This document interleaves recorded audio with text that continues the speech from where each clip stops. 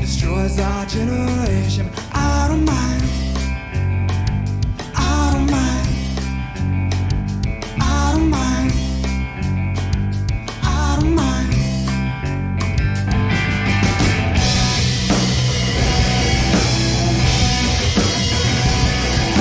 Looking for inspiration in my life. Looking for inspiration all the time. Looking for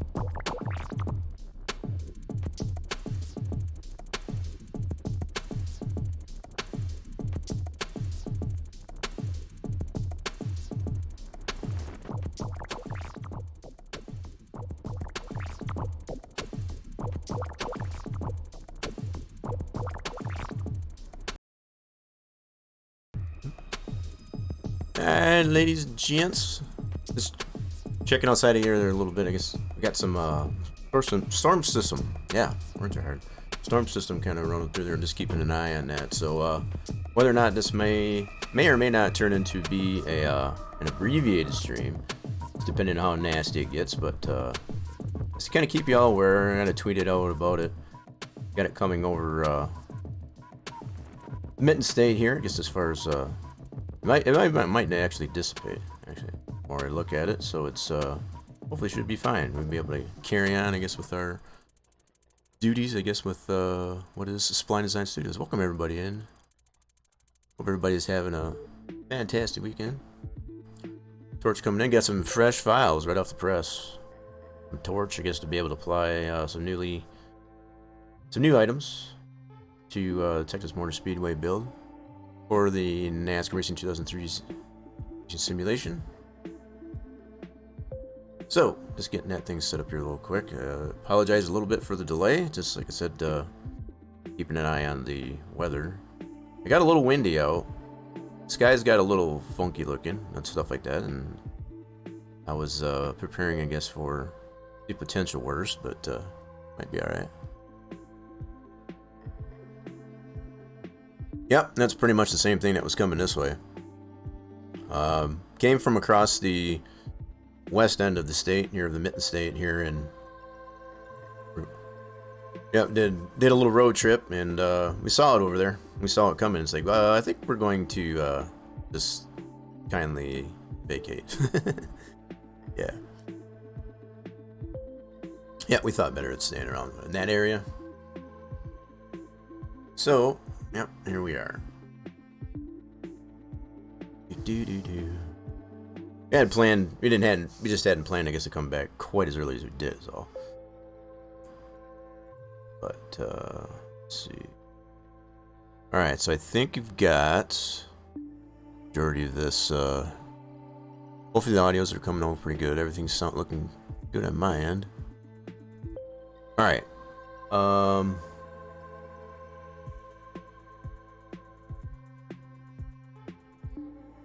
Let me go ahead and... Okay.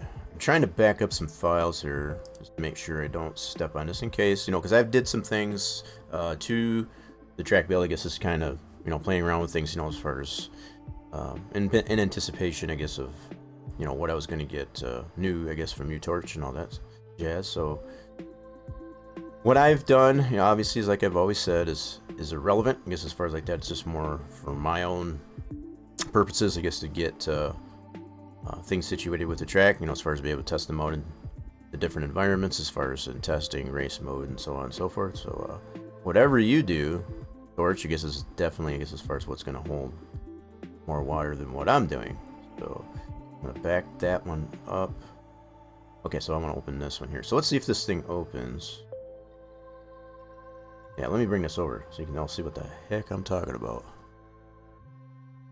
Yeah, so we got the new files. It looks like, from what I can tell, anyway, it's item involving the restart zone. So I don't know if that's the grandstand piece. Take a look here in a second. Okay, so that should be loaded. Okay. Or you can feel free, I guess, to chime in your thoughts, I guess, as far as what's going on here. So this is what I get. I did rename this PTF. Like I said, I've got some PTFs of my own. I just don't like to step on, and I know this is, part of the process there. Usually, I always try to rename what's ever going on in the, as I've demonstrated on the stream, as far as to understand what was going on in this particular track PTF session. So yeah, that's what I've done there. I've renamed this one here just to correlate, I guess, as far as when I got this. So from what I can see based on this, and I'm sure this is not the only things that are in newly updated to this track PTF in specific, but restart zone, O'Reilly, I'm assuming these are the points that are on pit road, I guess, as far as on entrance and exit. Just kind of thinking ahead here a little bit. I'm preparing myself as far as what to expect, I guess, as we look at this track. So yeah. Right. And you know, we going keeping in mind too, I guess, as far as this is going back to when James and I had done the 2015 builds. I can already see those right there already. Those are definitely brand new. These O'Reilly pieces here on the edge of pit road, and he's got the restart zone. Yes, very cool. All right, and this is what I showed last week on stream, I guess, as far as how I just primitively and rudimentary laid out that start finish line, just to get a sense of this looks pretty good so far from this view. Okay, and kept that in place. So one of the things that I did in one of my PTFs, you know, as far as the edit of things, is I put a start finish flagger. It was just from the 15 build, just to kind of put something visual there. So that's amongst, you know, the things that I do. I don't know if there's a new flag stand in the process of being built or not. So you did not change the INI file, but I did move the restart lines. Okay, so the physical restart lines here, you haven't adjusted these in the INI, I guess, as far as where this zone is what you're saying, I assume. Okay, cool. Not a big deal. Those are the types of things that we can go over on stream, and we kind of went over some of that last week, as far as how those processes work. So it looks to me, yeah. So did this have to move at all? I obviously didn't get an update, I guess, to that, so I'm assuming that's actually where that belongs, right? Just like that. This really brings it all together right now, if that's the case. Something that I was trying to get to load in here, I guess, last time, and I can probably still do that. The item should be here. Let's background image. That is still in here. I can see the corners of that. And I was trying to fuss with that last week as far as to get that to show, so I could actually see what was going on. Let me see here. Yeah, I didn't move anything but the lines. Right. That's fair. Let's see here. I need... Where's the display textures? Oh my god, I'm having a brain fart again. This is what I struggled with last time. What am I missing here? I want to go the background image. And oh, I can see that behind here? Okay, let's see. Is that not hold on. What is this object here? I kind of stumbled on this last week too, and I was trying to remember. Let me move this out of the way just a second. That should be it right there. That's the ground plane, right? I'm gonna move it back here in a second.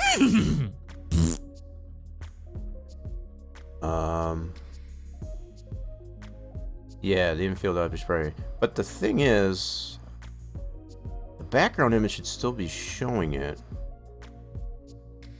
Yeah, there's the ground plane. What I'm confused with is why, when I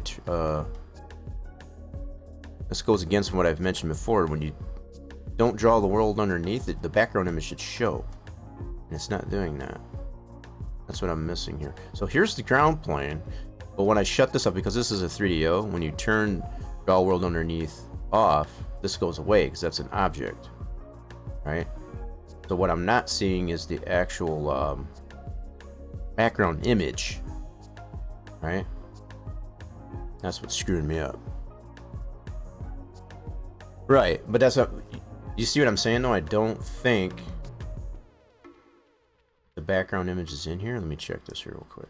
I'm gonna have to reload this obviously because you can't, there's no undo in sandbox. Let me check here real quick. Background image, there's nothing here. That's the point I was trying to make here. So this infield object is below that, but because this is also not, my point being is if I turn draw world underneath off, I should be able to see that, but there's no background image. The only images I have of the track is this ground plane and the infield object. You see my point? So what I need to do is actually reestablish that background image so I can see, turn back, world underneath, turn this off, and then be able to see the outline of the track is what I'm saying. Yeah. Okay, so what I'm going to do is reload this since I moved this. There is no undo in Sandbox, obviously, so there's no way I can... And I could probably just put that back to 0, I believe. I don't think that was 100% 0. So anyway, I'm just going to go ahead and reload it. Not a big deal. Not a big deal. Alright, let's do this. No, I do not want to save that. What I am going to do is get out of that. And then we're going to reload the track from here. Yeah, and like I said, I labeled that PTF that you just sent me, Torch, so I didn't step on anything that was what I had. So this is another second to load. Yeah, so it's just a matter of going to reestablish that background image. That's about it. I want to see where all that stuff is. And, you know, we've mentioned this before on the stream too. The objects, obviously, when you turn off this, everything goes away. That's object related. So if it has an image of the actual track, satellite image on it, for example, you can see that all goes away. So that's just more or less of a summary. So in order to maintain some image of the track, you have the background image. So what I'm not sure about is what is the parameters, I guess, of the background image. So what I'm going to do is, to humor myself, the ground plane image that's in here should have those coordinates on there, and if not, let's see here, ground plane, alphabetical order.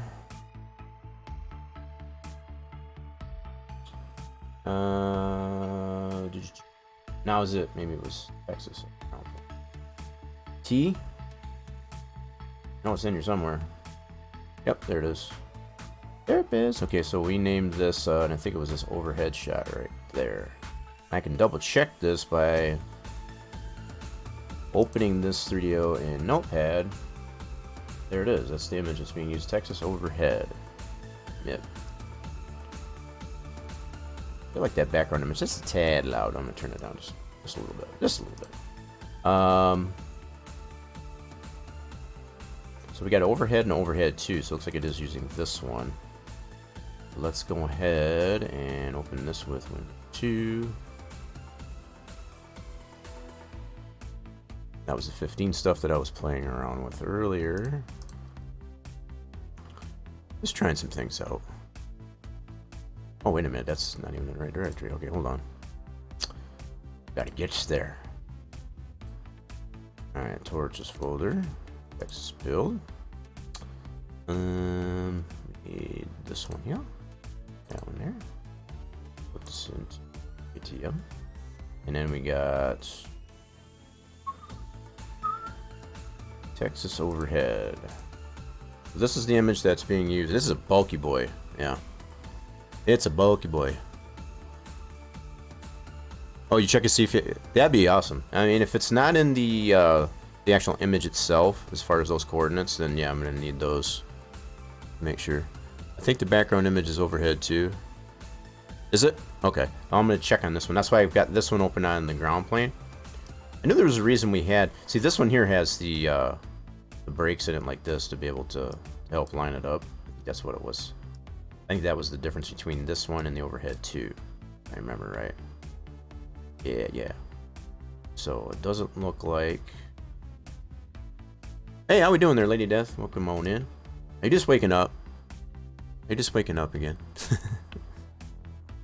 Yeah, you've got it right here. Yeah, this is what I was looking for. So this is the one that. Okay. James did this one here. So it looks like this is the deal here. This should probably hold truth no matter if I use this one, this MIP here, or the other one. So it looks like 1177 zeros on all that. Okay. We'll give that a whirl and see what happens. Let me open that overhead too, just for the sake of argument. Doing all right. Just as I was mentioning as far as start of stream there, we're kind of anticipating the approach of a pretty nasty storm. I guess it's coming from over Wisconsin right now. So hopefully it doesn't hit us. Hopefully it just goes away. I figure I'll bring the good vibes and just get the stream going there and be like, oh, he's streaming, I better leave him alone. That type of thing. So let's open up the, I doubt that'll happen, but you never know. Overhead 2. Last couple of days, but nothing severe. Yeah, it was looking pretty chunky. I came from the west end of where I'm at, in the Mitten State, and it was pretty nasty. We ended up having to come back early, and I was like, crap, I'm hoping that doesn't come this way. It very well might, though. So that's why I had mentioned start a stream there. It might might become an abbreviated stream. Just keep that over. Yeah, so this has got the same. So on both these, so the only difference was, as I was saying, we had the crosshairs for the transparent cross in the center of the other image. So this one does not have that. So we could probably use this one, and they both have that same coordinate in here. So they all the zeros and 1177 on both the width and the length of it. Okay. Utimus. Yeah, and this is a nice little thing to apply in your background image, so that if at any point that you have to take the background image off and need to reestablish that in the track, put this information in there so you know exactly what the dimensions need to be, instead of having to go back and try and refigure, I guess, as far as what they actually were in the first place. And that's sometimes part of the process there. So, all right. Oh, you did see that? Yeah. Looking funky. I'm keeping my eye on it. It seems to be dissipating as it's coming over the Mitten State here, so hopefully it stays that way. Alright, so what we need to do is go back in the sandbox here, and we're going to go background image, and we're going to load that overhead to Texas overhead to each one. And then we're going to apply, since we already know the values, we're going to go ahead and plug them in right away. So it was 1177 on both length and width. Sometimes very uncommon too, I guess, for it to be so centered. But James did some really fantastic work, I guess, as far as being able to get it that way. As far as even going so far as to put that, yeah, closed it already. There was an X in the center of it to actually pinpoint, I guess, where the physical center would have, and that was based on the Google Earth image, you know, as far as to center that in such a fashion. There was a little bit of a calculation there, I guess, to ensure that that was true center, I guess, of that, and it's pretty close, within a pixel or two. So okay, so let's go ahead and apply that. That should be, why does that not look right? That don't look right. What the heck? Yeah, that don't line up here, so we can see our lines. Dims are not the right value. Okay, hold on. So maybe there were some adjustments to this post fact of that. I think I put that in right. 1177. Huh. Okay. That's definitely not the right coordinates, the right parameters, so let's go back into background image. 1177. This is not right, so I don't know 100% what they were. Going by that original values here, that's not, obviously, it's clearly not the right ones. So,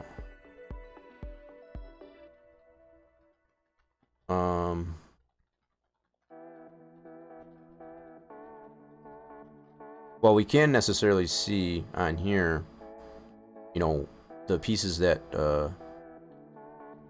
Torch given us here newly, these little apron pieces here, I guess, as far as on that. You know, what we don't see necessarily is that restart. We see it in the stands, but we don't see it on the grass, as far as where that actual restart zone is.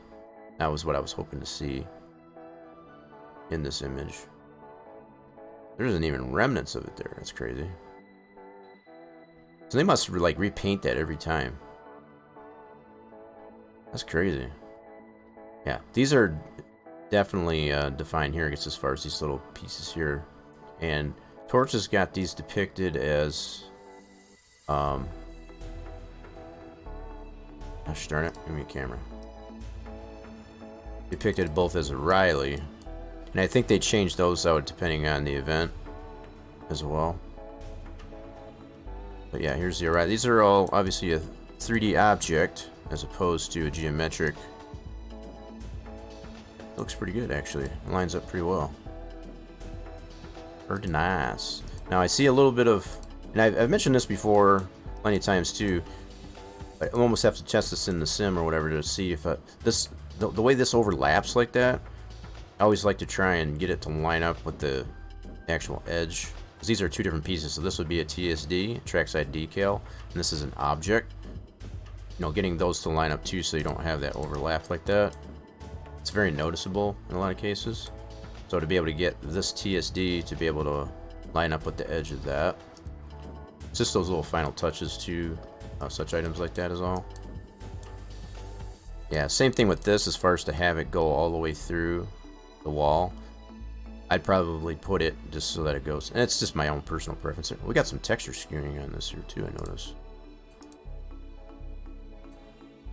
I must have had it got split at one point there. Is that something you had to apply as far as to get the restart zone in the right position there?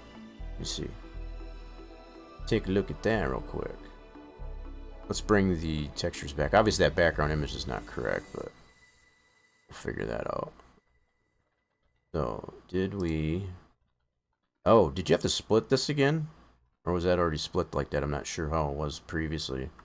Because what I'm noticing is there's some definite texture skewing on the wall here, and that suggests that there was some splitting.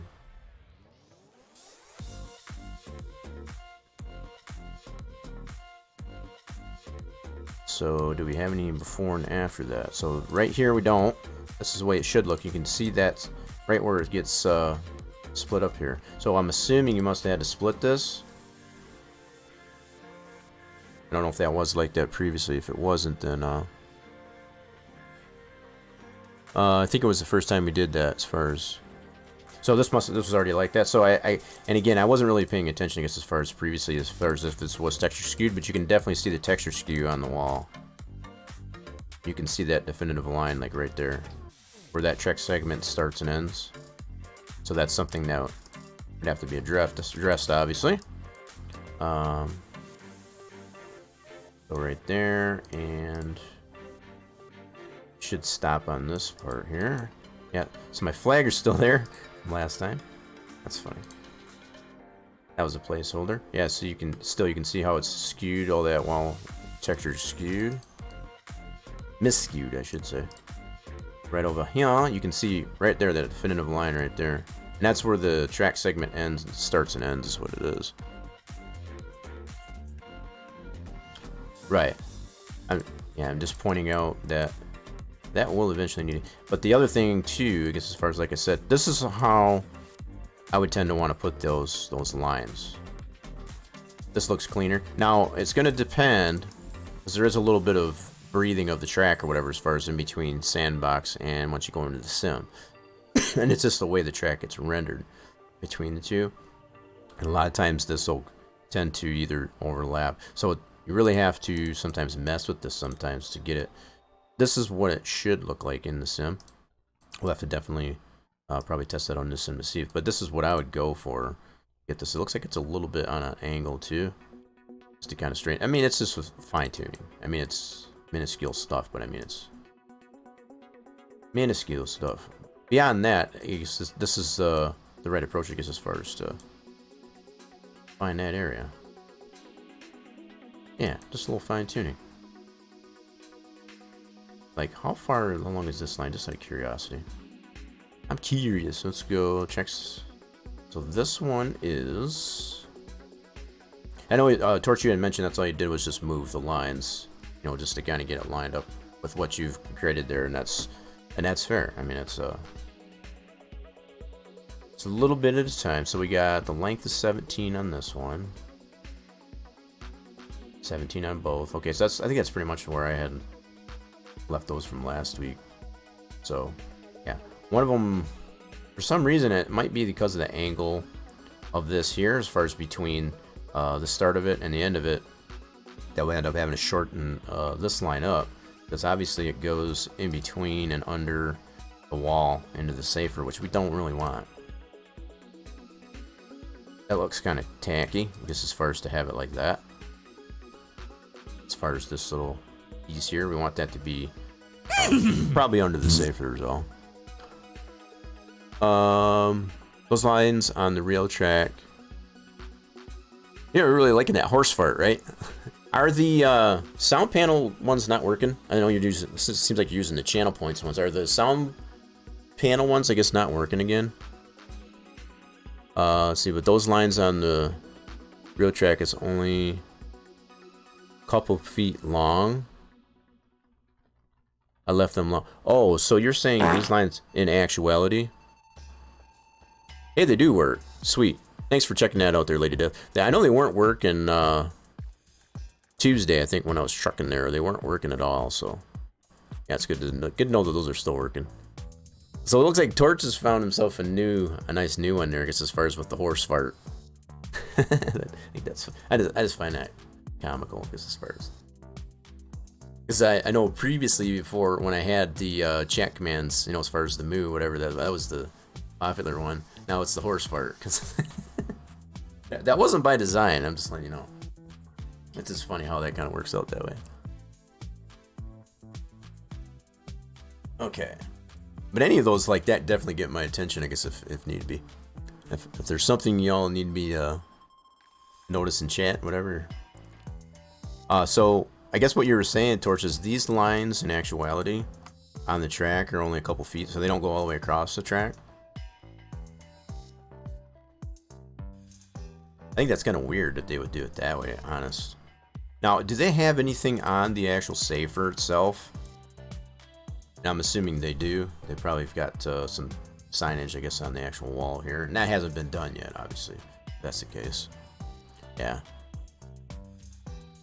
Well, and I guess in the defense, you know, as far as what they do, the fact that you've got all this badging here and on the wall, you don't really need it on the track itself, I suppose. So the fact that it's just a little sliver, you know, they only got it a couple feet long, I guess that's fair.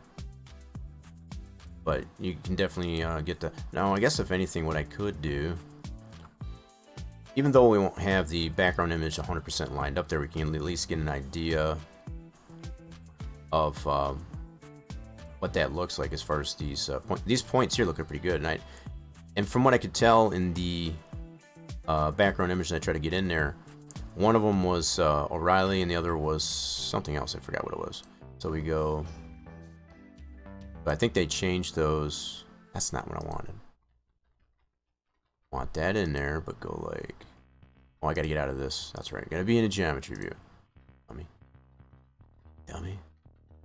There we go. So, even though this background image isn't 100% lined up to the actual geometry of the track, you can see one of them is a flag, one of them is O'Reilly, and I'm sure they probably changed these out. You just put those both as O'Reilly, but I'm also pretty sure that if we look in the texture for this, which should be, let me look. You've got these named pretty, well, I gotta remind myself, what was those named? Those were named just O'Reilly logo. So you got the O'Reilly left and O'Reilly left and right for the, okay. And then this O'Reilly logo. So we can open up O'Reilly logo. See what we got here. What I was gonna point out is that could probably very easily be, yeah, words repainted, I guess, to, and the fact you've got the two separate objects, you could repaint this or whatever to actually apply something different to the one or the other. That's pretty cool. Yeah. Used to be Texas flag, like the exit, and American entry. Ah, okay. Right. So yeah, the way you've got this two, they both share the same logo. But the way I look at this is, if you ever wanted to, at some point, to be able to put two different, let me bring the textures back just to reiterate what I was trying to say here. So the fact that these are both using the same texture, currently, the way you've got these mapped, they're two independent 3DOs, right? So you got a left and a right. You could potentially make another texture that has something else showing on one or the other.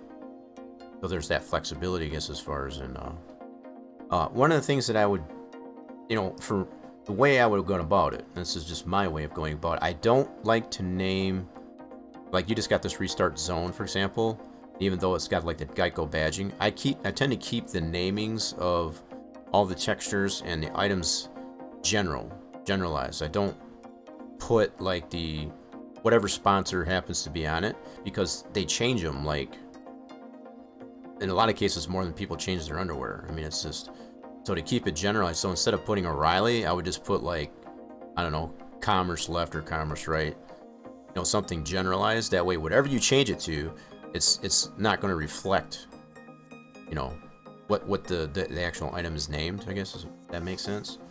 So if at some point they change this, instead of O'Reilly and have a flag on it, the naming of this is not going to match as far as what's actually on it, I guess.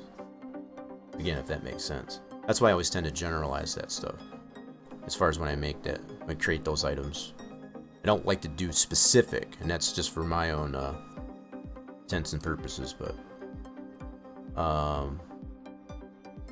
other than that, I mean, as far as the actual creation and design of it, that's pretty solid. Because as far as you keep them separate, so that you can have that independency to put like a flag or whatever it is that they tend to put on those two things, if they tend to make them separate badgings, separate signages. I guess on those you have that flexibility to do that, just by adding a new texture. It's already mapped as a separate object, and just apply a different design to it. It's pretty cool. Right, and all that stuff is very easily changeable. And that's just something I keep in it. So again, just keeping everything generalized, because of the way sponsorships and badgings and signages get, rebranded, I guess, as far as, if you want to put it that way, I guess, as far as for different events, that's just keeping stuff general.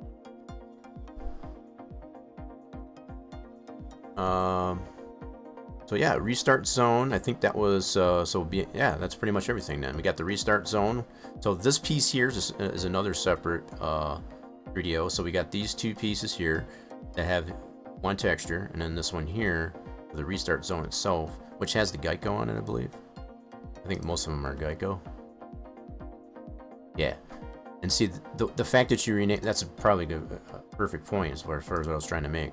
This one's just generalized as far as restart zone. It doesn't say Geico restart zone or anything like that. It's just generalized. That was the point I was trying to make. So these individual objects, we can open these up in 3D Sim Ed, and we can see how these look. And these are all built in place, as much as everything for the track build has been done, which would only require to put the item at 000 as far as X, Y, and Z.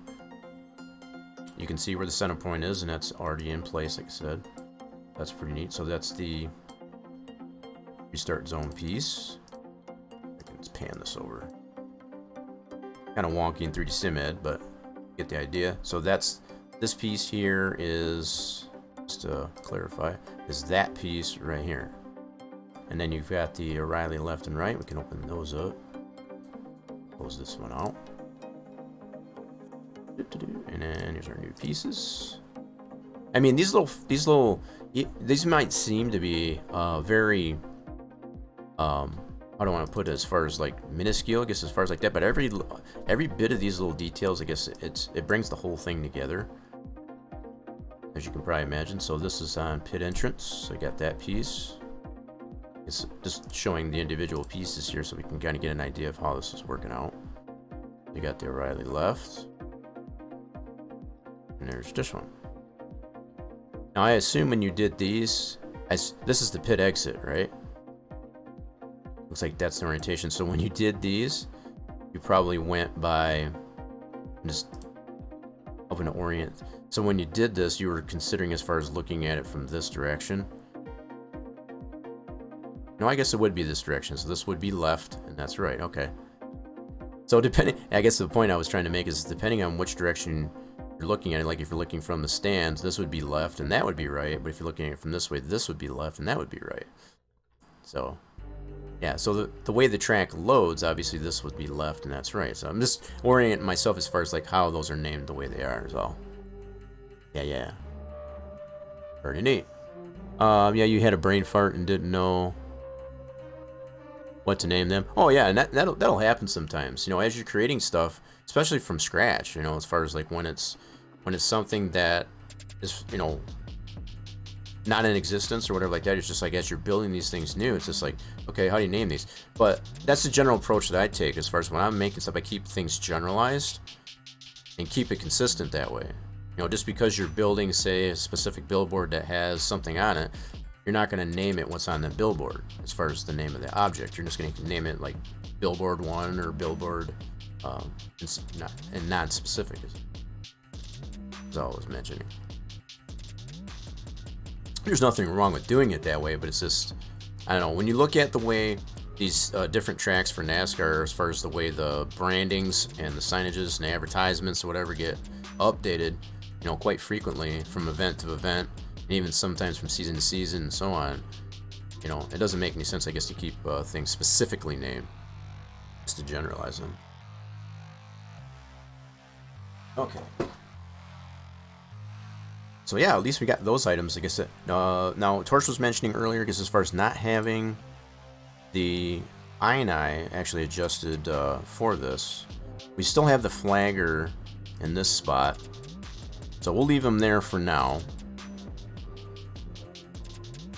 I want to be able to test this as far as just how this looks here to see actually if that once we get the INI adjusted properly, and actually see how this functions here. I still feel that this zone is way further back than I would expect it to be, I guess, as far as to be able to see the actual flagger.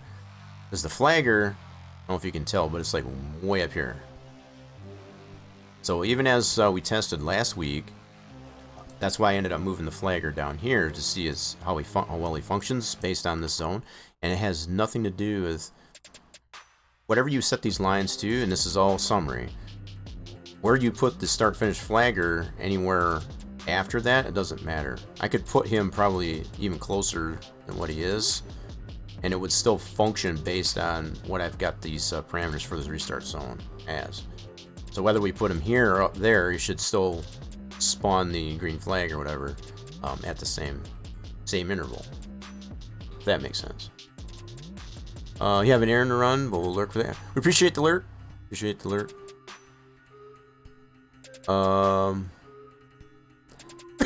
Well, yeah, new message that I put in the time reserves first to let everybody know about the soundboard panel. I got that thing fixed up. I did a little bit of work on it. So yeah, it's just reminding everybody this is about the soundboard panel that's below the stream. Some of you already know where that's at, so they must have lights around that area. As far as the restart zone, you mean? It could be.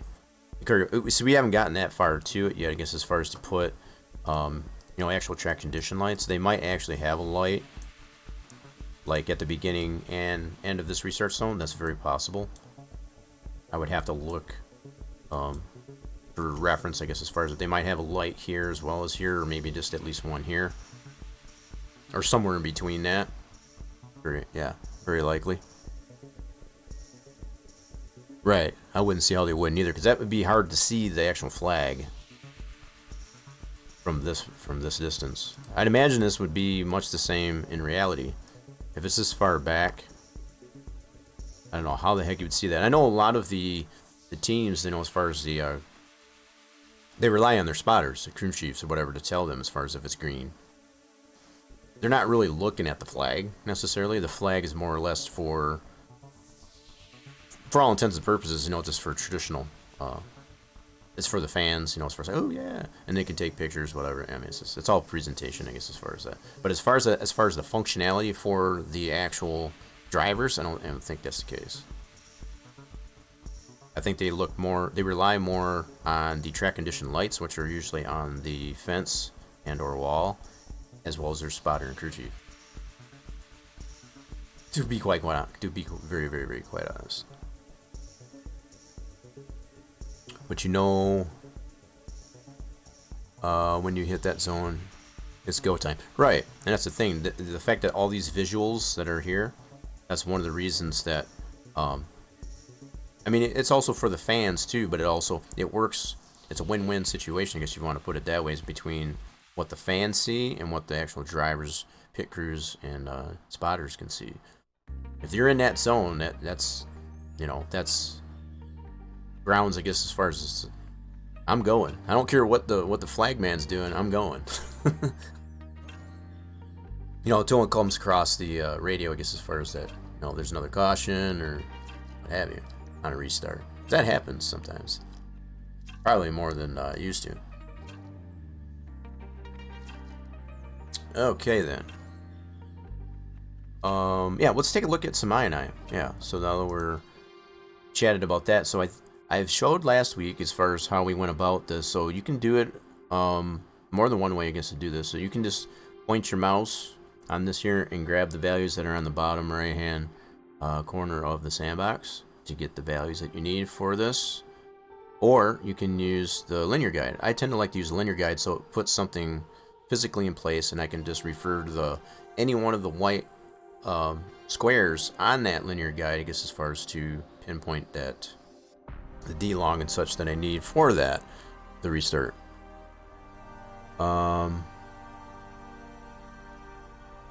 As far as the flagger, right? Like, that's probably fair. Yeah. Yeah. The guide, you know, it does. The guide does make it life a little bit easier too, I feel. So we're gonna go linear guide, and it will always spawn right in the center of the track. Now, as I was saying before, the way James did this, now granted, this might have been part of his process here as far as to get this.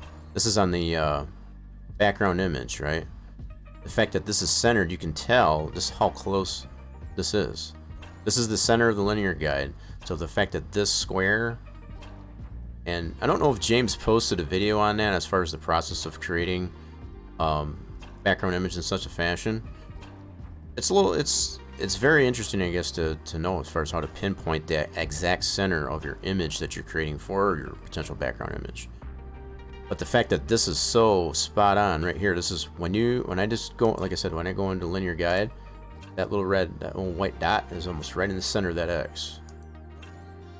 That's how close we are with that. I mean, it's almost dead on balls. Yep. And so we're going to stretch this out, and we're going to use that as a... But that was the center point that I was talking about earlier, I guess, as far as on the background image, as far as to get that.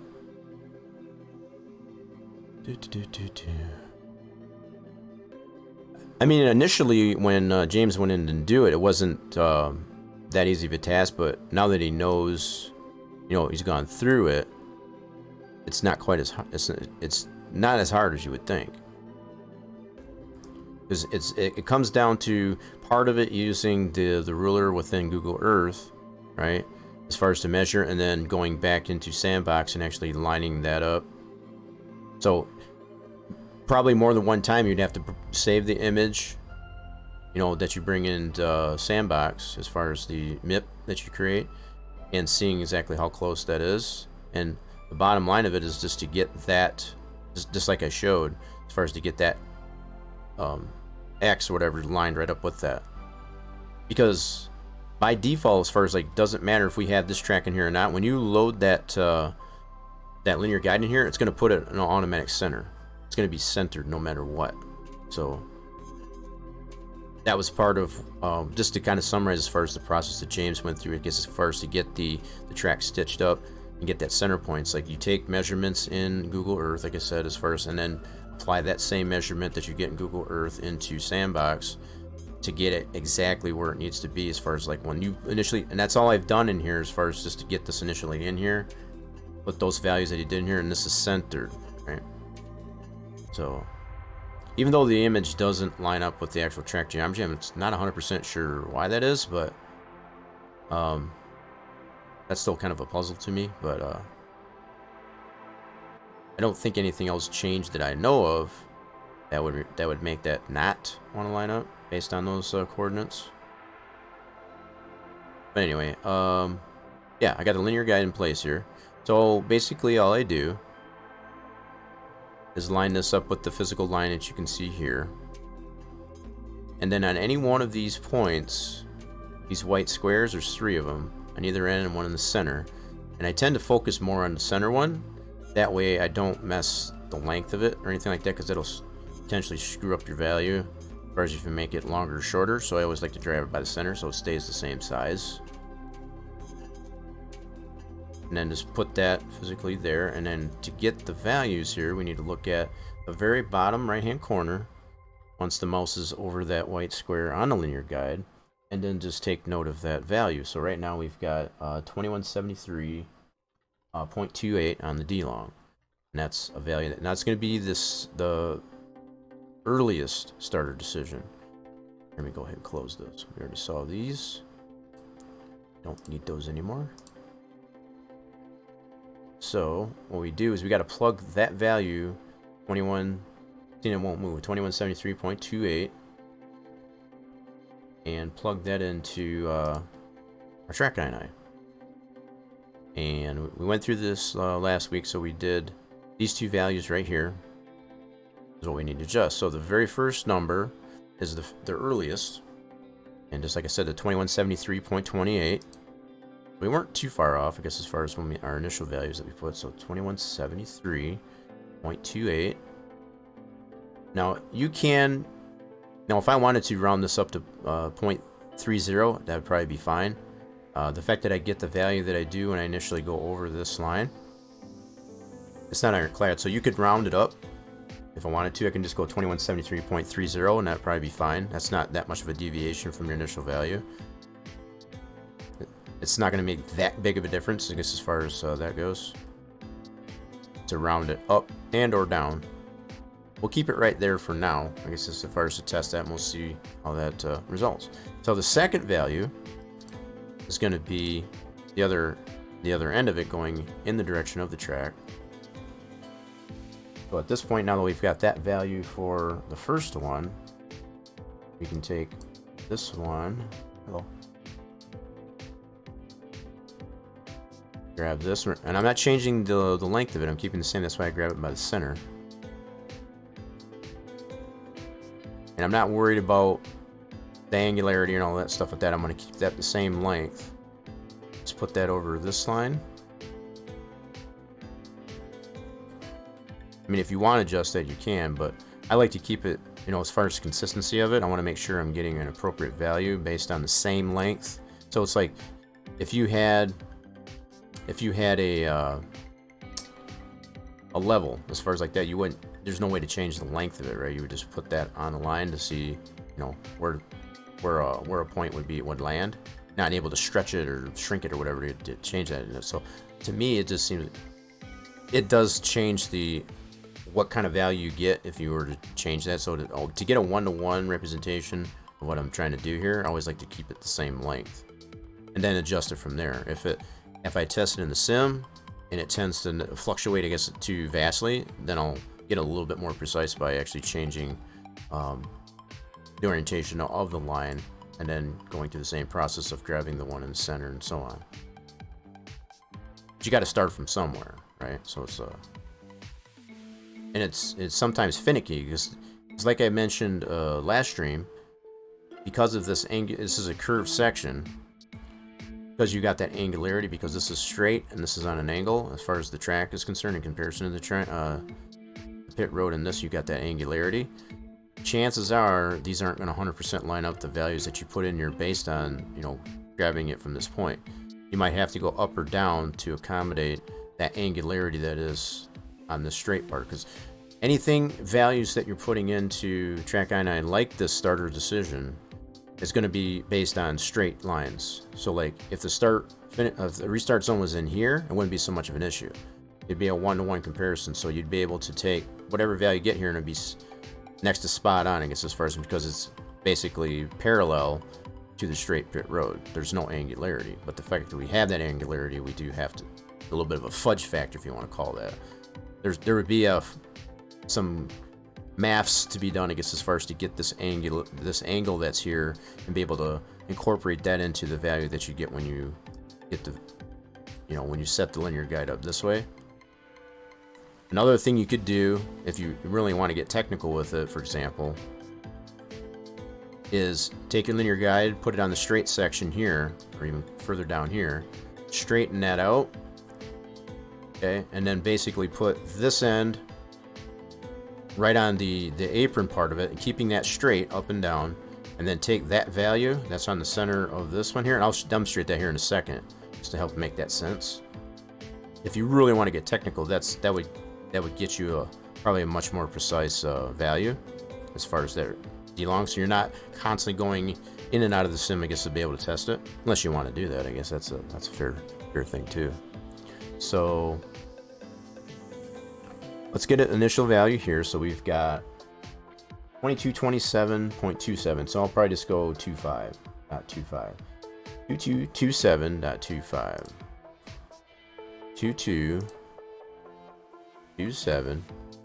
And we'll do .25. It was .27, but I'll just, again, that rounding, you can go either way.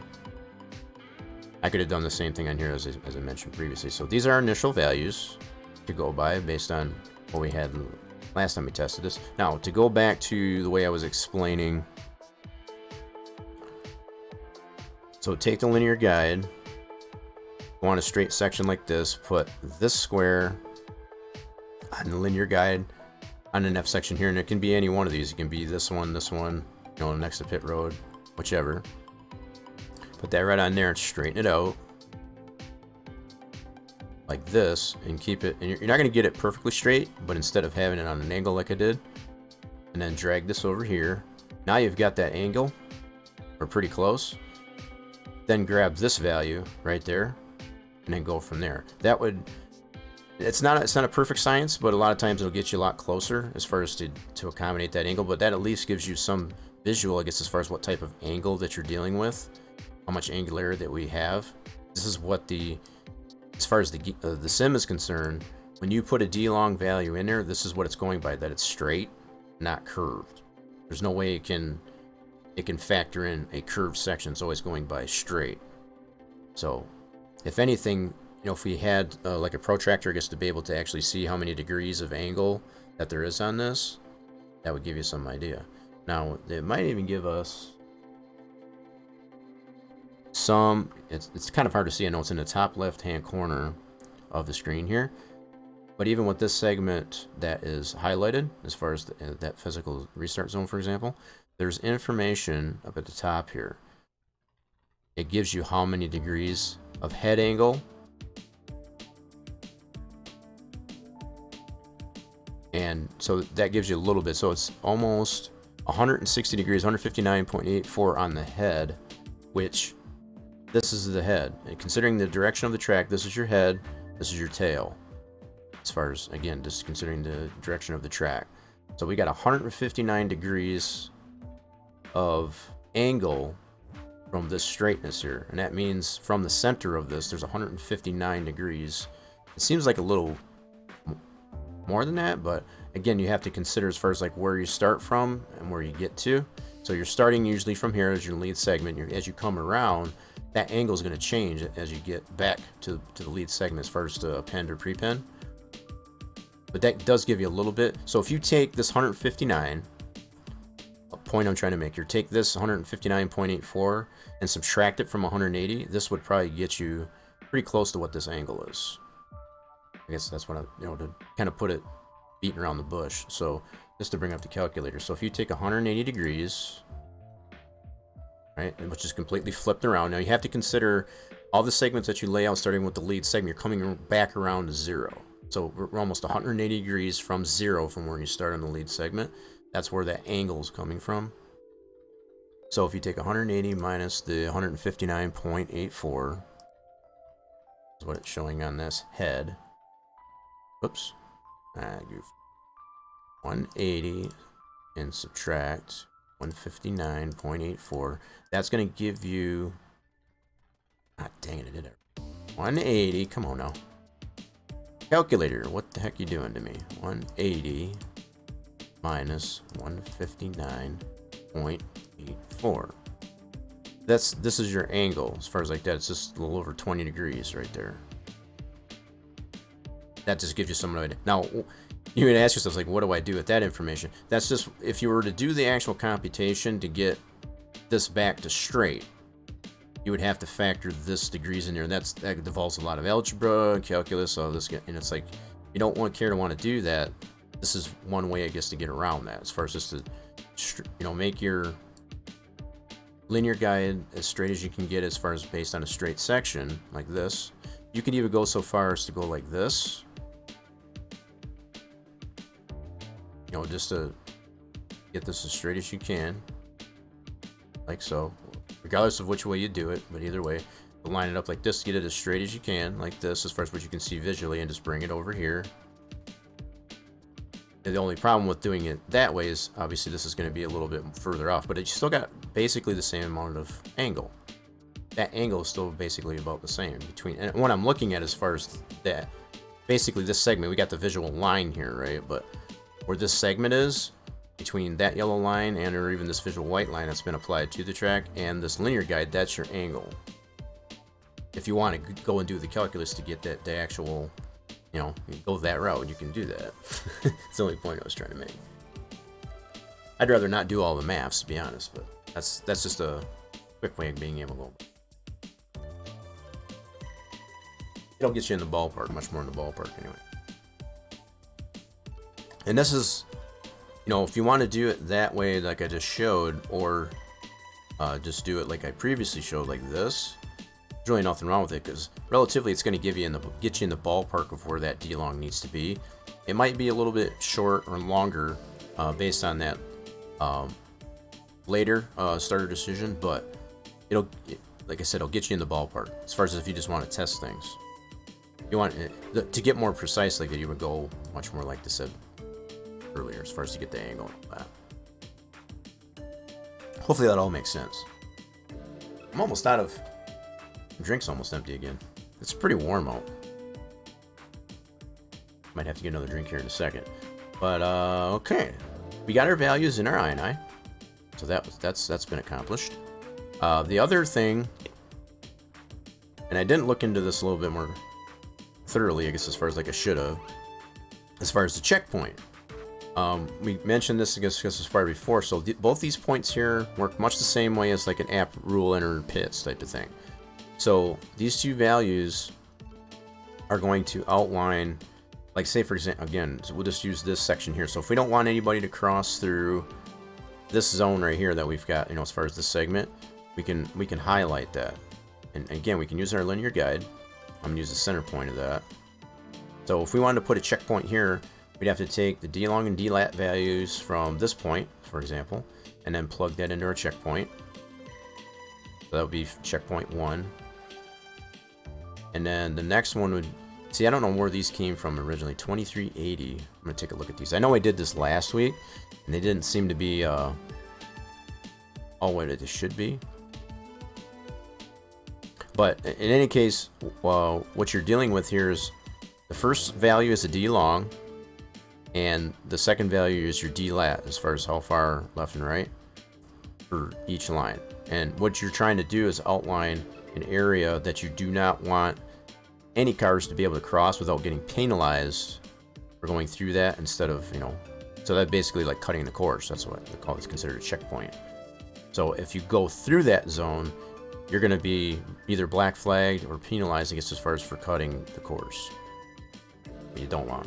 And regardless if it's a, just avoiding a wreck, or if you're actually racing and trying to go through the grass, I guess, to gain an advantage. That's what that's supposed to accomplish. So what I want to take a look at, these initial values that we had, they were at 2190 on the D long.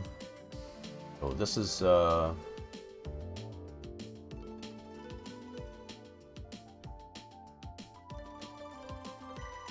2190 would be like right here.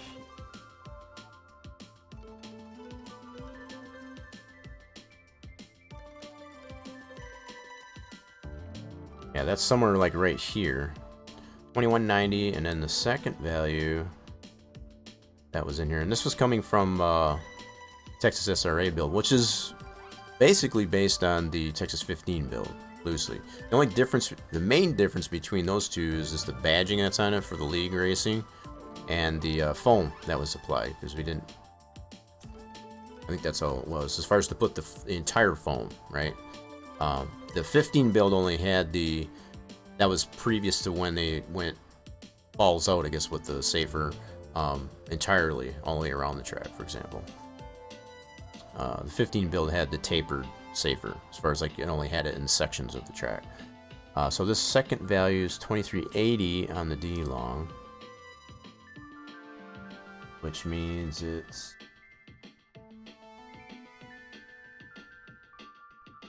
it seems kind of wonky to me, but it might work.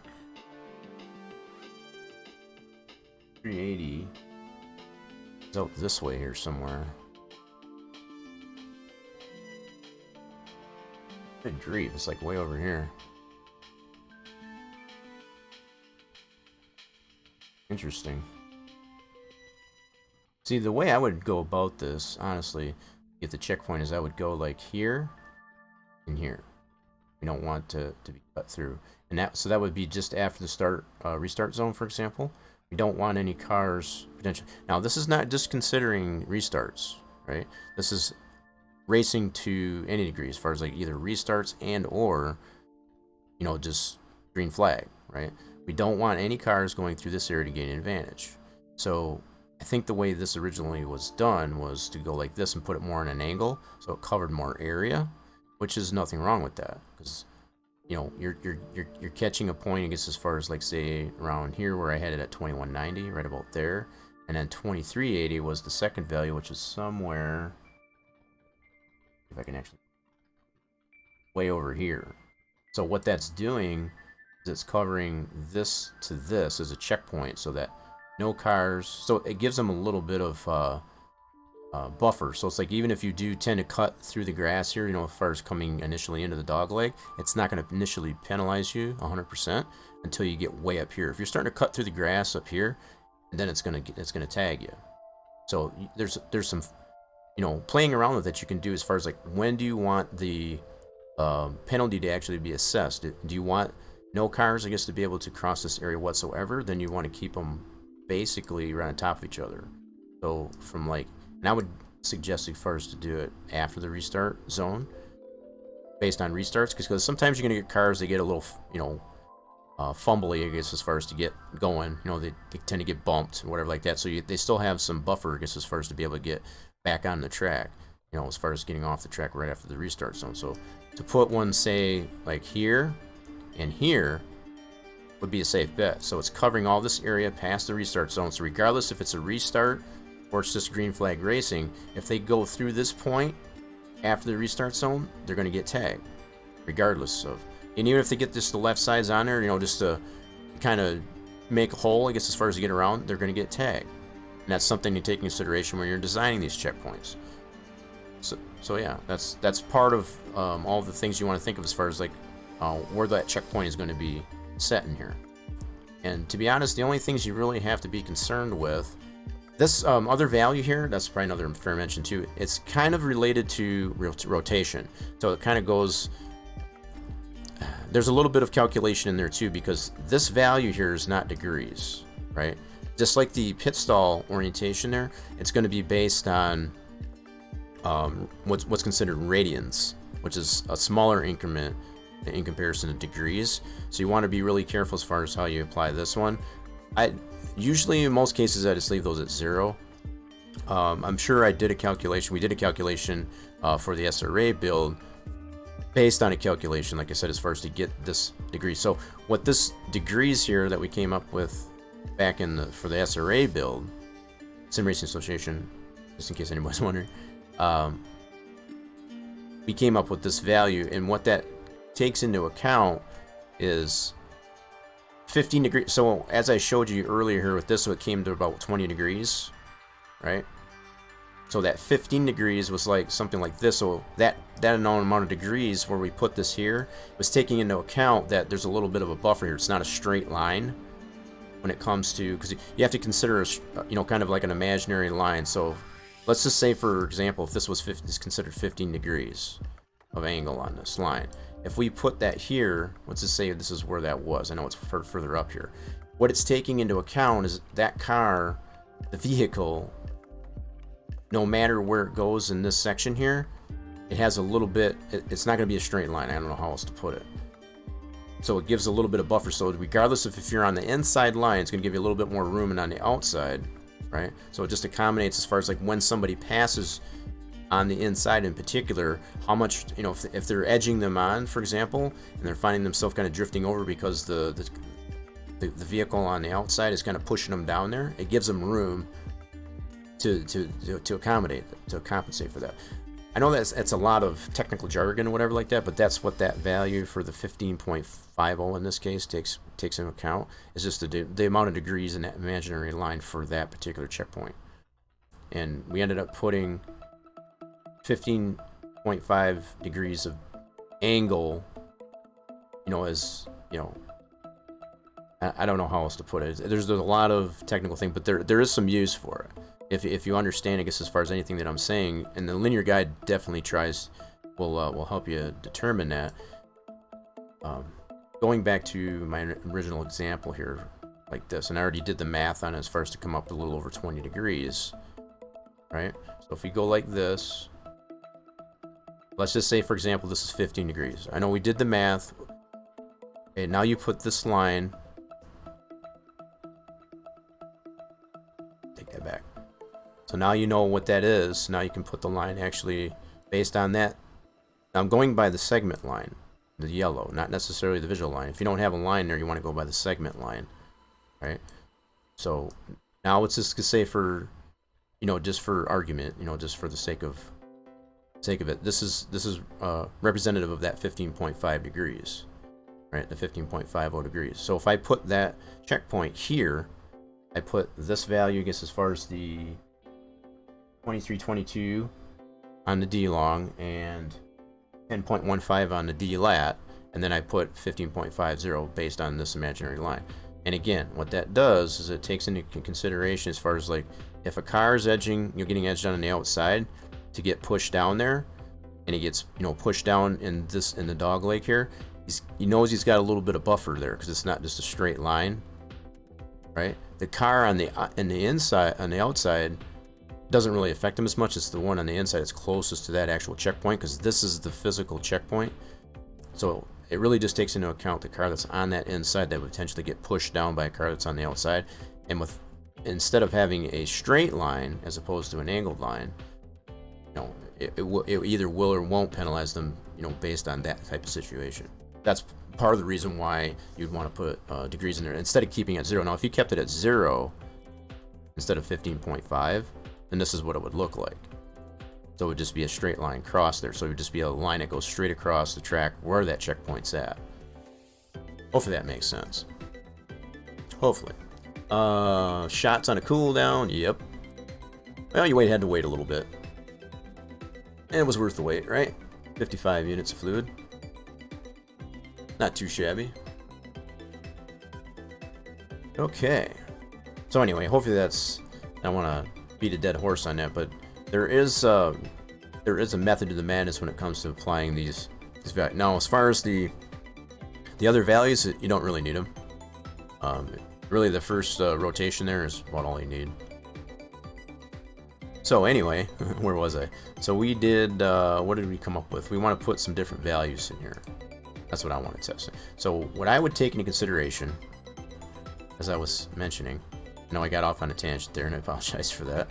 But I would put the checkpoint like here and right there.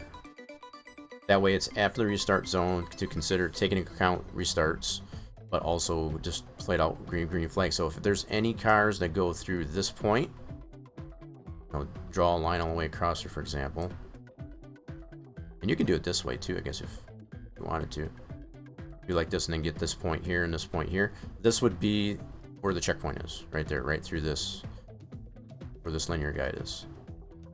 But you could even do it that way. So there are many different ways you could go about as far as doing. You can do it one point at a time, or just draw it straight across like this. And this is what you would need if you do it this way, as far as the value. So let's humor this. 2227.90, let's say. 22, what did I say? 22. So on the first value, not the one I did. There, that was, I can check again. 2227.90. That'll be our first value. 2227.90. And then the other thing to take into consideration is you don't want that value, as far as a checkpoint, to be 100% the same as either of your restart decisions. So in this case, it's not. Well, you can really see as far as how much difference here. We're only talking about, what, 0.70 difference between this value, whoops, which is the late decision. This is something also to take into consideration. You don't want this to be, you might want to put this a little bit higher, I guess is what I'm thinking of. And that's taking into account that angularity too. Yeah, that's probably another fair mention. So it's like you don't want these too close to be the same or that close together, because you could get penalized, I guess, as far as on a restart if your left tires get into that zone, right? That's just taking into that into consideration too. So I might want to bump that up just a tad instead of being maybe just a little bit, like right there maybe. So if we go 2285.45, so we'll just bump that up a little bit. 228.45. And then that puts enough buffer, taking in all that angularity for that segment and all that jazz too. So that puts buffer between this and your, in this case, the latest starting decision. Okay. We're gonna leave all that the same. Not worried about that. We do need to get the DLAT though. So the DLAT is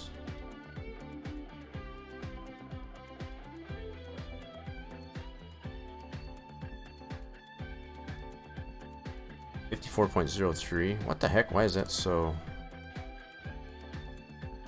That I don't get at all. What the heck? That's not right. And see, it even gives you right up in here as far as D-long, start DLAT, and end DLAT. I don't know why this is at a negative 350.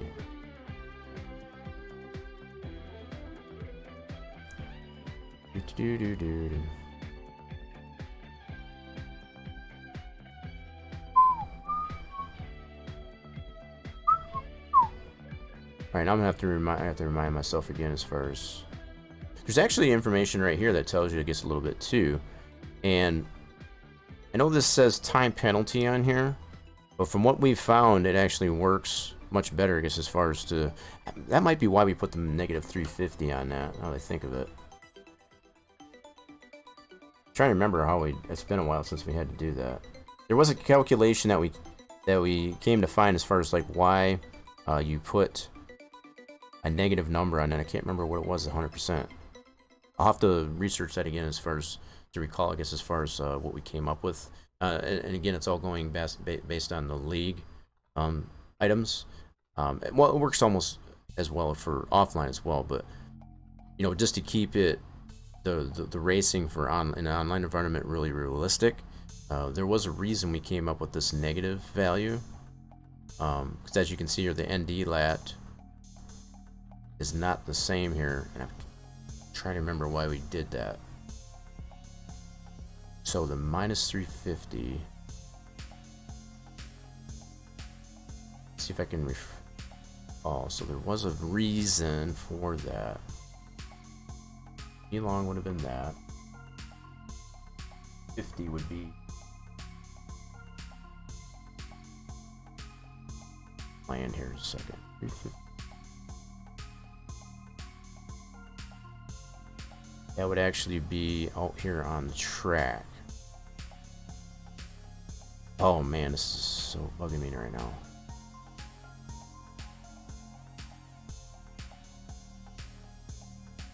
There was a reason for that. I'm trying to remember what that was. Okay, so I I think the conclusion from what I'm just slowly recalling, this is from memory. The minus 350 has to do with the actual racing surface, because if you bring your cursor out this way, minus 350, you would end up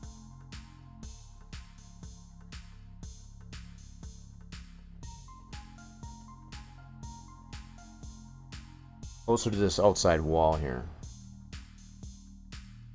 Not 100% on the outside.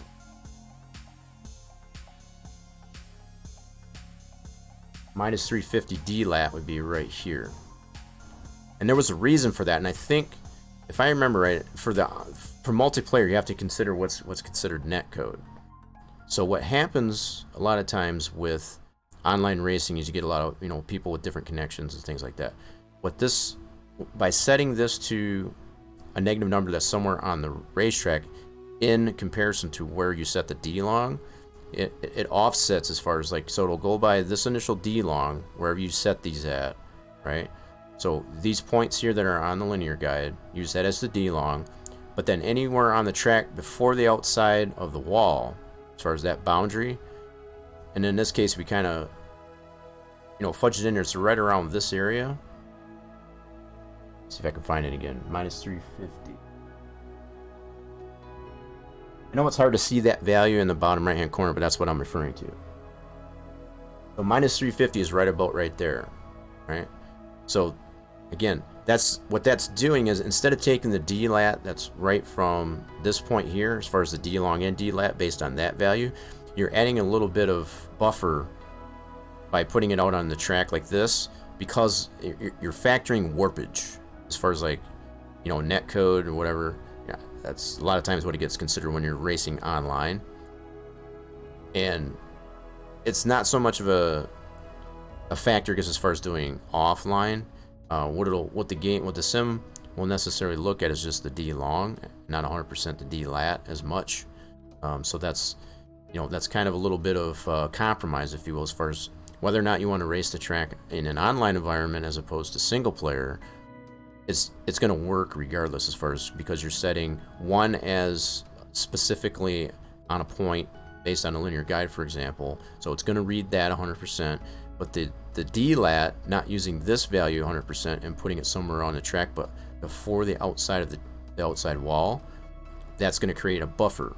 So no matter what environment you play the track in, it's going to compensate for that amount of warpage that will necessarily netcode, if you want to call it, racing the track in either environment. That's why it's done this way, if that makes sense. And I know it says in here as far as time penalty, but in all actuality, this value we've come to find, if you put the angle, I guess, as far as on it, like I was describing, that's really that's what it's about.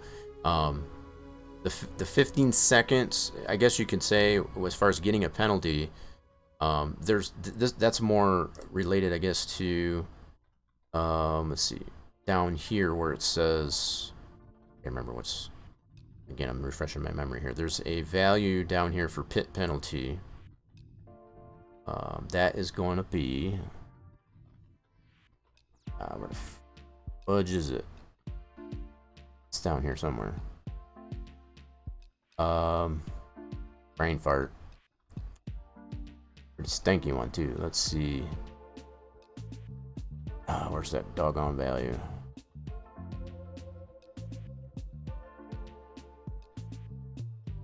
Pace and distance. Why am I not seeing it? Is it not in here?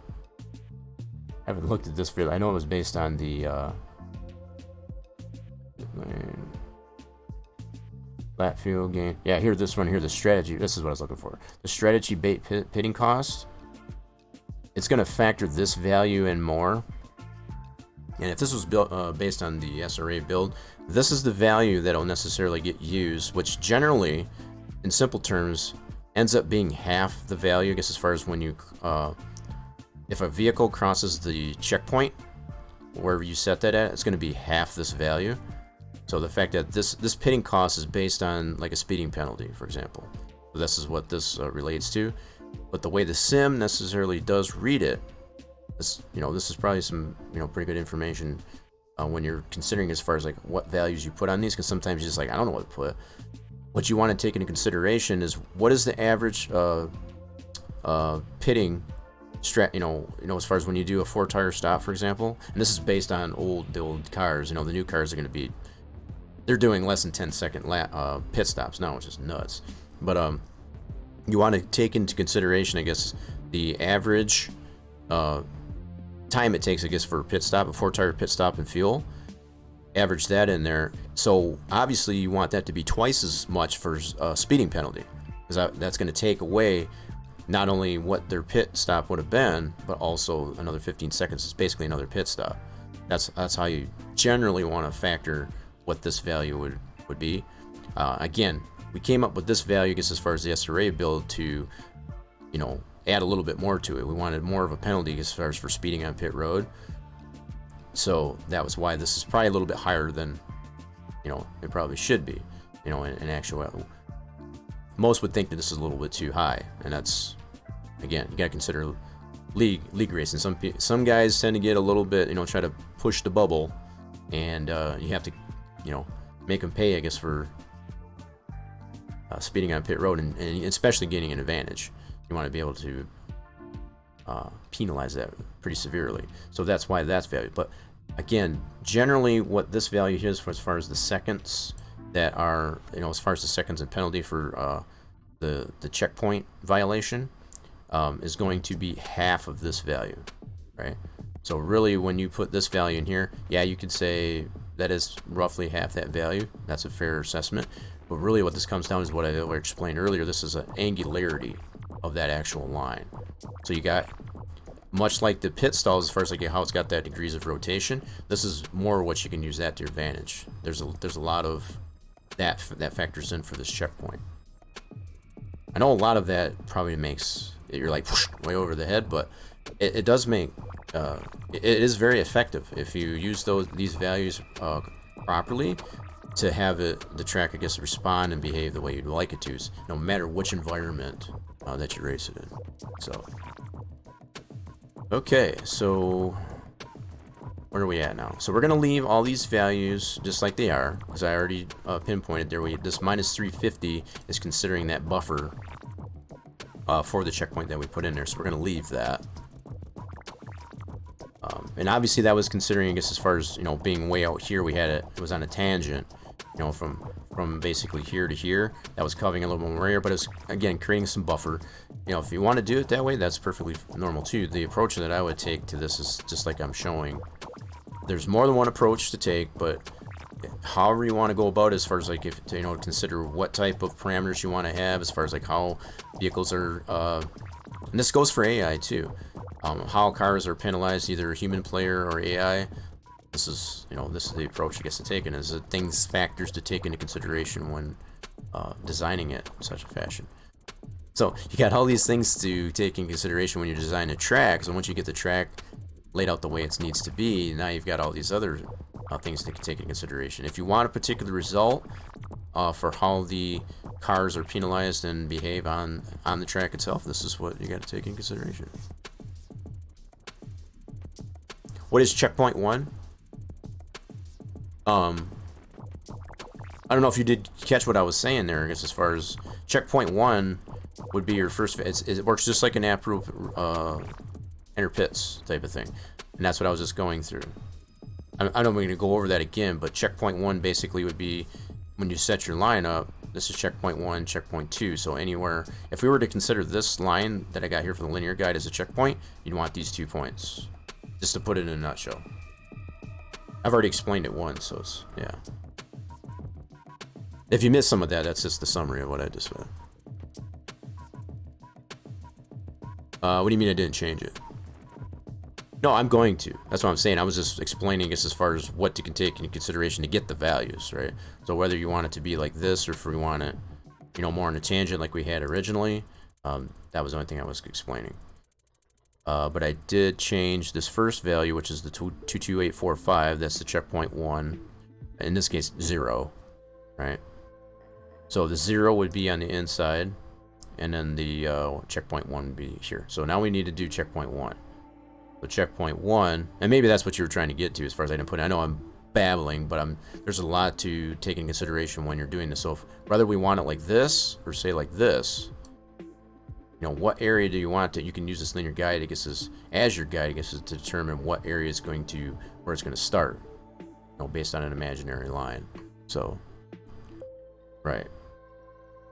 So yeah, the only thing that you were mentioning as far as like what's checkpoint 1. So checkpoint 1, if I was to go this way, then that would be 2249.60, we'll say 2249.60 on the D long. 2249, and again, you want to take into consideration this not matching the starter decisions. So as long as it's outside the params of the starter decisions, then you're in good shape. And then we're going to leave the minus 350 the same. I already explained it, because as far as why we came up with that, as far as that compensation, I guess, for warpage in an online environment. So there you have it. So instead of going by the DLAT based on just putting the mouse over here, I'm using the D long, but I'm fudging, if you will, I guess, as far as the DLAT be out on the track before the outside. Well, we don't want to be out here, right? We want to still be remain on here, and you know, just buffer, I guess, as far as that. So it's route. It's about, let me see, about right there. So that's what it's considering. So instead of going by this value, we're going out here just to compensate for that buffer, that netcode, or that warpage that you would have in an online environment. So basically what it would come down to is, in this zone, we use this line, so extending that out to the track, even if we were to move this out here, this is where that would fall, roughly in that area. So even on the track, going all the way across, just drawing an imaginary line down here, anywhere from on the track, but obviously where we physically put them, as far as here and here, anywhere in this zone, if you go in there, and even if you come back on the track, you're gonna get tagged. And it's gonna especially be, it's especially going to be detrimental if you get through this point and go past the lead segment, you know, as far as into the lead segment. That's really where it's going to tag you. You're not going to get so much initially penalized, I guess, as far as getting past the checkpoint anywhere. As long as you get back out onto the track before you cross the line, then you're good to go, right? But there's also other factors that come into play too. If you've got this area, as I explained last stream, set to, like, say, apron near pits, and you come down in here, it's going to tag you regardless. And that's just all depending on what type of behavior you want on the track, as far as like penalties and whatever to be assessed based on certain behavior. If you want to add insult to injury, I guess, to cars that tend to get in this area, regardless of them trying to avoid a wreck or what have you. And I'm considering, I guess, when I say this, I guess, as far as human drivers, again, it's all that league aspect that I have plenty of knowledge in. This is what I could consider. But this can also fall into place, I guess, for AI. You know, if they get out of shape and they get into this area, they would, you know, be assessed much the same penalty, and they would have to serve those appropriately. So it's a lot of things to take into consideration the way you're designing these things, and that's whichever way you go about it. That's all part of the design of the track. See, as it stands right now, and I think I don't know if you did change this or not. Let me take a look. So yeah, this is still set up as asphalt, so we don't even have that yet. This is not even grass. But also the extended, this is still apron. So with what I just said, what would happen is let's say you go, we'll use your player car as an example. If you were to go through the checkpoint and you get back out onto the track before you hit the lead segment, past the lead segment, then you're good to go as far as no penalty. If you tend to stay in this zone on the apron once you pass the lead segment, then you're going to get tagged. Black flag, that assessment as far as the half of the pit strategy cost, right? In this case, it's 33 point whatever it was seconds. And now, if you had this set to say apron near pits, even if it was only, like, say, halfway up this grass area, if you were to go past this checkpoint, not only go past this checkpoint, it's not going to matter if you get back onto the track before the lead segment. You're already going to get tagged because you're already apron near pits. So that's going to be an unsafe pit entry. And it doesn't take into consideration so much as speeding, it's just being in that zone during a green flag. you know, in that fashion. So this apron near pits, if you're in a bad way, I guess, as far as the sim is concerned anyway, if you were to put apron near pits, and that's just something to take in consideration. So not only does it take into account the checkpoint that you put, that we just placed, but also, regardless if, you know, it depends on how you want to go about it. It's like, if you want that penalty assessed as far as just getting in that area, maybe you're trying to gain advantage, maybe you're trying to avoid a wreck, whatever the case may be. If you want to assess a penalty assessed, apron near pits is going to, you know, be your answer, I guess, to that. If you keep it apron disappears, I already explained that too. So there's the two different scenarios anyway. You can use those to your advantage, I guess, as far as, again, how you want the track to behave. So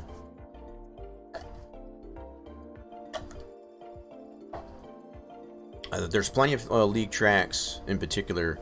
I believe the SRA one, if I remember right, I'm going 100% by memory. The SRA, original SRA build, it did have that into consideration. We had, I don't know if we had this whole area as apron near pits, but we at least had either all of it or a portion of it. And a lot of the tracks in the SRA builds reflect that. And in some cases there, we tend to decide against it, because just considering the, you know, the type of track it is. If it's a high-speed track like Talladega or Daytona, probably don't want to do that. As opposed to, say, like a short track. It's the same thing. So there's different animals and different behaviors for track as far as like the whether you want to put that type of parameter, I guess, to the track as far as apron near pits, where it would otherwise be apron like it is right now. So okay, hopefully that all makes sense. I know that's a lot of wind, I guess, that's out there. I know some of it might tend to be like, you know, just whoa, that's just overwhelming, but it's just information that I'm sharing based on what I'm defining, I guess, as far as particularly in a league environment. At least partially, yeah. I mean, that's fair. Okay. Anywho, so now we got our checkpoints done. So we got both our starter decisions and our checkpoints done. So we got starter decisions and checkpoint. Nice. Now we can definitely test these parameters. Now the other thing too, I guess, I think of after everything I just said, the fact that this is still considered race surface, this is another thing to think of. Or asphalt, I take that back. Forget what I said. Let's consider for a moment that this was racing surface instead of apron. That's going to make a huge impact on how the car is going to react. So that checkpoint, it basically gets negated. So regardless if you go through this checkpoint, right, it's probably not going to matter, because it's labeled as, if it were defined as racing surface, the checkpoint gets negated. So that's probably something else to take in consideration. The reason why setting these different areas up properly is going to determine how the track behaves as far as the way the sim reads it. This is done, you know, at least by apron. This, you know, by default, this is what you want as far as to be able to have a checkpoint actually be recognized, to have this apron near pits. And, you know, so that's a fair mention, I guess, as far as where you put your checkpoint. If it's going to be on a racing surface, anywhere that's labeled as racing surface, it's probably not going to even recognize it, the sim anyway. Okay.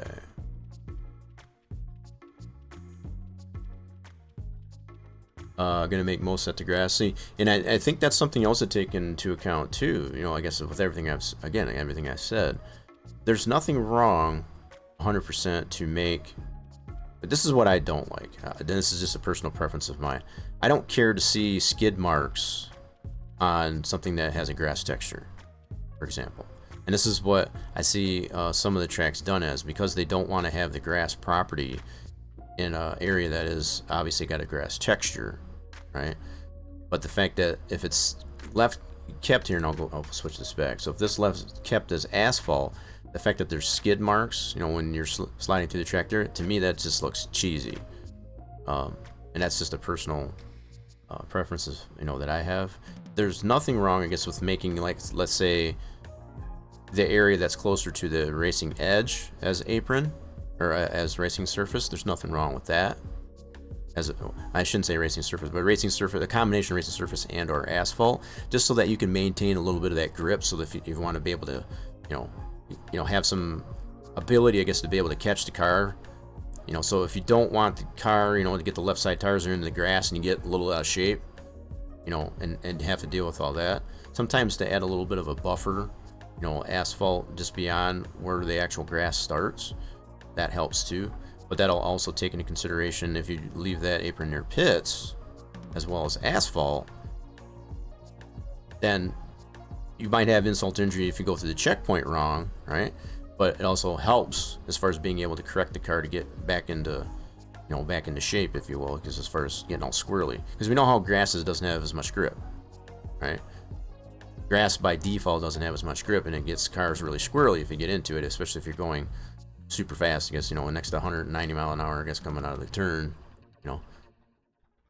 you get a little squirrely going into grass. So that's something, if you do want to add a little bit of grip anywhere, something to take into consideration to be able to help to get the car righted or back into shape. If you put a little strip in here that's still asphalt, and even if you go even further, I guess, as far as to define that as apron near pits,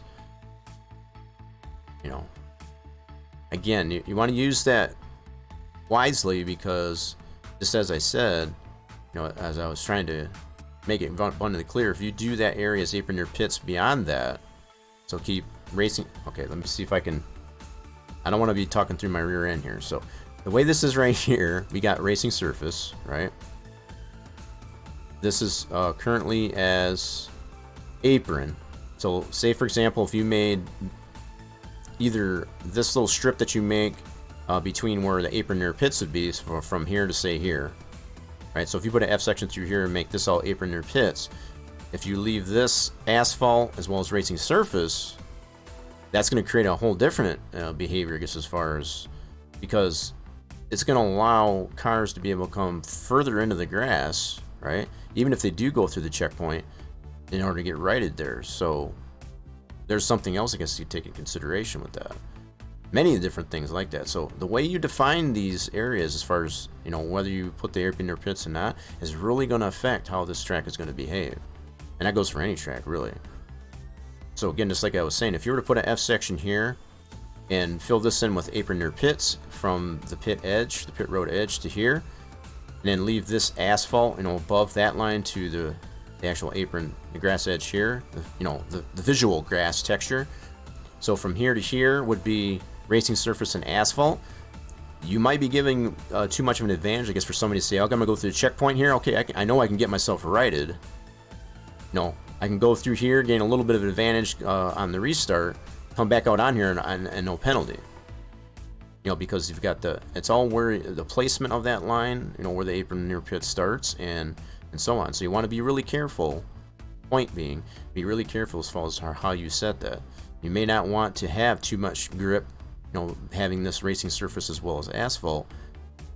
It might behoove you to leave it as grass and only have the apron near pits and leave it grass with all the way out to where the actual grass texture. Hopefully that all makes sense. But there's a lot of things like that to take in consideration. You could actually shoot yourself in the foot by trying to put safeguards into the track, and then actually drivers will actually find an advantage. It's like, oh wow, there's some grip there. So they find a hole, a little loop, a flaw, I guess, with the track to be like, go through the restart zone. I know I can gain some grip if I don't go too far into the grass area because there's more grip right here. So hopefully that makes sense too. Again, just sharing the information that I've had with designing tracks, especially in a league environment. If you want to have something like that, as far as like if you're racing against drivers that you trust and whatever, to not exploit, I guess, that type of design in the track, then go ahead and do it that way. But there's some pretty dirty drivers, I guess, out there, as we come to know. So we've got all of our track adjusted here. So if you want to use these values, Torch, again, I think that's why you were pointing that out there. I know I've been flapping my gums quite a bit, but it's a lot of pertinent information, I guess, as far as how these things are not only put in the INI, but also how the track areas are defined as well. So if you want, I'll leave this up here for a bit. If you want to get these values, I don't know if that's hard to see. In fact, I can put this. So the starter decisions are this. I'll do it this way too, just in case it's hard to see. Yeah, let's do it this way. Let's put it up in here. I'll have the bot put it out to you. So this is the starter decisions, the earliest and latest, and then the checkpoints. Got 2 values. I guess I could have put that in there too. And this is just taking into consideration everything I've said. This doesn't mean that it has to stay this way. This is just my thought of the way it should be done. Alright, so just so you have those, have the bot put those informations out there for you. If you want to use those values, feel free. I know it might be hard to see on the screen, so that's the only reason why I guess I do it that way as well. But just so we're on the same page, I guess, as far as values that I'm gonna currently nextly and whatever test these out with. Okay, stream's been going solid. We haven't had any drops of frames. It's pretty fat, even with all my blabbing. Okay, so what we're gonna do next is get this thing prepped so that we can actually test it. I'm gonna make sure we save this, right? That's definitely important. So we're gonna go ahead and save this. I'm gonna leave it open, and then I need to get this over to our game track directory so we can actually test this out. So the only thing that I need to add is this updated track ini, the PTF that has the new items that we've already shown in Sandbox, and of course the new items. And I've got that all right here. So I can take all of this and the track ini. That's the only things I need, whatever, to be able to test what we have the track. So that's the next thing I'm going to do here. Let's all right, let's get that done then. Let's go. I got this open here for. Oh yeah, I was looking earlier, I guess, to see what items that I had. I did text Racer James. I know he's doing some work on the house, and I was looking to see what he had left, because there's some items that I don't have, I guess, as far as from the 2015 build. These are the only ones that I did have. Obviously, this has been redone by you, Torch, and I put the score tower in last week. And the video screen obviously is already in there as well, so this is all I have. That's what I was looking for earlier. So now I could have opened that one, you dummy. I need to put this on our game track directory, so let's open up this. Why is that not open? Dang it. I'm gonna do it this way then. Don't know why that's our network anyway. Passwords, I'm telling you. Good grief. Alright, so let's get this over here. So let's try it this way. Go on the other monitor. You won't be able to see what's going on here, but I don't know why the network's being kind of dumb that way. Let's do this. Be able to. There we go. Here, yep, this one. Nope, wrong one. Wrong one. We need to go to here. Gotta love it that the fact that Enter 2003 being as old as it is, the fact that it just installs to the root of your drive by default. And so a lot of the other games that you have usually primarily tend to be like on one of the game launchers like Steam. That's where I initially went. It's just like no. You can, though, for anybody that wasn't aware, you can connect your older games like NASCAR 2003 to your Steam, right? So you can actually launch it through Steam if you want to do it that way. And it's a pretty simple process, actually. I haven't done it yet since I've got the new PC, but I had it on the repaired now repaired PC, but I haven't set that up, I guess, as far as on Steam. But yeah, it's totally possible to be able to put your older games like NASCAR 2003 or any other ones that aren't on Steam. You can actually connect those with Steam so you can launch it through Steam. Because if you've got a lot of your games on those primary launchers like that, you can just put them on there. It's kind of neat, just in case anybody didn't know, they weren't aware. Possibly at some point I'll probably get that set up that way. At some point. Okay, so...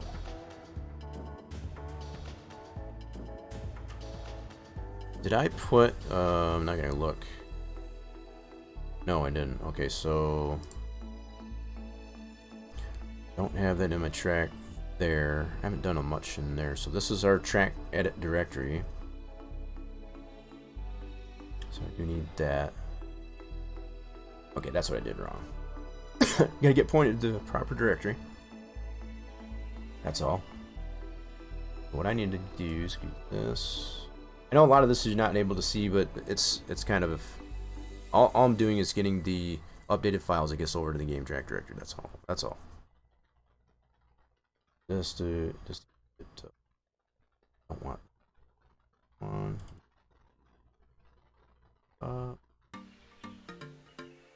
Alright, so torches folder. I have all the track edit stuff.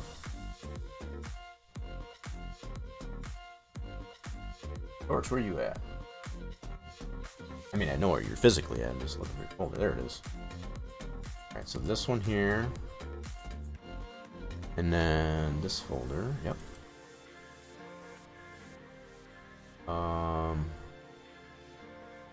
Dang it, that's not the right folder either. I think I still got that on the desk. Hold on. Where'd I put the darn new files? Where'd I put the new files? Alright, hold on. Where do I got that? I got it right here. Where do I have those? Oh, okay, I didn't put those in that folder. That's why. I knew that. I'm just see if you guys were paying attention.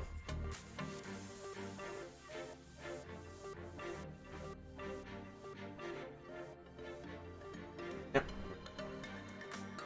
Okay, I was thinking I put all these new stuff in your I got a folder on the desktop, I guess, as far as for your stuff, but I didn't do that yet, so I was looking in the wrong place. So yeah, these items here. I'm telling you, select all. Want to copy those. Excuse me. And put those in our game drag directories. I'm gonna go.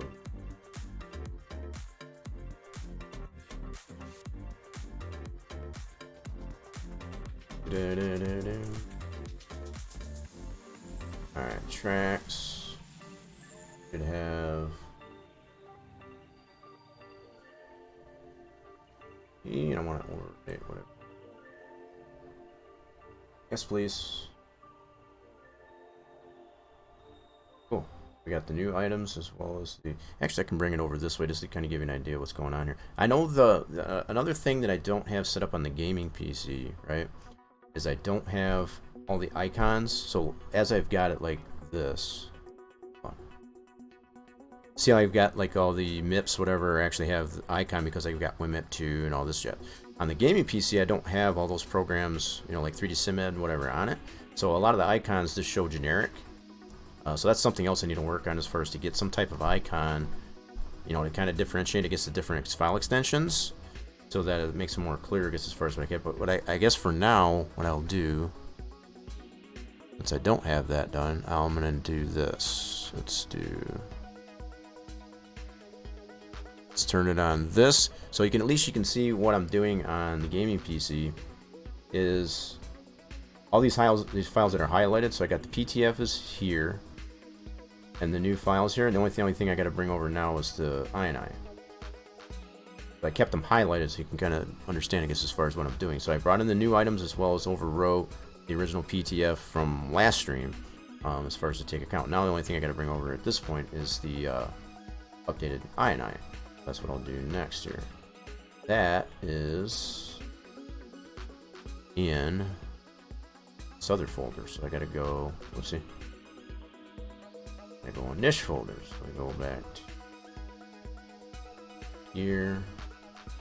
That should be on the desktop. And this is why I couldn't find it before, is I didn't put the updated stuff in Torch's folder. So this is why I gotta go. Yeah. Now I gotta go to here so I can get the i9.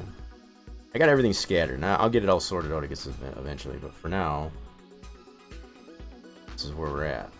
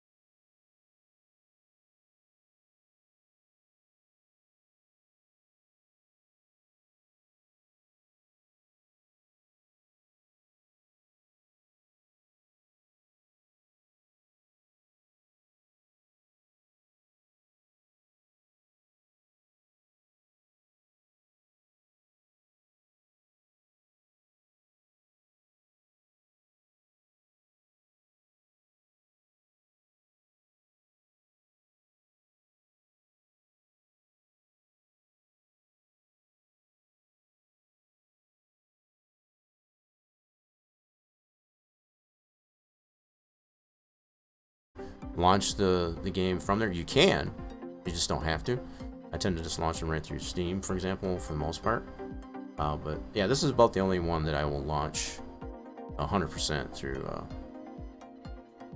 just so I don't have to put a shortcut on a desktop. And it also reminds me that I have to change the profiler setting anyway, as far as to get all the buttons for, especially like for reflap and all that stuff like I've shown in the past. In fact, now that I think of that, I don't remember if I did.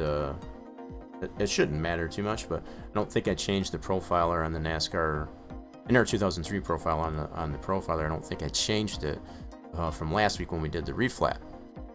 Some of you that were joined in on that fun stuff. See, there were 2 that spawned just on. Oh, really? Yeah, I wouldn't have noticed that. Okay. Yikes! Yeah, I definitely want to take care of that. That's for sure. All right, so let's go into initially here. I'm going to go into testing. Just want to make sure the track loads. So if we're good to go on that regard, then we'll go into a race. So yep, track loads. We got our new items there, obviously. You can see that apron logo gets as far as there. Still got the racing line on, which turn off. See if we switch over. It's bigger here. Go to this pit lane here so we can see the restart zone. You can also see that in the distance there. It gets as far as the other thing. So yeah, we got all of our new items in there. Track's loading with all the new items so far. Yeah, we didn't get any problems with the track loading, so that's always a good sign. Always a good sign. So yeah, we'll get out of this. We'll go into a race session. Test it out in that environment. So let's go back. Go to single race.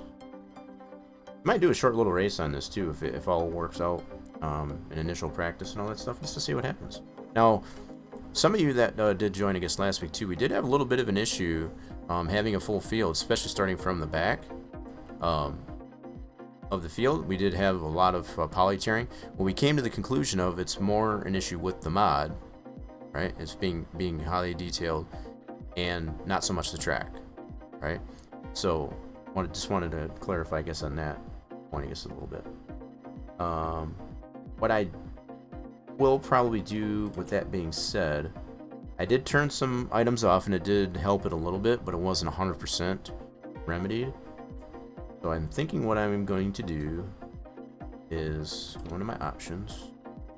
I'm going to turn some more graphics options down a little bit just to see if I can help alleviate, I guess, some of the poly tearing and all that stuff that we did witness. Let's see. Oh, I got some of this stuff. So I got car quality high. I'm gonna set this to medium. I have no mirror quality. That's crazy. Let's put this one to medium. I want all the trackside objects. Yes. Now, this is something to take into account. As many times as I've mentioned, all these different parameters when you're scripting something, as far as for the population of things, this is the way it's set. So you'd have 2 would be for all of them when you're setting up the script. 2 is all, 1 would be some, and then the 0 is minimal. You know, so I'm just going by memory, but this is what this entails. So it's like whether you use the O key, I guess, to depopulate items based on how you script it, or you set it up in here. This is basically on this end. This is the same as depressing the O key while you're in the track and either testing a race mode itself. So that's just taking into consideration how you're scripting things. This is what takes these into account, these different settings for different objects. So if you don't put a population switch in there at all, none of this will work. It doesn't matter if you push the O key or not, it just stays the one level, either present or not, regardless, if you don't script it in there. So that's just something I take into consideration as far as how that goes. We're going to have everything on. Opponent crews, we could probably put these to medium for sure. I think I usually did have these on low for the opponent pit crews. And then this, I usually always leave it on stream. So we're going to try it this way just to see how this... I already turned this off from last week as far as on cars from structures. I really don't like to take these items off here. This is another pet peeve of mine as far as when I see online racers when they turn these shadows off because they feel it helps the frame rates better. there's probably some truth to that if you got it next to a potato for system. It just looks really weird when there's no shadow under the car going around the track. To me, it just seems like the car, it's like being real-time photoshopped. I guess in there, it's moving around a track. You know, as far as in real time being photoshopped onto the track, it just looks weird. So I, at least if anything, as far as taking shadows off, I always leave the one from cars, so at least you have the shadow from the car on the track at least. Doesn't look kind of tacky, and that's just my own personal taste on it. So yeah, these are the settings that I'm gonna run with here to see how well it responds. And again, we're not at this point, we're not determining as far as what's wrong with the track. The fact that this mod that we've been using as far as the Manx 2019 by Splash and Go, it's not a rip on them, I guess, as far as how it's been done. I think it's a fantastic mod. It's just, you know, you got to set your graphics properly or whatever to be able to accommodate all of this detail that we're putting into this old sim, right? And still get, you know, a pretty decent immersion factor. Alright, so there we go. We're going to go done. And now let's go into single race. And let's see, what do we want to set these things at? We want 42 cars at least. 43 including our own vehicle. Full pace lap. Now, as we saw last week too, you know, there hasn't been anything done to the starting grids as of yet. Eventually that'll get done. I didn't see too much of a problem, I guess, as far as being able to get off pit road. Other than that, you know, the issues with the graphics, right? So initially here, there's not much that needs to be done for that, so that seems to be fine. And that was even considering the full pace. Like if we turn this off, that's going to be the half pace lap, which generally starts you off on the back stretch. Yeah, so you get a standing start, basically, I guess, as far as from that location. We're going to keep it on full pace.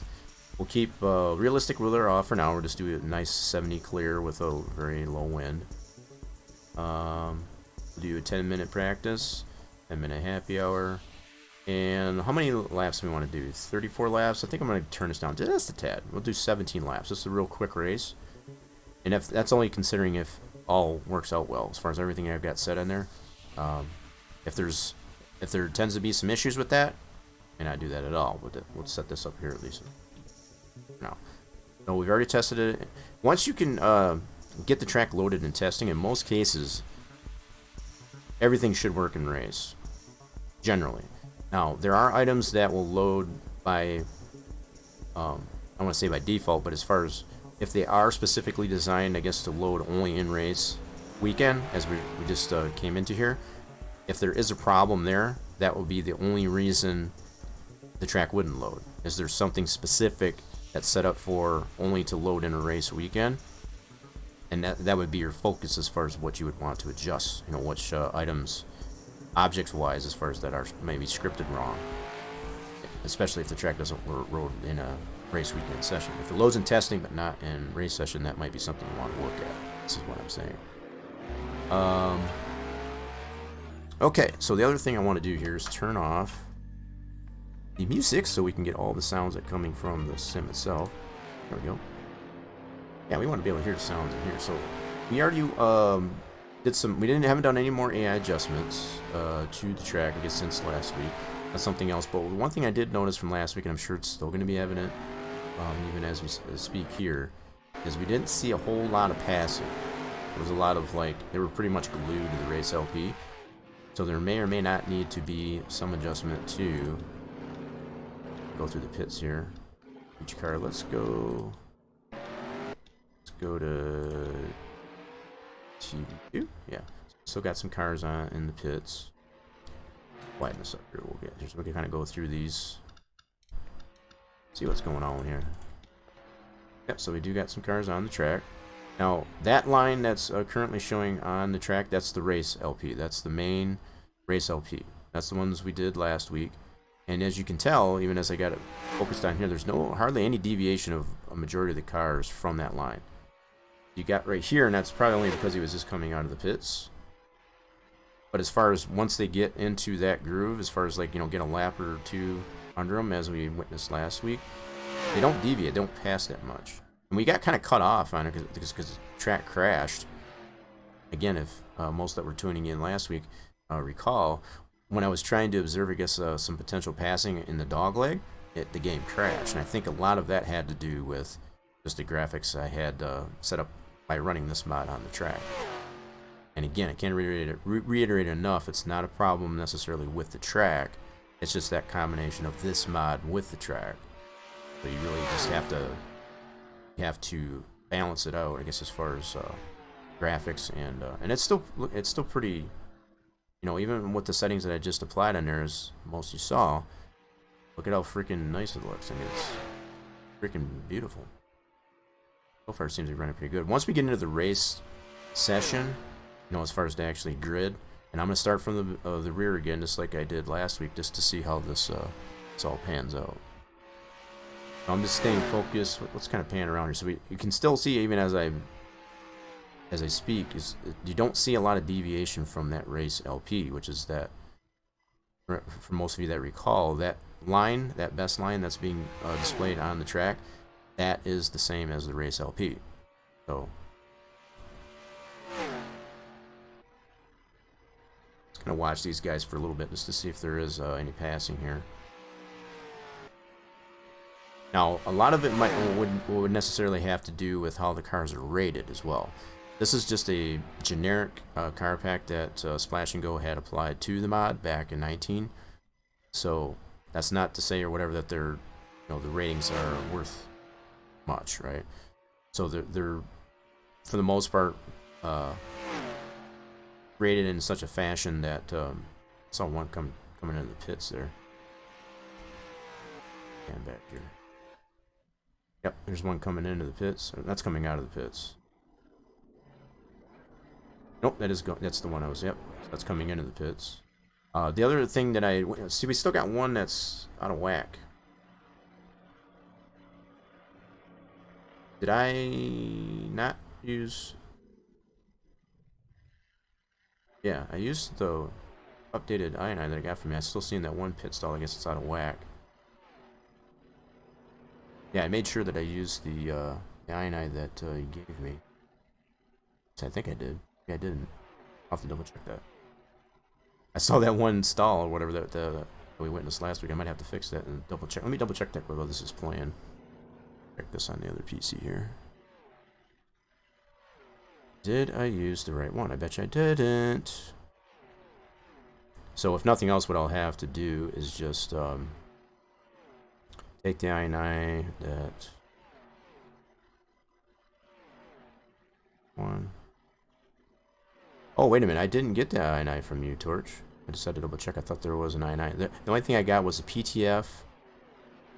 Restart. Okay, so you already made the point that you did adjust them on your end, at least. So as long as you've got them adjusted, that's fine. What I'm going to probably need to do, for the sake of this, you know, it's like I said, what if I notice any issues, I guess, as far as just going into these testing and sessions, you know, like this, I'm going to have to correct those so that we make sure that we have a nice solid race. Having that pit stall out of whack like that, that's probably not going to be a good thing. But what I either would have to get from you, Torch, is either your I9, or I would have to at least apply those values. So if you had two cars that were spawned on each other, for example, I would need that. For some reason, yeah. I'm double checking what you were showing me, I guess, as far as... So yeah, let me switch this back over here real quick. So this is what I'm looking. I didn't get a updated I9 from you.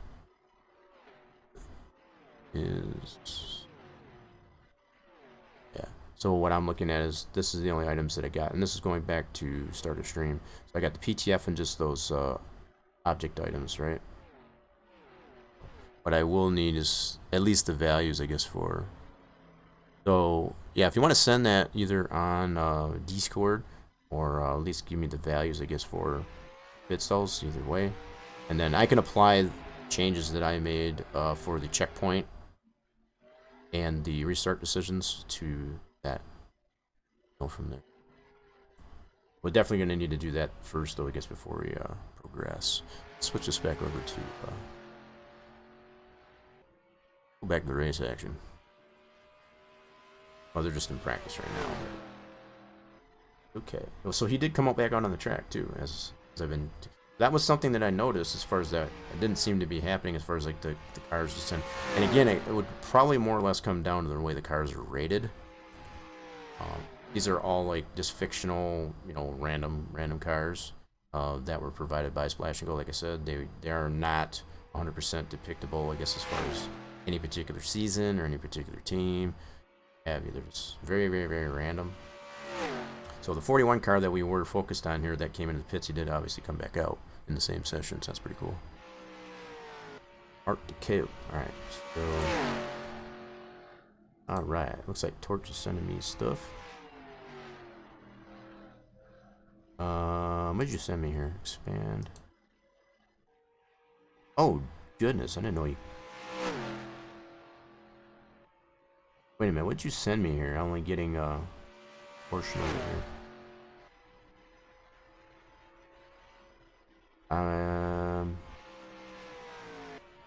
220. Oh, this must be something new that Discord's doing, though. Is this the actual file? Hold on a second. That's gotta... Just a minute.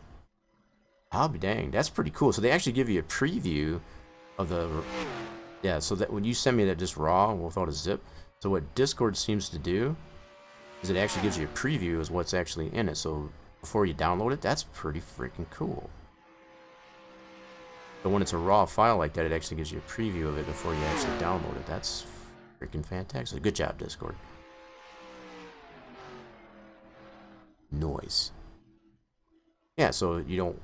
So if it's someone you don't know, then there's sending you a raw file like that, you can actually look at it before you download it, so you're not downloading potential virus or some crap.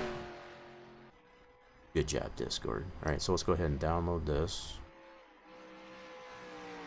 And what I'll do is I'll get out of this session here. I'll let that play through there just as far as there's only a little bit left.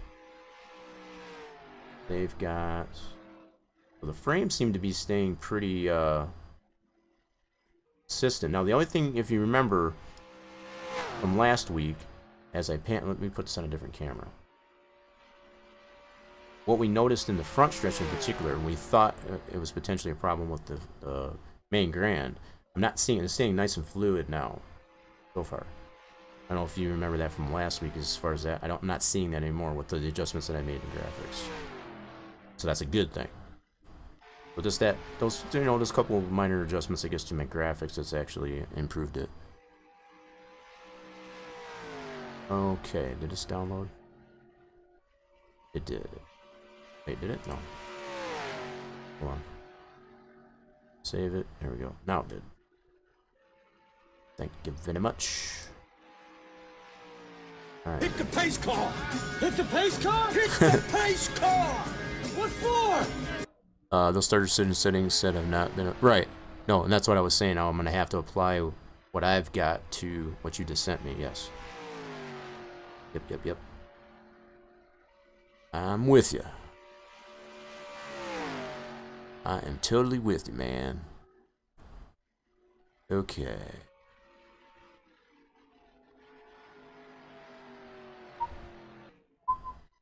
Right, so yep, that session's done. I was just waiting for that to just panel. So we did see an improvement in the Drivers, to your car. get out of this session.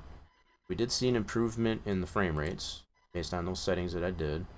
To keep that all the same. Get out of this. All right, let's switch this back over here. While I make some adjustments to... Let's go with this. So yeah, just while I make some adjustments to that INI that just sent me. Alrighty then. Let's see here. You having fun yet? I think so.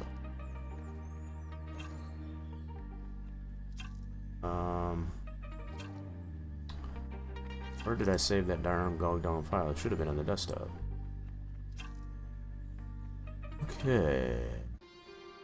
So far so good though. Yep. Pull some stuff out here.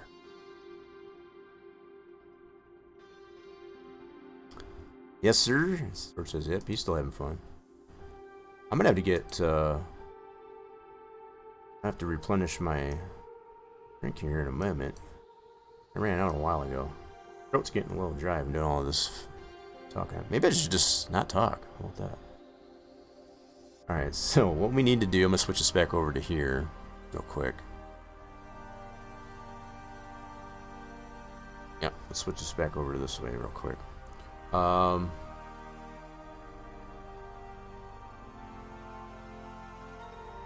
Desktop is a disaster. Hold on a second. Let's bring up what I wanted to bring up here. Yeah, let's do this. There we go. This will be better. So what I wanted to show, this is the INI I've got from Torch. A lot of information in here. So what I need to do is apply those same starter decisions and checkpoint values to this one. This will have the pit stalls adjusted, right? So I need to apply those properly to this. Now I should still have that original one open here, and that should be, this is the original one. I need these values and plug those into that one. All right, so a little bit of hustle and bustle here. So this is the one I saved. Yes, okay. I'll just resave it to this and then copy it back over to our game track directory. So this one's this one. I got this large one here. This one I got expanded. The one I just got from Torch. Now I need to take these values that we did earlier and plug those into here. So checkpoints, which are right here. And then the starter decisions, which are these.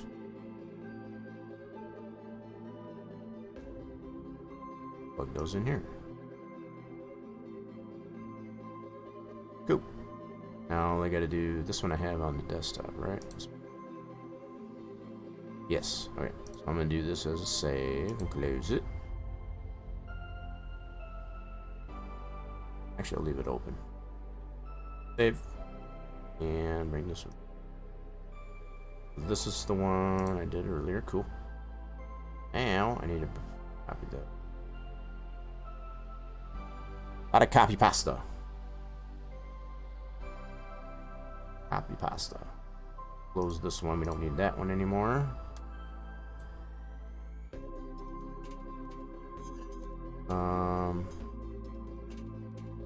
Wait.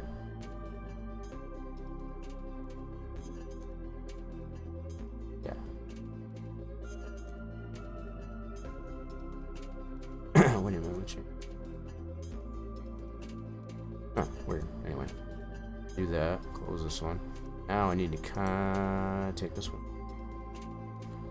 that, and push this. Yaw. A lot of moving of files, all it is. Yep, that right there. Refresh, and then we want to got that open here. Yep. This one. That into our game projector.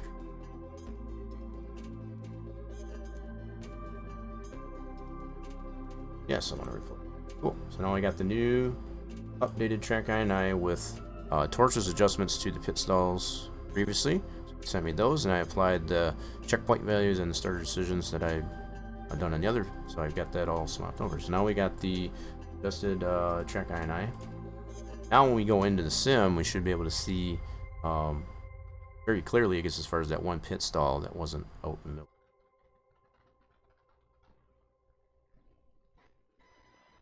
Alright, let me switch this back over.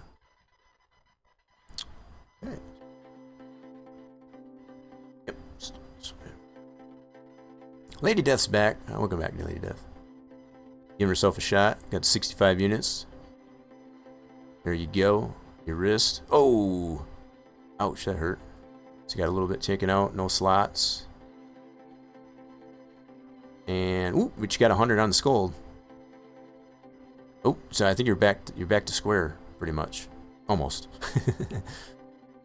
All right, so yeah, we're just getting into you're back just in time. So we're getting ready to do some laps up on the track here. Got to make a slight adjustments, I guess, to some things, but other than that, yeah, pretty good. Right, let's get this loaded up in single race. Once again, we're gonna keep all the parameters as. Oh, why did it change to? Whoa, something changed. Did you adjust the number of laps on this one here? Because that was not that high. It was only 17 laps. Why does it say no name? What the? Hold on. What the? What did that do? Hold on a second here. Let me go to testing here real quick. Why is this on no name? Huh? Happened to the INI? Did I not do that right? Save what? Okay, something didn't go right. It's not reading the INI. Okay, let me check that out real quick. What happened? Not reading the INI right. Just a second. That would be this one right here.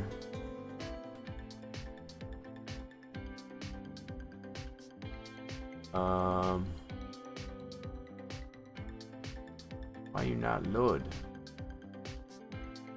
Yeah, should be reading this one here.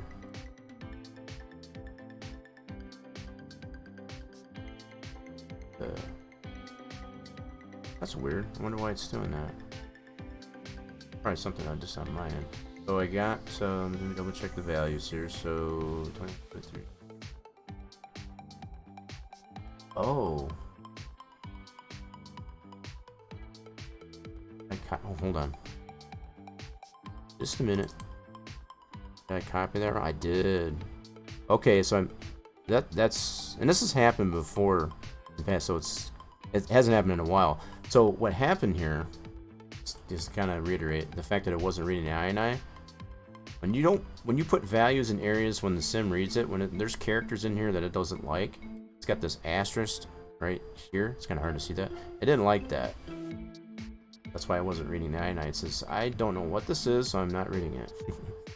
So yeah, just let me double check. That was on the end of the starter decision. Adjust it here too. Whoops. Let's do that. We're gonna save this one here as well. Yep. So, oh, also up here I noticed here too. So yeah, it's got some characters in here I don't like. Asterisk. I don't know if that was because of the way it was shared on Discord. I'm not sure. That might be something to yeah. I mean, definitely I have run this into this type of problem before, where if you put characters in the INI that the sim doesn't recognize, it don't like that, and it'll do just what it did there. So gotta fix this. So we got that one there, we got an asterisk there. Let me look through the rest of it to make sure.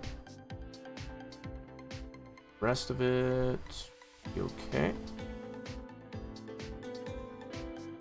Checking here.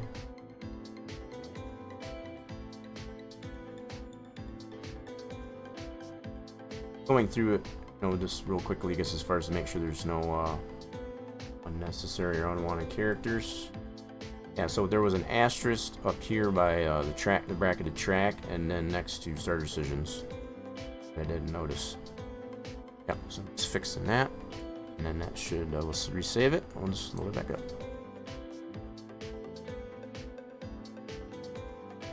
Yeah, I don't know if it was like that on your end. You just maybe want to double check it. It might be because of what Discord did. It could very well be the fact that it was a raw file like that. Could be very possible. Not a big deal though. It's totally correctable if that's the case. So we do save that and close that. Yeah, it could very well have been. The fact that it was right after this, oh, wait a minute. Spank something out here. Missing 2, I think this was 2.5. Let me double check that. And the wrong character there, so we got, yep, 2.2, 2.7, 2.5, alright. Yeah. Match. Oh. Match. Cool. We'll save that. We'll try this again. Save it. Let's try that again, shall we? Yes, we shall. Yeah, I don't know if Discord, you know, adds that stuff. I guess as far as like that, it's just we'll just have to remember that. I've never done a raw file, I guess, like that on Discord, but the fact that it gave me a preview, I guess, of it before I actually considered downloading it, that's pretty cool. In fact, let me look at this real quick. This, how they say that. Does it show that? See, it doesn't show it in the preview. That's weird. Nope. Definitely doesn't show it in the preview. Anyway. Should be corrected now, so it's not a big deal. It's something I'll have to remember, I guess, as far as if that ever happens again. Make sure there's no funky characters in it. Alright, let's go to testing here real quick. Yep, see, now it's loading. It was showing no name last time because of those funky characters in there, especially next to the bracketed track, right? Alright, so let's make sure it loads in testing. Okay, that's good. Okay, now we'll go to race. There we go. Yeah, so the fact that it was showing what I first initially noticed when I load that up there, what prompted me to look up here, to see that there was a problem, it was showing only 17 laps. And yeah, I wasn't doing that, so that's what prompted me, I guess. So simulation, damage realistic, load it up. Now, we're gonna wait for these cars to load up here. We shouldn't see that one stall that was towards pit entrance there. We shouldn't see it out in the middle of the pit road. Okay, that car. Let's go to pit lane.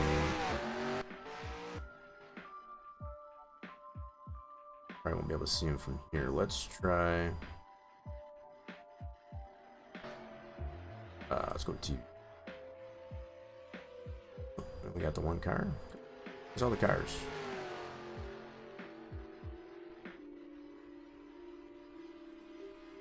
Oh, you know what? I wonder if it didn't. I forgot to check the car list. We only got the one car. Yep, my bad. Okay, let's get out of this. But I think when it screwed up on the INI loading up, yeah, it changed the. Okay, so I gotta readjust this. No biggie. We only had myself in that one car. Okay, why is it only doing 41?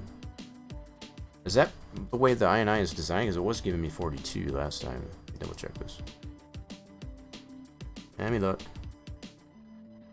Yeah, there's only 42 stalls. Did you know that, Torch? You're missing a stall. Yeah, it only goes from 0 to 42. Or 41, I should say. Yeah, like, just to clarify. This is what I'm looking at. So this is the one I just got from you. It's only got 42 stalls. Because before it was giving me be able to do 42 opponents. Oh, Texas only has 42? Alright, fair enough. Fair enough. So, yeah, I know some tracks like that have decided to do that. So if that's, alright, if that's the case, if that's what it is in actuality, I won't question it. That's all they have. Wow. Well, and like I said, I did realize that some of the tracks they did scale back as far as how many cars they allow to qualify, for example. So, I guess they got rid of one car. Because they used to do 43 traditionally. Anyway, okay. Fair enough. If that's the way it is in reality, we won't question it. But anyway, so yeah, we're going to have 42 opponents, 41 opponents, and 42 cars in total, include myself. So, load it up. triple check. Oh, can't argue with that, huh? Okay, now we should have more cars up in here. Let's double check. Go to you. And let's look down pit road here. Let's see what we got here. Yep, so I think from what I can tell here so far, we don't have that one pit stall. I don't think it's 100% populated in yet. Focus on this for a second. It's right around in here as far as we saw it on the middle of pit road. So far it looks good. He's coming out of pits. Let's back it up here. Back it up. Back it up. Over here. See if they all load in. Yeah, it's right around in this area. So far they look good. Yep. Yep. You get out of their pits halfway decent too. AI has always been kind of wonky as far as to get them to come out, you know, not all like pivoting on the center point, I guess, of the car. It's just, you know, it's always been a thing.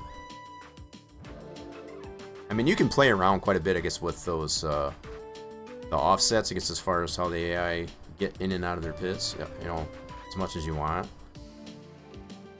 You can fine tune it. It's just, it's a pain in the butt to go through it all, I guess, as far as to get them to. And a lot of it too, like I said, it does depend on the ratings. See, what I tend to look at from this perspective, you know, as far as to see that they're not 100% like running into the cars either in front of them or behind them. If they're doing that, then you definitely need to make some tweaks either on the offsets or what have you. The other thing that's really weird that involves the offsets to how the AI pit is the, you know, sliding into their pit. So like they stop like on the outside of the pits and they just slide into this, you know, sideways. That's all offset. See, the fact that they're actually turning out of the pits just like this one is, yeah, that's what you want. That's definitely what you want to see. So let's go back here.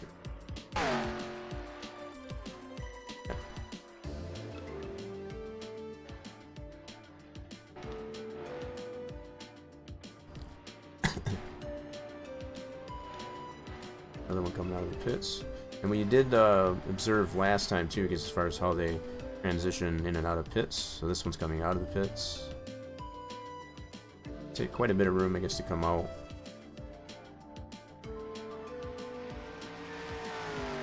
You could probably adjust that so it's kind of like almost middle backstretch before they decide to come out onto the track. You could probably adjust that scale that D along back. Not necessarily a terrible thing as far as where they're coming out so far.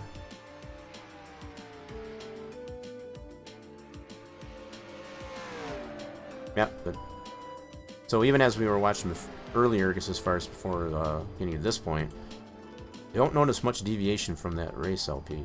Much. Let's see if we can get some side-by-side action here somewhere. Granted, it's early in practice yet, but I did see a little bit, but it's not as much as I was hoping or expecting to see. Oh, there's another one coming out of the pits. See, and I'd mentioned last week too, I guess, about that min pit being a little bit too close, I guess, to that inside wall. You can kind of see what I mean there. There's the potential there for particularly AI cars, I guess, to get hung up on that wall if not careful, and especially the way they're rated. Let's see if these cars pass this guy. They're obviously faster on the track.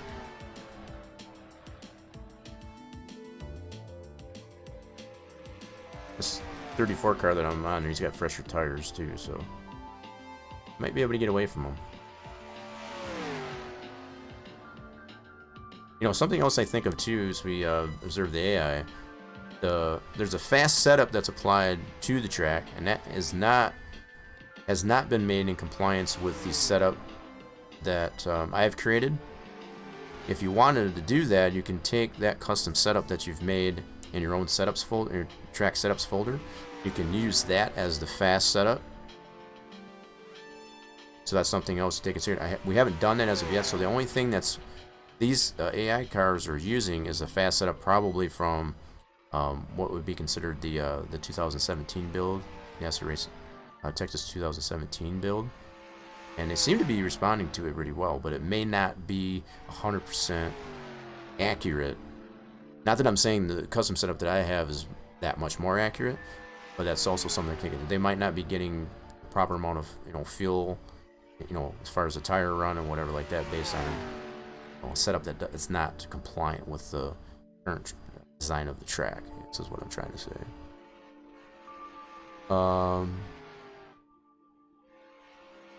Yeah. So as far as the pitting out there, yeah. So as far as it's probably not so much optimal. It's just you want to remove, I guess, any potential, I guess, for them. And like I said, as far as the way you rate the cars, if you rate it to be like a lower rating, they might find themselves in the wall as far as having it too close there. So we got this. I guess this is Michael McDowell, but I don't know if that's actually. So we got Eric Armarola. Yeah, it's got these all over the place. Very fictional car, that's for sure. Got Martin Truex Jr. in the 19. I think he did race the 19. Clint Boyer in the 14. We know that's a good one. Brad Keselowski in the 2. Oh, we got a couple more. And this is Cyborg. So yeah, so very random cars that are in this list here. Let's see if he actually does come back out. I know that's something that we noticed last week as far as they'll pit and just sit there. Now, and that's fair. The way, again, with the way the cars are rated, in this session here, they're not required to get 4 tires and fuel and come back out. They can just be like, okay, we're done. This is all we got. It looks like he is not going to come back out. That's, that's by design of the sim as far as like, that's the way these sessions work like that. You're not required to come back out after you get fresh tires and fuel. Much the same as the human driver would do.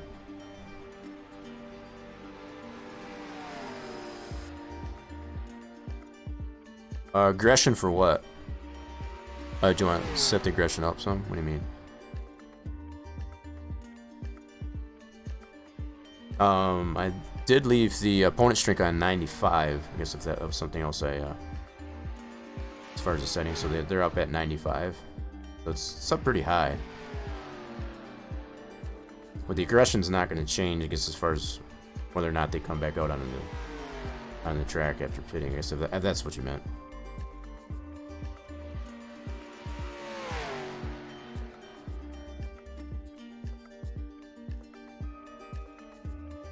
Oh, no, the aggression. Yeah, some of those AI lines. Yeah, you could tweak on that. It's like if whether or not you redo the LPs. The LP, the race LP in particular, or just some of the AI lines as far as, the AI line modifier and stuff like that, which you want to be careful with. You don't want to go too extreme with it. See, this guy's passing. This is what I wanted to see. He tried to, at least, anyway. So they did deviate, so that's okay. Something else I wanted to observe here, at least, anyway, to see if they did deviate. He tried to pass him. He's like, oh, that wasn't going to work. Looks like he's going for him again. I know who this one is. P. Bachelor, whoever that is. Very random cars. Like I said, they're not. It's just one of the default sets that came with the Splash and Go Max 19 mod. Nothing special. I mean, some of the cars are special, I guess, as far as based on Cosmin's team over at Splash and Go, but I mean, as far as like, they're nothing special in regards, I guess, to the actual NASCAR teams. Let's put it that way.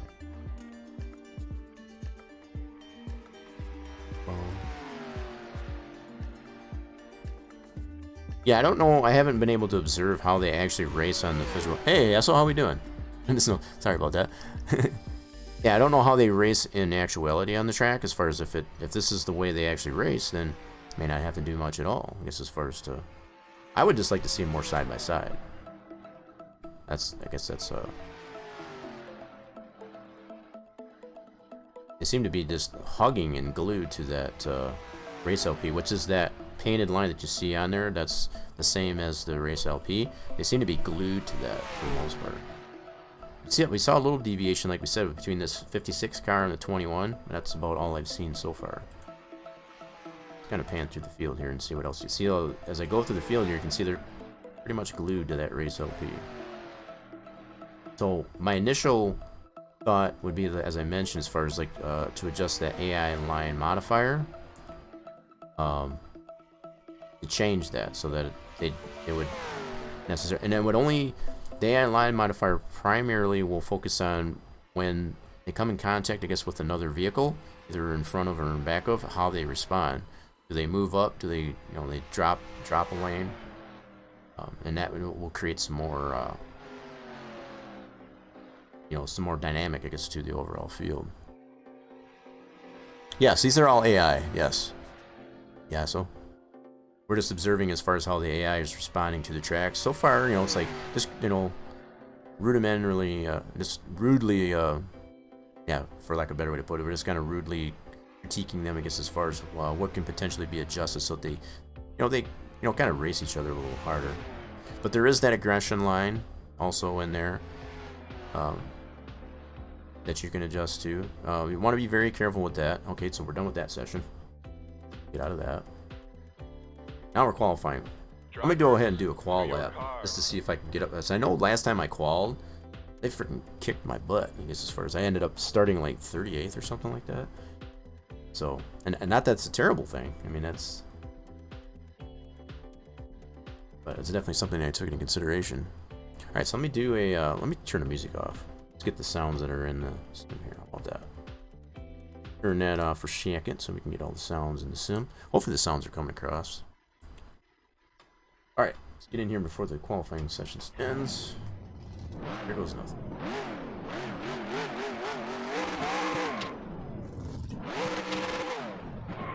Get in the right gear, you dummy. There we go. Get the tires warmed up, that's what it is. We keep the noob line on just to kind of give everybody reference as far as where the race LP is. It doesn't mean that's the line I'm going to run. It is the line that we created, I guess, as far as based on our LP session. E-flap session, I should say. I think these guys are going to kick my butt again. We'll see what happens, though.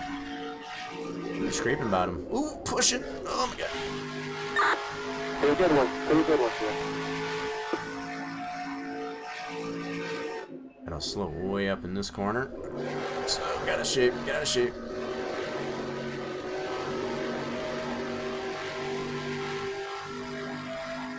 Come on, good lap. Hey, well, I'm not done yet. Haven't failed yet. I don't know if that was for me or not. You take it now. This is the money lap. One more lap. Yep. I'm 40th right now. 4. Yikes. 42nd, actually. Oh, God, I'm pushing. Pushing. Like a dump truck. I forgot to set myself up in that corner. I forgot on that end of the track, and it's very easy to do on this track as far as you want to go just as fast as you do on this end, and you can't do that. Yeah, but see, there's our restart zone, and there's a checker. Yeah, we're going to end up starting in the back. Checker flag right here.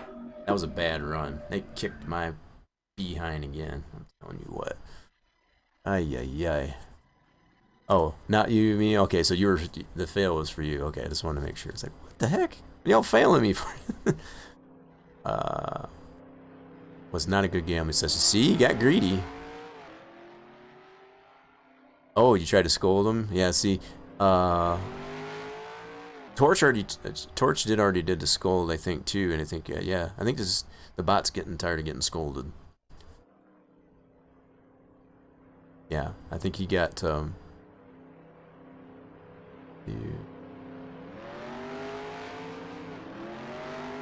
Yep. See, you pissed the bot off. I want to piss him off. He gets mad. He'd be like, hell with you. Okay, so yeah, we qualified terribly, but that's fair. But I do notice there's a little bit of stutter even as I'm in this zone here. We get the cars here. There's a little bit of stutter. It's not as bad as it was last week, but it's definitely with all these cars, loading in the frame here. But what I'm not noticing is polytear. So we'll really get to be able to get a sense because we're starting in the back, so all of the cars are going to be ahead of us. we'll definitely see, I guess, as far as how that's going to work. Hopefully that goes well with all the settings that I got on the graphics. You can always just go in and adjust the options if we need to, but hopefully. 2 for 3. Did anybody get slots? I don't think everybody's got slots yet. I haven't heard anybody get that yet. Yeah, 2 for 3 is not bad. Oh, standings. That's what I wanted to show here. So right now we're in happy hour. I already did those 2 qualifying laps, and you can kind of see exactly how tough this track is, as I've shown even in previous streams. It's really tough as far as to balance it out. As far as like the one end of the track is much slower than the other, and it's just like you want to go just as fast in turns 1 and 2 as you do in 3 and 4, and it gets you in trouble if you're trying to do that. So yeah, here we are, all the way at the bottom. Whoops, I can scroll it down. 42nd. There I am. This is all we can have on the track in reality, I guess, as far as 42 cars. Yeah, so some of these names, you know, you can obviously tell it's a very random car set. It's nothing, you know, in specific.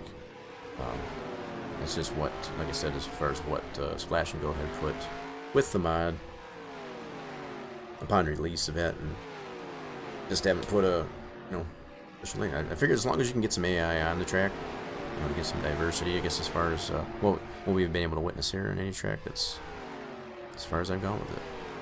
There's some really cool car sets that are out there though still. I've come to find. I'm just prepping. I'm just psyching myself out as far as getting ready for this race. I want this to not falter. I guess as far as when I go to race, I want it to just, if there is a little bit of stutter, you know, as far as frame rate, that's probably fair. But I just don't want to see what we did last week, so I'm just kind of, you know, preparing myself for it. Let's put it that way. Stingy bot, yeah. Well, you can piss him off, yeah. You can get stingy. Feel free, I guess, for anybody that, you know, you're playing the mini chat games, and there's 4 of them out there, to include the scold of the bot. You can always check your units of fluids too. Just keep that in mind as far as to make sure that your units of fluid, even as the stream is live, you are earning yourself units of fluid as the stream is live. But you can always supplement those by playing the mini chat games. Exclamation point fluids will give you the information as far as how many units of fluids that you have. And if you find that they are not sufficient, you can always play the mini chat games to potentially increase those.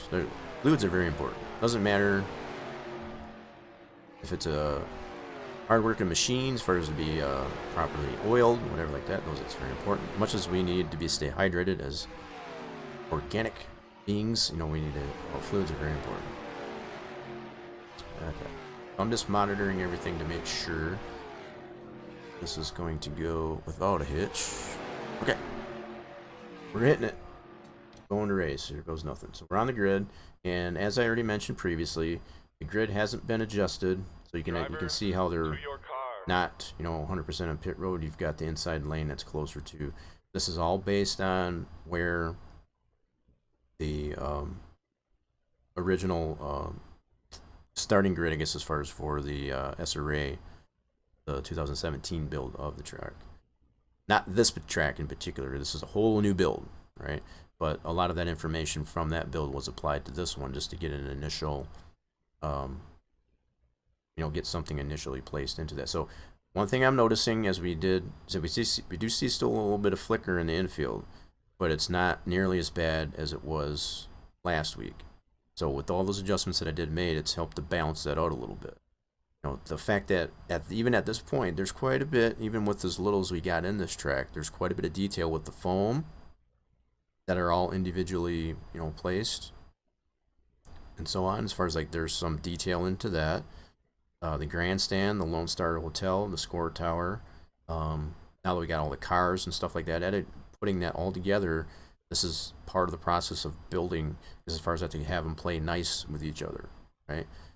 As much as we want to have all the detail in the world to each thing, sometimes there's still some things we need to adjust, you know, in our graphics or whatever like that to help that process. Now, even on this system, right, as far as it being very brand new, everything that I got in there as far as having next to, you know, the the RTX 3060, 12 gigs of RAM, 16 gigs of RAM, so on. Even with that being done, as far as the way I've had it adjusted, as I showed earlier, so far what I'm seeing as far as like it's you know, calmed it down a little bit. So we'll really see as far as now. What I'm noticing too, I got the animations on the background. I'm seeing that stutter, even with them sitting on the grid like this. So we're gonna go to race, and let's hope this doesn't poop itself.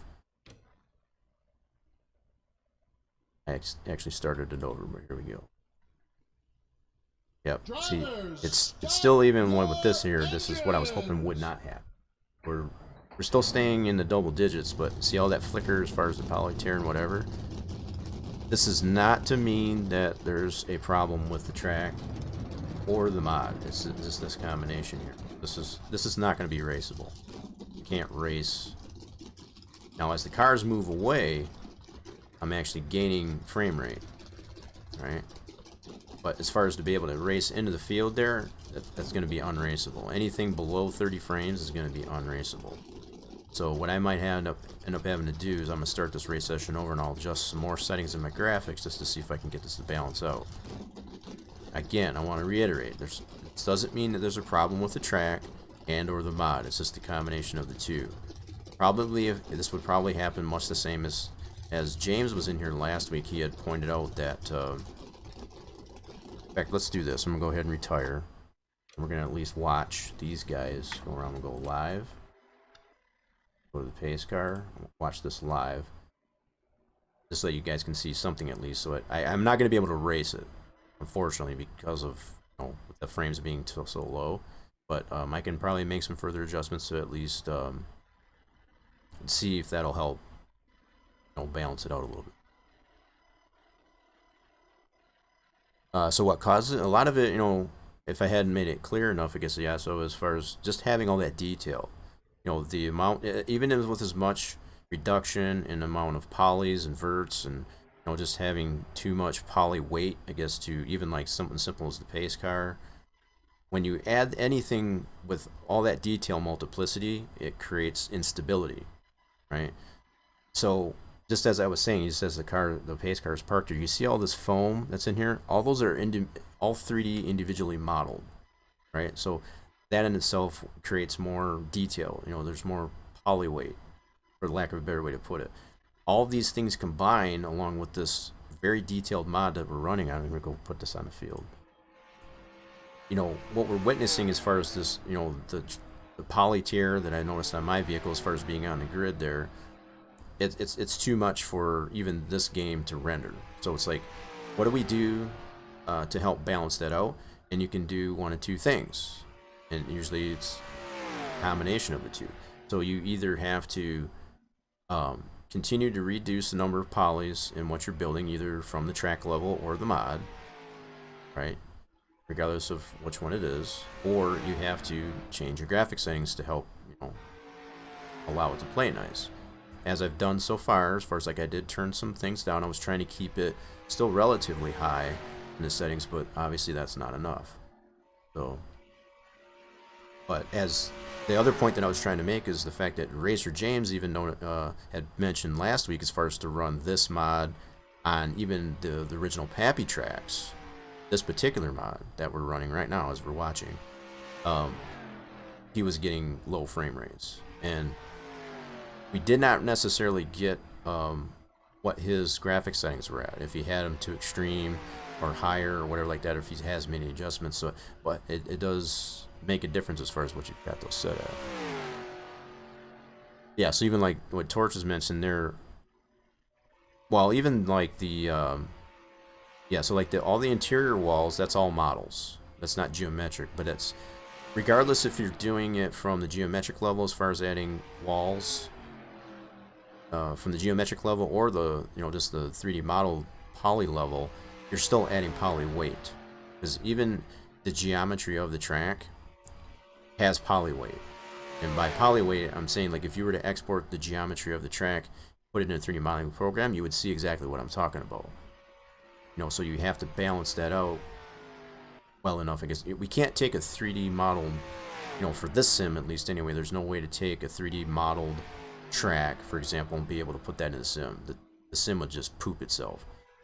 So we have to rely on the geometry that we create in Sandbox. That's the lowest setting that we can get to not, you know, have it be like super washboardy or anything like that, for lack of a better way to put it. So, but the fact that we can even get this far, you know, we can still even watch, you know, the cars go around the track and see them race. That's a huge step, because getting up to this point, at least like that's a step in the right direction as far as to balance things out. It's really just coming down to the settings. Everything that I've just said there, it's going to come down to me setting my graphics a little bit lower, even more so than what I have them currently. That's not, you know, I don't really see that as a detriment. It's not a bad thing. It's like, if that's what we need to do, I guess, as far as to get all this finite detail that we have in here, both in the track and the mod, it's not a bad compromise in my opinion. Okay. All right, so we're at the front of the field here. This is the leaders.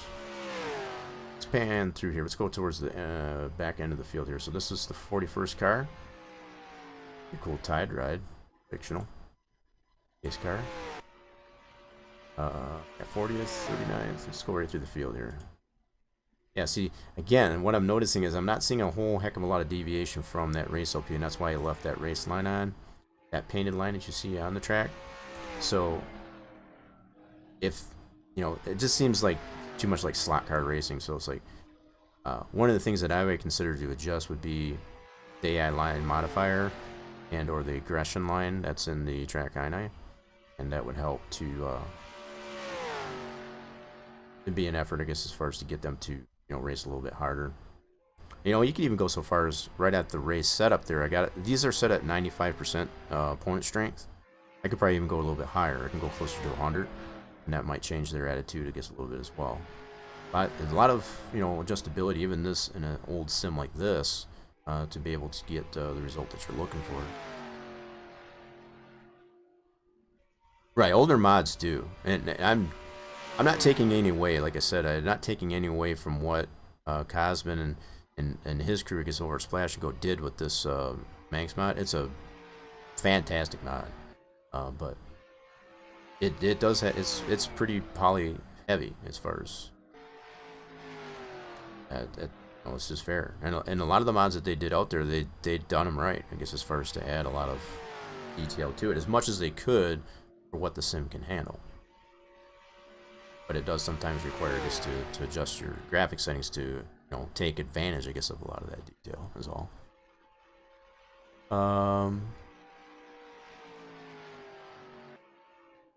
Do not get any different variable, force them react differently.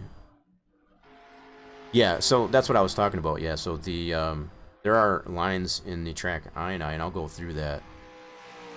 Yeah, they're on lap 12, so we'll let them finish this out. So there are lines in the INI, the track INI. So there's an INI that goes with this track to, you know, place them in their grid, starting grid, starter decisions, and all this stuff. So there are lines for the AI specifically, I guess, to be able to change their behavior. And like I was mentioning before, the cars individually, you know, these individual cars, as we see on the track, they're all individually rated. So there's individual ratings, you know, for as far as how good their engine is, you know, their pit crew and all this stuff.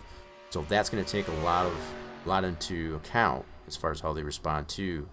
So not only what you put in the INI or the track, but also the ratings of the cars are going to, you know, definitely dictate as far as how the cars are going to respond to it. Sometimes, you know, I've come to find there's a lot that do design a track, you know, they complain about how the AI just do what we're witnessing right now. It's like, they don't race each other. They don't get side by side. And they 100% want to blame the way the track is built. Well, sometimes you got to go so far to rate the cars better. If you're just putting them at, you know, a standard minimum of 40 and a maximum of 100, there's no variation there, right? They're just going to run all basically like robots, just like, you know, AI would design. It's like, and I think, you know, that might be the way a lot of these cars are rated. We could probably look at that to see if they are physically rated, and if they are, then definitely you want to make sure that we make some adjustments to the INI so that they do race a little bit more competitively. So they're deviating from the race LP, you know, fighting against each other, against for position and stuff like that.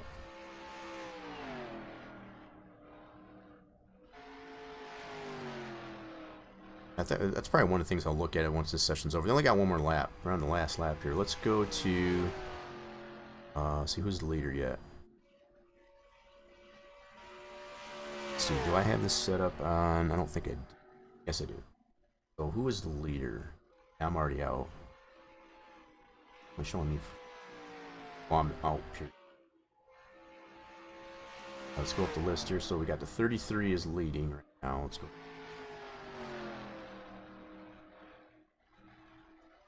Yep. So this is the one thing too. So we only had one leader the whole race. One leader the whole race. So that was the last lap right there. Now they're in cool down lap, so they'll come into the pits now. That's probably one thing I want to look at before I get out of this session here, to see how these cars are rated. And these, like I said, these are just random cars that were done up and put with the Monster Energy 19 mod, I guess, as far as for the sim. Osmond and Splash and Go in that, so only as good as the input from them, right? So they're only going to do what they're told, right? So as far as how you design them, as far as the ratings of it and how the INI is designed, yeah, they're only going to basically do what you tell them. And honestly, there's pretty decent stutter right there. Holy smokes! And again, it's just that combination of the track and the mod being so detailed. In fact, it's there. Okay, we're gonna close this out, and we're gonna take a look at the. Oh, it did not go to the. Interesting. So it didn't go to the windscreen as far as the results page. There's some reasons for that too, and there's probably something that's missing in the. Oh, I can't remember what it was specifically now. Brain fart. We've gone through that before, as far as like with other track builds, as far as like when it doesn't go to the results screen where it shows, you know, who the winner was. There's a reason for that. It eludes me, I guess, at the moment there, but we'll get that straightened out again. Anyway, this is went to show you, I guess, as far as just a recap of what we set everything at. 95% opponent strength. That was the result we got. What I want to look at now, while we're in here, is go to the opponent manager and look at the ratings of some of these cars. So some of the cars that we had on track, and we want to go to all. This is the one we had. We want active drivers. So some of the cars we had on here, we can look at the ratings for them. And happen to be, yeah. So a lot of these seem to be rated. They're not set to just like 40 and 100. So this gives me, you know, some information, I guess, as far as the way the AI are actually responding. If they're rated, you know, kind of tangentially like this, where they're not just 40 on the minimum and 100 on the max, which is, if that was the same all the way through, I would expect to see what we just witnessed. But the fact that they do seem to be rated. Look at a couple other ones here. Just ratings for this one. See, they are rated. So this is the difference between being rated and as opposed to not. So again, if you've got them, if you're looking in here and you're seeing the cars just rated at 40 and 100, or 40 and, you know, just the same numbers all the way through all these fields, then you would get that response that we just got. So what this tells me, with these cars being rated as they are, there needs to be some adjustments more to the track INI to allow them to deviate, I guess, as far as, you know, race for position, I guess, a little bit. Thank you, Torch. Yes, I know somebody would think of it. So yeah, the SDP file, and that's the race win screen. I can't remember exactly what the name is, but yeah, there's a file that needs to exist in the track folder itself, which is not there. And if that's not there, it can't go to it. It just closes. It doesn't go to that results page. Yeah, but there's a particular, the SDP file. It's basically just like a MIP that we have, and it's just a texture file. And it has to be named specifically, you know, track. I forget what it actually is named, but it has to be in there. And if it isn't in there, it'll just close out and go directly to, you know, just that setup screen. Also, that's why we didn't see. But primarily, what will happen is if that file, that SDP file for the windscreen is in there, in the track folder itself, you'll get the result of the stream as far as, you know, picture who won and all that jazz. Anywho, so far from what I can see, the cars are rated, and all that tells me is we need to look at possibly adjusting. So I didn't really see, other than I need to adjust my settings here. So this is where we're at so far as with settings. Probably one other thing I could probably adjust is maybe shadows from structures. And as I mentioned before, one of my personal peeves, I guess, with other people that I see drive the simulation and turn all the shadows off, as far as especially from cars, and it removes that shadow that's underneath the cars or drive around the track. To me, that just looks tacky. You don't really gain that much, I guess, as far as taking that simple plane from the shadows under the cars. So it just makes it look like the car doesn't even belong in the track with no shadow. And I'm sure it's probably just that's personal preference. I don't feel you gain. Now from structures is a little bit different story. From structures, that includes both track geometry as well as track objects. So as far as like the stands that we have in there, the Lone Star Hotel, or tower, anything that's in there geometry or object wise, that's what this value does. So if anything, I might just turn that one off. And that doesn't mean it's not going to have any shading whatsoever as far as in the track, because you'll still have the, like I said, as far as the cars, the shadows under cars, all the reflections and all that stuff. So it's not going to take away light. Now if there's shading that's physically applied to the textures and in the form of AO baking, you know, as far as ambient occlusion, that's not going to go away, right? Because that's built into the texture. So don't want to confuse, I guess, as far as how this value here affects, I guess, as far as that aspect.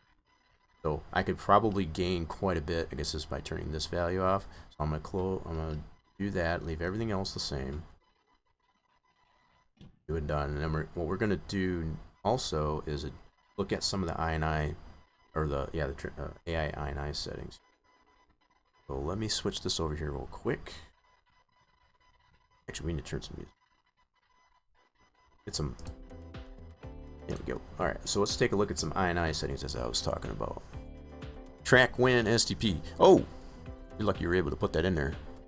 Usually the bot doesn't like when you put periods and stuff. Yeah, track win STP. Yeah, so that's the specific file, right, that I was talking about. That needs to be in the track for that to load. Yep. I knew somebody would know. Let's see, the Dover track. They race each other hard and react differently, like if yeah. Yep. Now it's time for you to eat supper. Well, I hope you enjoyed, I guess, as far as a little bit of race action there against Lady Death. What are we having for supper anyway, if I could ask? I don't even know what the heck I'm having.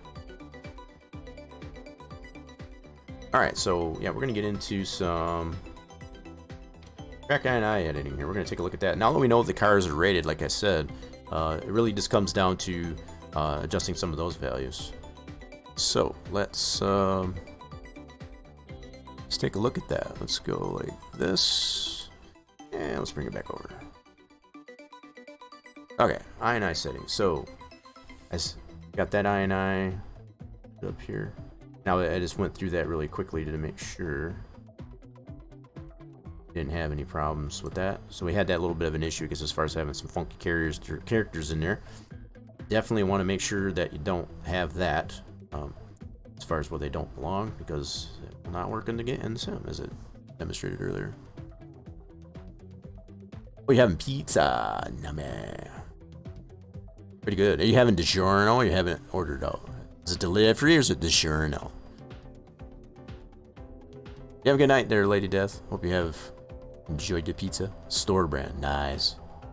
Well, you enjoyed the pizza. I'm glad you stopped in. Hope you can come again. You enjoy the pizza? Pepperoni and supreme. Oh, you got 2. Ah. Nice, very nice.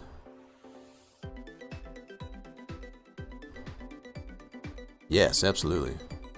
Yeah, for anybody that cares to want to drink, and it's I kind of make it kind of generic. There is a let's see if the bottle drink it up here. Let's see. There is a. I know Torch used it last week there. I almost forgot I had it, but there is a drink command. You want to whatever you care to want to drink. If it's wine, coffee, whatever it is. That's what I put that one out there for. Like I said, fluids around here are very important, so you gotta have those.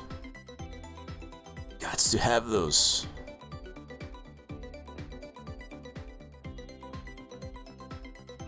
Yep, that's the one. That's the one. Yeah, so found it. Okay. Yeah, so ion. So as far as these settings here, or the AI, right? And there's different physics. So the one that we were primarily dealing with right there was the cup physics, yeah. So we got the GNS physics, which is the old Grand National Series, which is the way the original sim was designed around Grand National Series. That's how old this sim is, because they call it just the Xfinity Series now. So the fact that GNS is the Grand National Series, CTS is the Craftsman Truck Series, which is now called Gander Mountain something, whatever. Gander Mountain, yeah, I don't even know what it calls now. But anyway, CTS was the original Craftsman Truck Series, that physic, and then by default is the Cup physic. So we got Cup, CTS, GTS, GNS. So this initial AI track is for Cup, and then these values here are specific to these other physics for GNS and CTS. So just to kind of differentiate them. What we want to focus on is just the Cup physic, which is all this area right here. So one of the initial things that I had mentioned as far as AI line modifier, that's something that you can change to potentially give them, more aggression and what have you. So that would fall under this line right here. So right now it's just set to 1, so it's just kind of a default. And what this basically does is whatever you set the grip levels, there's a lot of things that take into account for this. So the AI line modifier makes a huge adjustment. So putting this to any deviation above 1 is going to make a big difference. So you want to make very small incremental adjustments to this. You don't want to go too extreme with it, because you'll get just a crazy response behavior gets by that. So you want to go up either by increments of like hundredths, so even increase this up by say like 1.02, 1.03 will make a bit of a difference. What I'm initially thinking here, just to kind of give a baseline for how much they would change, I'd probably go maybe as high as 1.05, 1.06, just to see if I can get them to deviate. And then once I test it out that way, just to see if that's too much, or maybe it could go up even a little bit higher. But again, don't want to go too extreme with it. So like to set this to a line at, like a value of 2, that's probably way too high. Just to kind of give some idea. Very incremental adjustments you want to make to any of these items, really. One of the other lines that you can adjust to help give them a little bit more feel good, I guess, as far as to be more competitive, happens to deal with just the drag and the grip. You can increase. These are already pretty high, right? So they already got quite a bit of feel good in them already, the way they are. So I don't know if I want to adjust that too much more. So I'm kind of falling back to this AI line modifier. So what that line modifier means is almost exactly what it seems. The AI line is the race LP, right?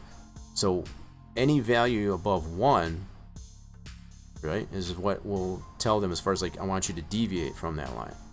You know, even if they just kind of, you know, peak, gets as far as to just drift. And then also, if you do the draft, combining that, I guess, with the drafting distance right here at 1.3, this might be a little too far apart. You know, we saw what we witnessed, you know, we observed, I guess, as far as what we witnessed is how far apart they were. They weren't really getting close to each other. Reducing this value as far as the AI drafting distance here might help that.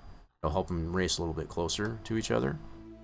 AI bunching has to do, even that one, you can adjust that one a little bit to help them race a little bit closer. Again, it all is hubbed around the idea of a value of 1.0. And you can go as far out as 3 decimal places, as you can see here. You know, so you can really fine tune it, I guess, in that regard. So that's kind of the main areas that I focus on. You know, when I see the type of result that we did with the AI, is the line modifier, as I said. I don't think I'm going to do any adjustments. That's already pretty high on the grip and the drag. You can probably maybe lower the drag a little bit, so that they drag means almost exactly what it sounds like. Drag is adding like weight to the car. So anything above a 1 is going to add more weight to it. So if you want to, you know, make them a little bit more loosey-goosey as far as the, you know, maybe a little less feel good, you know, as far as to be looser is always faster, right? So to even lower this down maybe to say like a 104. Whoops, I need to change my, well, I gotta move this over, that's right. Wrong keyboard! Alright, so hold on. Let me move this out of the way quick. What the, why is that not moving? Alright, so yeah, so I'm gonna adjust, as I said all this, I'm gonna adjust this one to 1.04. That'll take less weight, you know, it won't have as much weight on the car. And like I said, very fine-tuned, so you don't want to go too drastic with this. And I think what I'll do on this one is go 105. So raise that up a little bit so that tells them or whatever, I want you to deviate from this line. Now, it doesn't mean they'll do it all the time, but it at least gives them some means, I guess, to say, okay, I can go this far off the line. And again, this hubs almost 100% off the race LP. So that painted line that we saw in there, as far as the best line, the noob line, whatever you want to call it, the fact that they were saying glued to that, the fact that it was set to 1 was part of most of the reason why. So yeah, taking some of the weight off, I'm going to increase this a little bit, and I'm also going to reduce the AI bunching and distance. So yeah, we'll bring this down to, say, I don't know, maybe a 1.4. It was a 1.7. And we'll also adjust the drafting. We want to bring,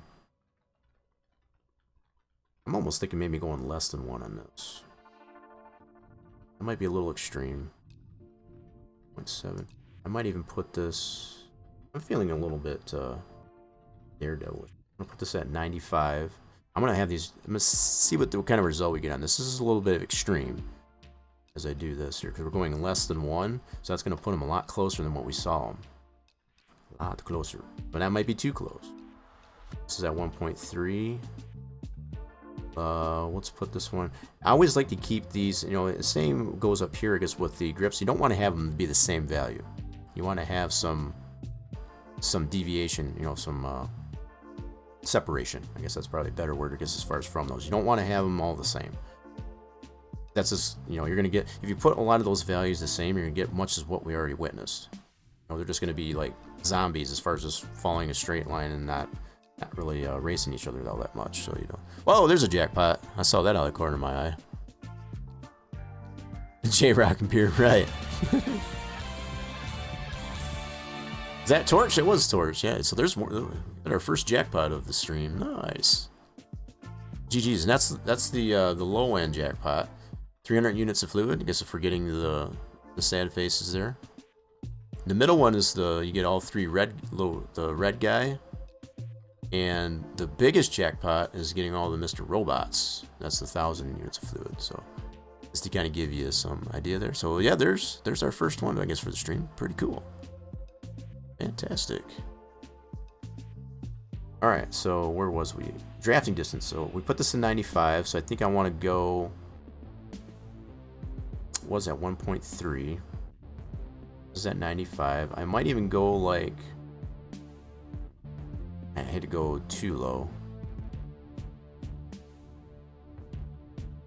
From experience there, anything below like say a 0.85, you get some really wicked, even with the settings that we've got with the LPs and stuff on this track so far, having these down, even your drag and all that stuff, you've got those really low, like say lower than a 0.85, you get some really wicked results, I guess, as far as all the AI. And by wicked, it's like if you want some like serious crashing and stuff like that, them really getting into each other, that's a good way to do it. That's what you're looking for. Yeah, I could probably do 0.98. And that creates some separation from that. I was kind of thinking of that. But what I was initially thinking of, this one here was 1.07, so this was higher than this one. Right? So that would be flip-flopping it. So I'm almost thinking maybe put this to 9.8 and this one to 0.95. Yeah, because there is some method to the madness there as far as one being higher than the other, because putting one of these values, like say go back to grip modifier, the fact that this is at a 107 and the drag is at 104, this is going to have more priority over this value, for example. So that's something else to take in consideration, I guess, as far as when you're setting these values. Any value that's higher than another value, as far as before it in particular, is going to have precedence. So the fact that I've got this 107, 104, 105, this drag modifier is going to have less of a priority than the grip. So it's really going to, it might even behoove me, I guess, to go ahead and lower this grip a little bit. Or even put more separation between the rest of these so that these will tend to have more priority. I'm thinking about this. It's a balancing act when it comes to this, right? You can't just throw values at this and expect it, I guess, to get a particular result. This is what I'm saying. 107, 104. Yeah, see, this grip qualifier is actually not that bad. It's only slightly over 1.01. And what that means is, like, if you put this at a value of 1, basically whatever line you can race, whatever time that you get, that's the same thing the qual.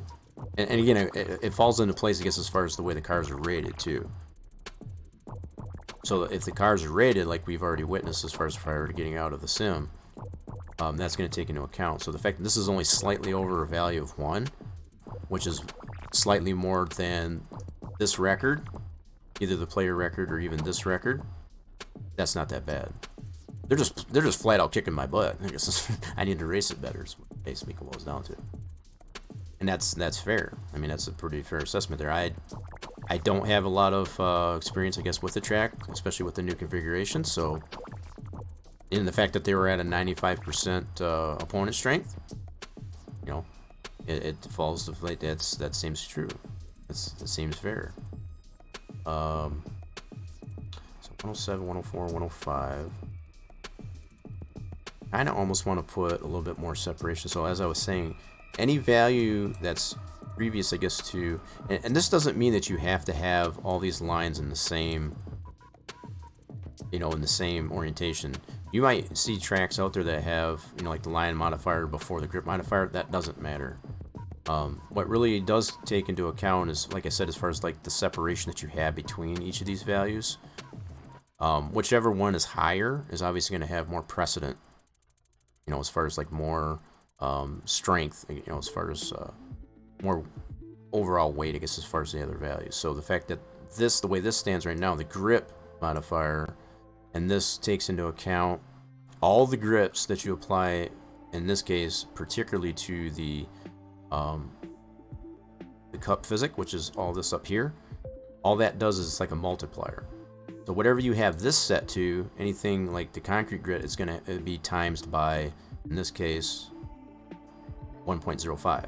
So that means it's going to increase this value. You have to take that in consideration. So if you put this too high and set this to, an even higher value, you're going to have tons of grip, I guess, on the AI, which just means they'll probably more so kick your behind. So if you don't want that, you know, if you want to, you know, lessen their strength or their abilities, because regardless of car rating, you want to balance that out properly.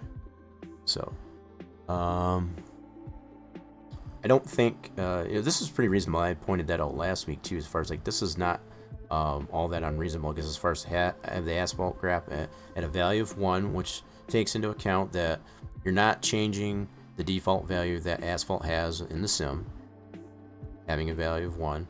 The concrete, you're giving it just a little bit more than default. Paint has a ton more grip. And now, keeping in mind, like I said before in last stream and previous streams, paint grip already has a high grip anyway. So if you, the more you put this at a high, you know, more than a value of 1, you're just, yeah, and if that's what you want, that's perfectly fair. But just keep that in mind as far as like the hierarchy of all the different track textures as far as paint, concrete, and asphalt. Paint is going to be your highest by default, right? So this is something to take in consideration.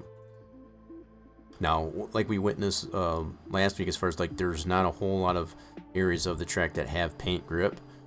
So again, it goes back to what I said about just because, like with the texture, if you apply grass or an asphalt texture to the track, that is automatically going to give it asphalt grip.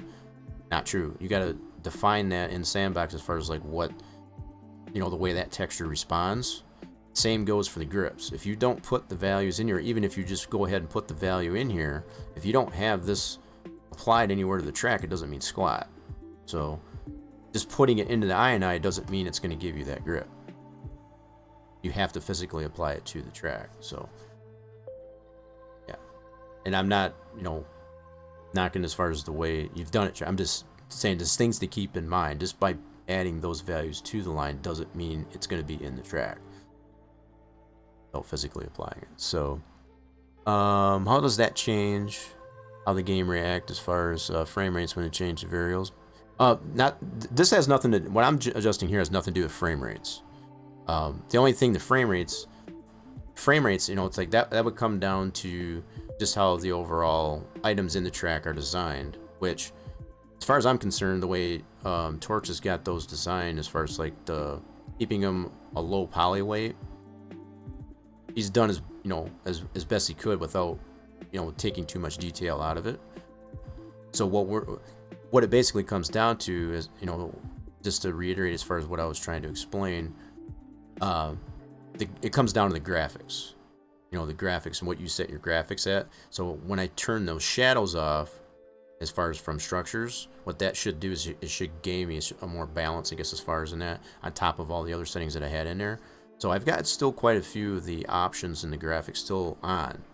So it's not going to take away a whole lot, but it will gain me more frames. It should, in theory, there you go, this anyways, and that's where that comes down to.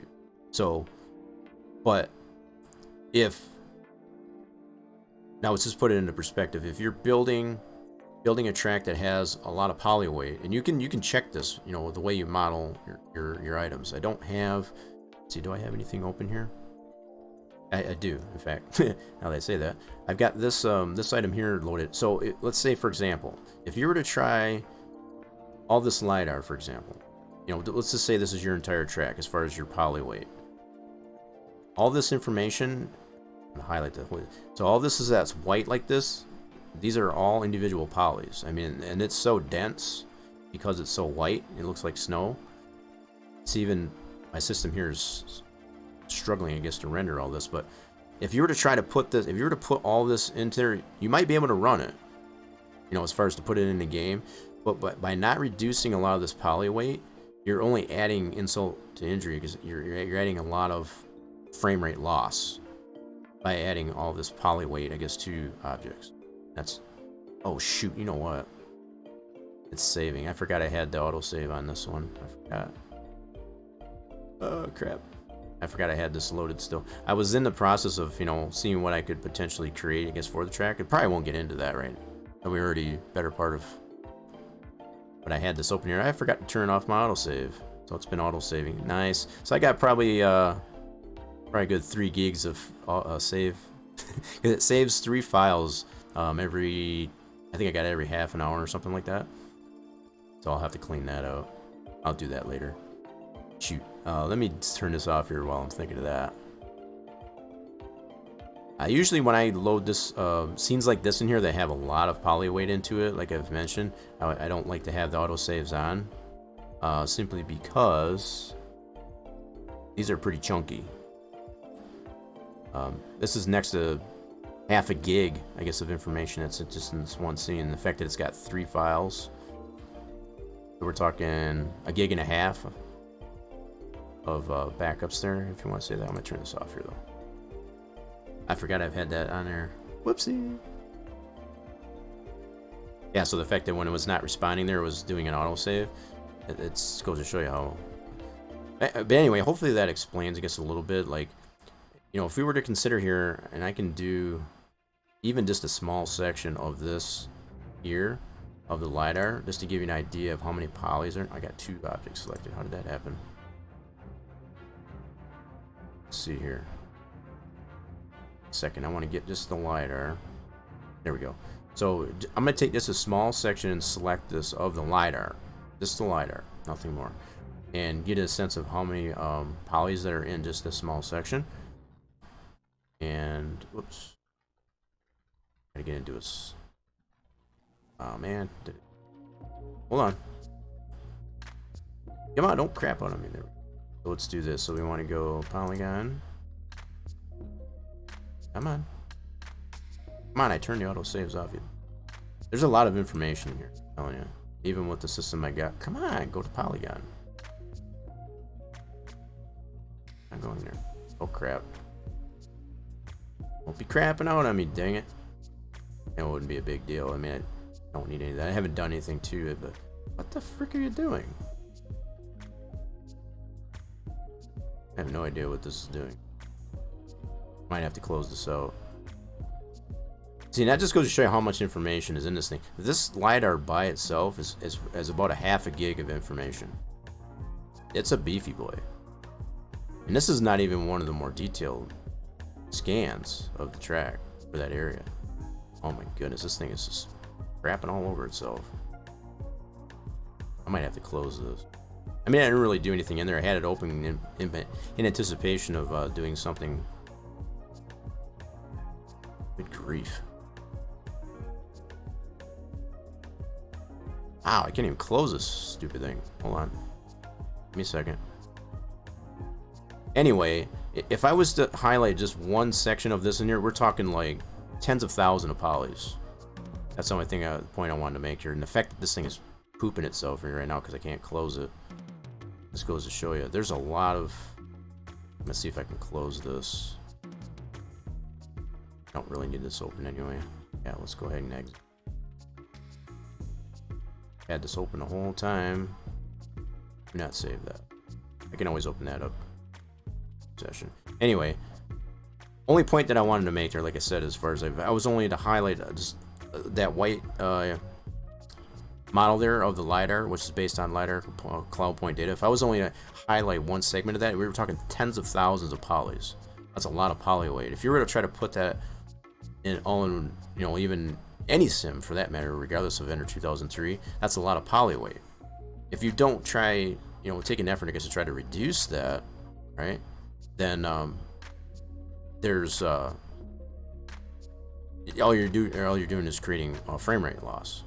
So it starts from the track build itself as well as the mod that you're running on, as far as to keep it balanced. And I do feel that Splash and Go, as far as Cosmin and his group of Splash and Go, did a hell of a job as far as to add as much detail as they can to the mod that we're, you know, using as far as the build of this track. It's just a matter of getting it to play nice by just adjusting our settings so that it does. There's ways you can do that. And keeping in mind that I'm trying to get all my settings done, I guess, up the same way I had it before the PC crapped out. And I had it really fine-tuned. I had it really dialed in, I guess, as far as to get it a lot of, you know, maintaining a lot of the detail, you know, the shadows and all that stuff, you know, having adequate amount of frame rates, even on that old system. Okay, But yeah, I guess hopefully that explains, I guess, a little bit. These values that I'm adjusting in the INI have nothing to do with adjusting the frame rate. It all comes down to how the mod is designed that we're using primarily here in this stream, and the track, the way that's built, getting those to play nice. That's now to this point, because there's not much we can do with the mod, right, as far as to reduce that. We can adjust some things with the track, but we don't need to, because Torch has already taken the initiative, like I said, as far as to keep them as low as you possibly can, as far as the poly weight on the items in the track. So now it's just down to graphics. I know I sound like a broken record, but I don't want to just try and explain it the best I can. But these values in here, yeah, that we're adjusting here for the AI performance, you know, as far as like how much they deviate from the LPs that we've got laid out and stuff like that. That's all this is doing. Alright, so yeah, as I was saying there, you mentioned something about it is a lot of data. It's absolutely a lot of data. But this is where there's a lot of confusion in when, you know, certain game developers, you know, and iRacing to name one, this comes to mind right off the bat. When they say they're laser scanning a track or whatever like that, all that data that I was showing in there prior to closing it there, that's what people feel. All that data that's being scanned just like that is being put in the sim. That's 100% not true. 100% not true. It has to be dialed down, and you know, the weight of the polys and the vertices or whatever has to be dummied down to get it to work, even in the most modern of gaming engines, you know, graphics engines. And even from iRacing standpoint, they got a very good engine, don't get me wrong. It's right there with the real engine and things like that, but they're not putting all that data as we just saw, you know, what I had highlighted there. That is not all that information is going in there. Period.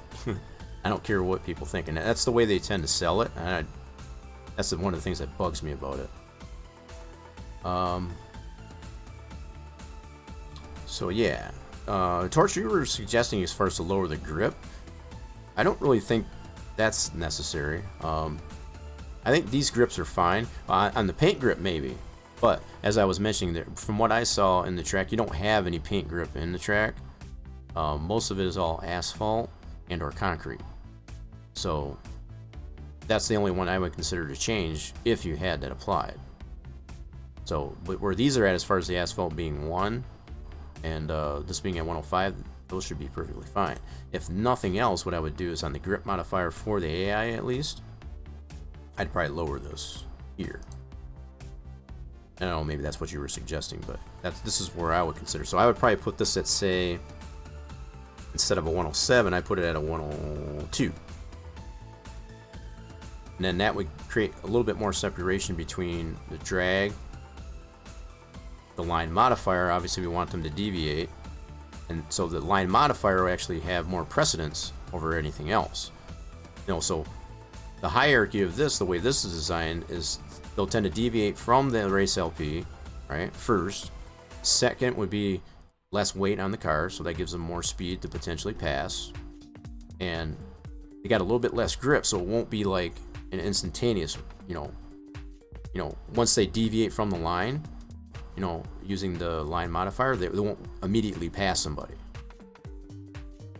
If that makes any sense. So this is how you balance this out as far as like how you separate these things. Just like I said, this AI line modifier, if I keep it this way, has more priority than these two. So what that means is the way that the AI decide as far as like, okay, I can move from this line. I got a little bit less weight, but I don't have quite as much grip. So I'm gonna fight this guy, I guess, as far as you're gonna see a lot of fighting between, potentially at least anyway, as far as between two different cars, you know, for position.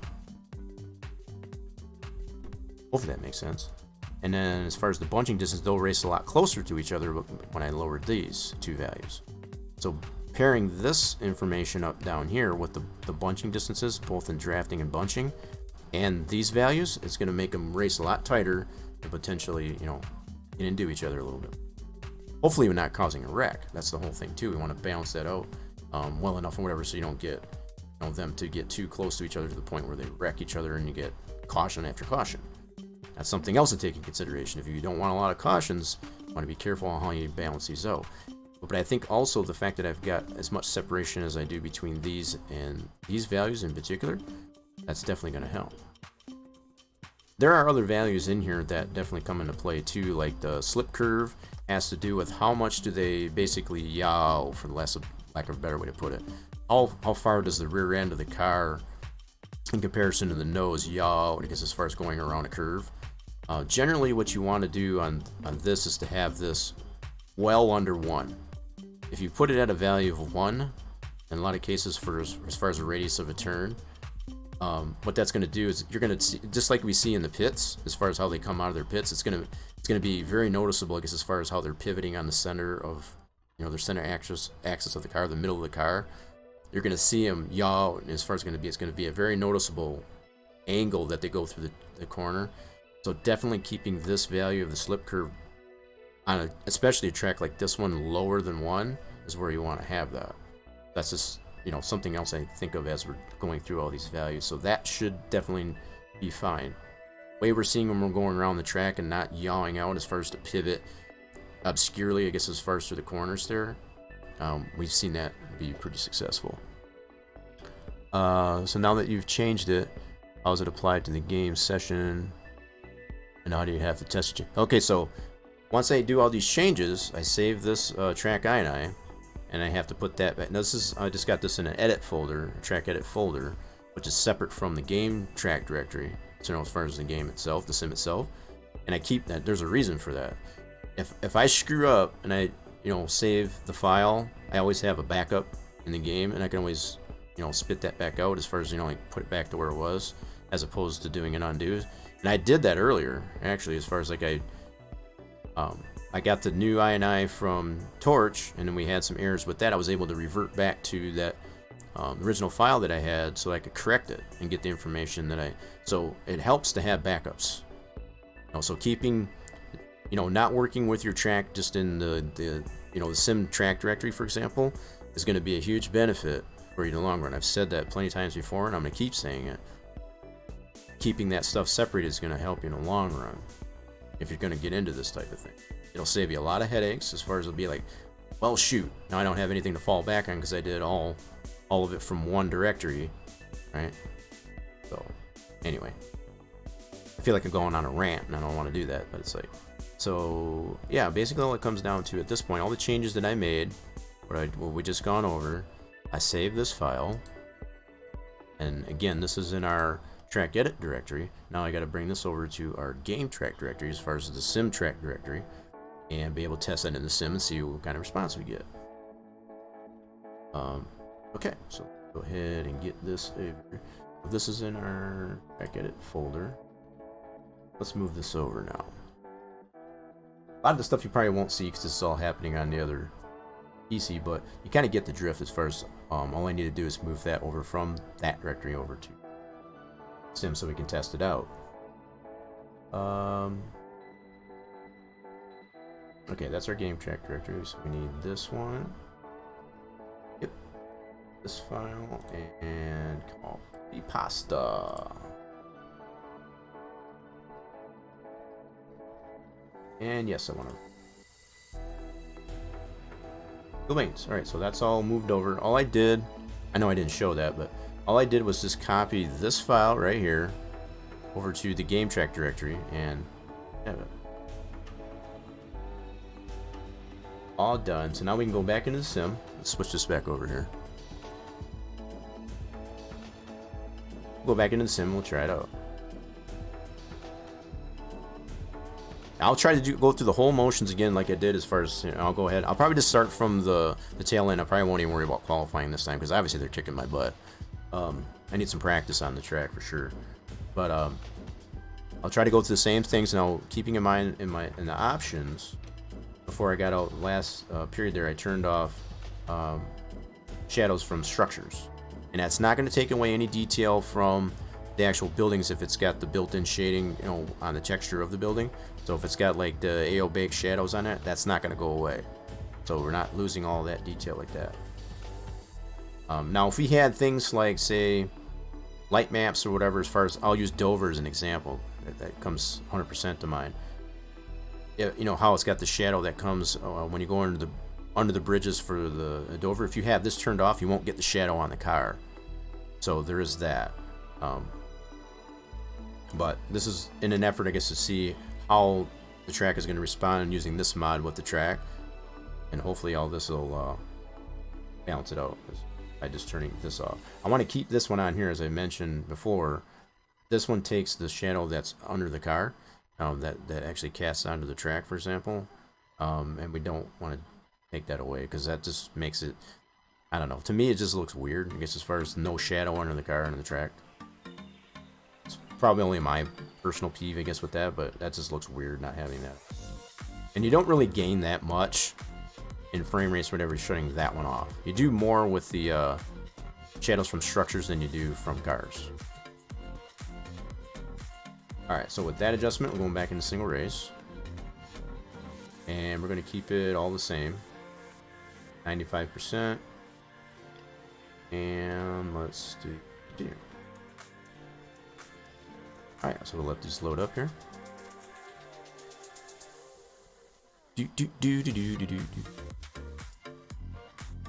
Yeah, so we'll be able to see the effects of the changes that we made to track I9 now that I brought it over to our, back over to our track.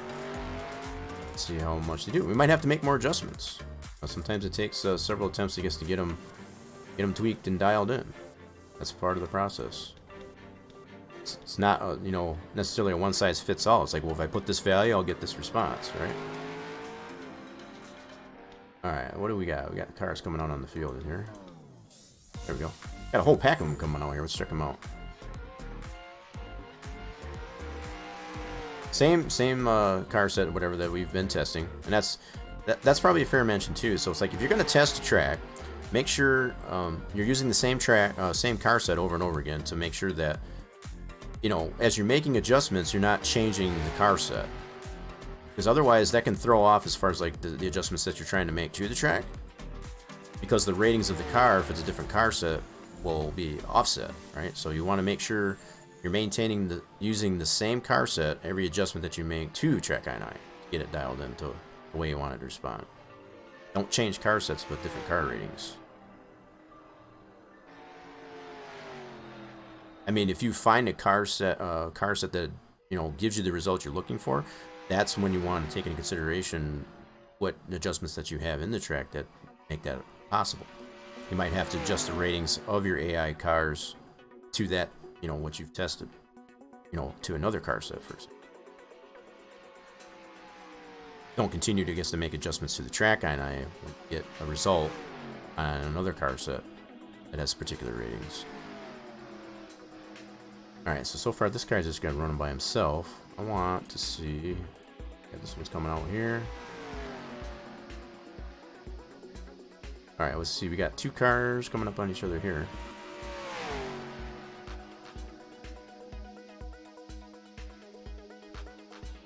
And they're just getting warmed up. Mostly they're just getting a couple laps under them. Oh, he's closing in on them. Come on, baby. Get there.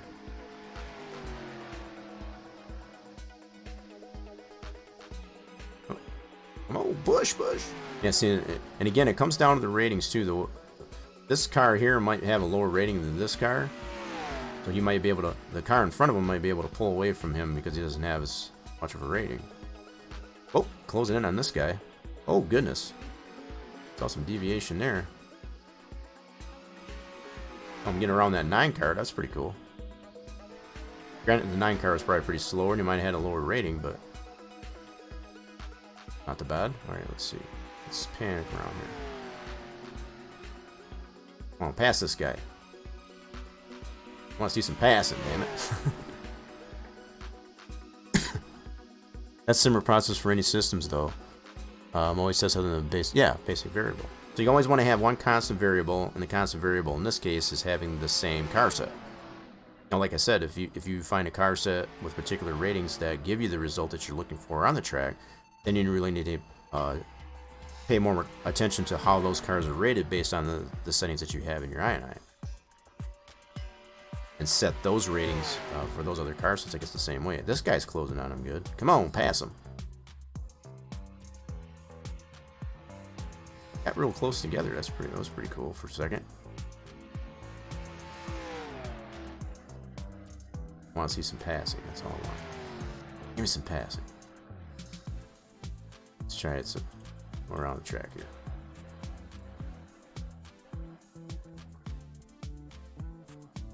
And it might not have been, and like I said, it might take a couple of tries, I guess, to get the values where they need to be, I guess, as far as to get them to respond the way we want.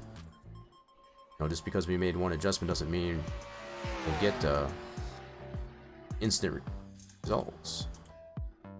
I'm not seeing any passing.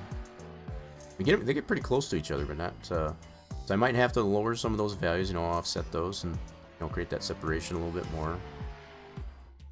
I feel like they are getting closer to each other though, a little bit, just slightly. They are deviating a little bit. See how they're kind of drifting off that line, just that little bit. So that's what's resulting, I guess, in putting it at a 1.05 on the line modifier. It was previously at a 1. They do tend to drift from it a little bit, but we can probably raise it even a little bit more. And then even go so far as to change that bunching distance again a little bit lower. They're getting closer to each other in some cases. And again, keeping in mind, I can't stress enough, I guess, as far as the way the ratings affect how what results you apply to the INI are going to affect. So the ratings come into play, I guess, as far as those values. Oh, we got some passing there. Well, he was pitting, that's why. But I got excited there for a second. Yeah, that car that peeled off. So the pitting processes there seem to be pretty solid. He's coming in the pit. We got some cars in the pit. See if there's anyone that come out. Yep, this one's coming out. Cool. That's good to see, where as far as them coming back out, even though it isn't a practice session. I might make some more adjustments though to it there, because I would like to see a little bit tighter racing and some potential passes, if not some passes completely. They do deviate a little bit. You can see ever so slightly they're not 100% glued to that. They're deviating that, in just that 1.05. You can see that difference there. So I think if we bump it up just a little bit more, we'll see a little bit more deviation. And then if we lower that bunching distance just a little bit more as well, we can see them race a little bit tighter. Bunching and the both in the drafting and just the overall bunching. See, these guys, they're getting pretty close. A lot closer than they were. Right there. Yeah. Guys are getting pretty close. And granted, this is only practice, but much the same would be noticeable, I guess, in the race session too.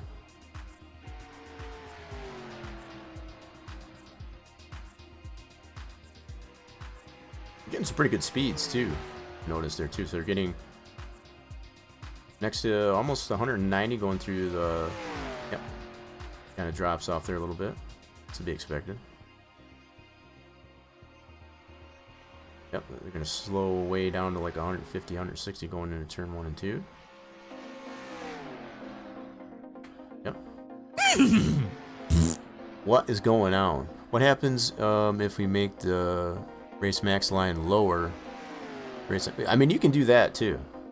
That's something else you can decide. You can redo either the max race or the min race to get them to race a little bit. You can do that as well.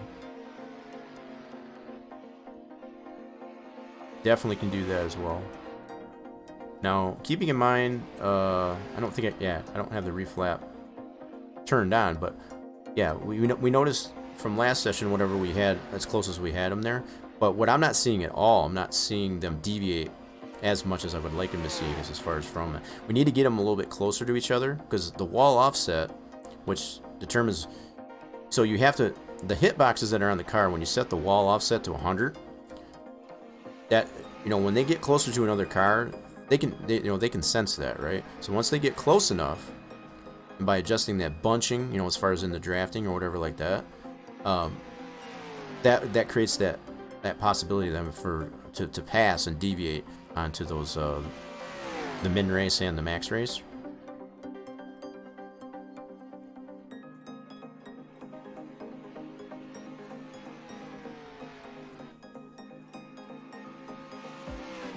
But you know what you want to be careful of, as I mentioned too, is you don't want the min and the max race to cross. Cross. You don't want any of those LPs to cross each other. You want to keep them within, fairly close proximity to each other, right? Because you want that potential side by side. But just as I mentioned, you want to take into consideration the size of the vehicle, right? As far as the width and the length of it and such like that. As far as into consideration, you don't want them too close to each other, because if they're trying to pass and they can't, they can only go so far. When you create the LP, whatever, that's too close to each other, they're gonna wreck. That's all that's gonna happen. So that's why I designed the LPs as far as the spacing of it the way I did. So he's coming into pits. You definitely don't want those LPs too close, is all I'm saying.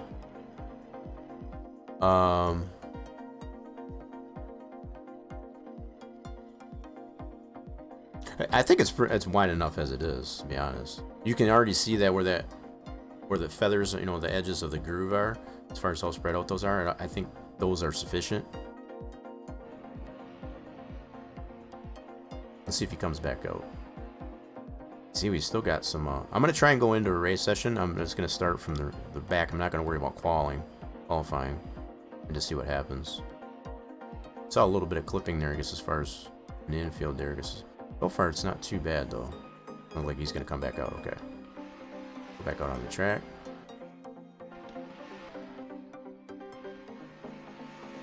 I mean, they're not racing terribly. That's probably another point I want to make. See, they are deviating. See how they drift? Before we were noticing, as far as like the center of the car, they were staying really centered right on that race group. That 1.05 line modifier that we applied to it. So they're definitely deviating. Okay, that reset session's over. Let's go ahead right to race. I'm not going to worry about qualifying. Drivers, to your car. And then what I'm also going to do is turn the music off for a second, so we can get all the sound. Drivers, to your cars. Let's see what happens here. Let's see if we do. Yeah, see, we're still getting. Start your engine. This is such a bummer. I don't know what else to adjust on this. And again, I want to reiterate, this is not an issue with the mod itself or the track. It's just this combination here. I just really need to dial this in. It's probably more settings that I need to do on my own app settings, as far as something to get this, because I've had this nice and dialed in on my old PC, to get this to not do that. So, and it's just a matter of coming in. Yeah, we're in the single digits there. That's just not good. It's just not gonna fly. Not gonna fly. So what I'm gonna do is retire. Watch the AI. Don't get it in this view, but definitely with all that poly tear or whatever, that's non-racing. Not racing. So, pace car. There we go. Let's make sure we put it on live. And let's just. Yep, so this is all live. You see the pit. Pace car come in, and what do we got leading? 44 Stanley. Okay, just one. Take note of that. Wow, they're getting kind of out of whack here. How'd that happen? Oh, it's probably because of the starting grid. More than likely. The pacing distance, the AI pacing, all the bunching for the pacing or whatever like that is probably a little. Yeah, see, it's still kind of really hiccups here. Holy smokes. I mean, granted, that's a lot of stuff that's. Oh, wow. We got a rack already.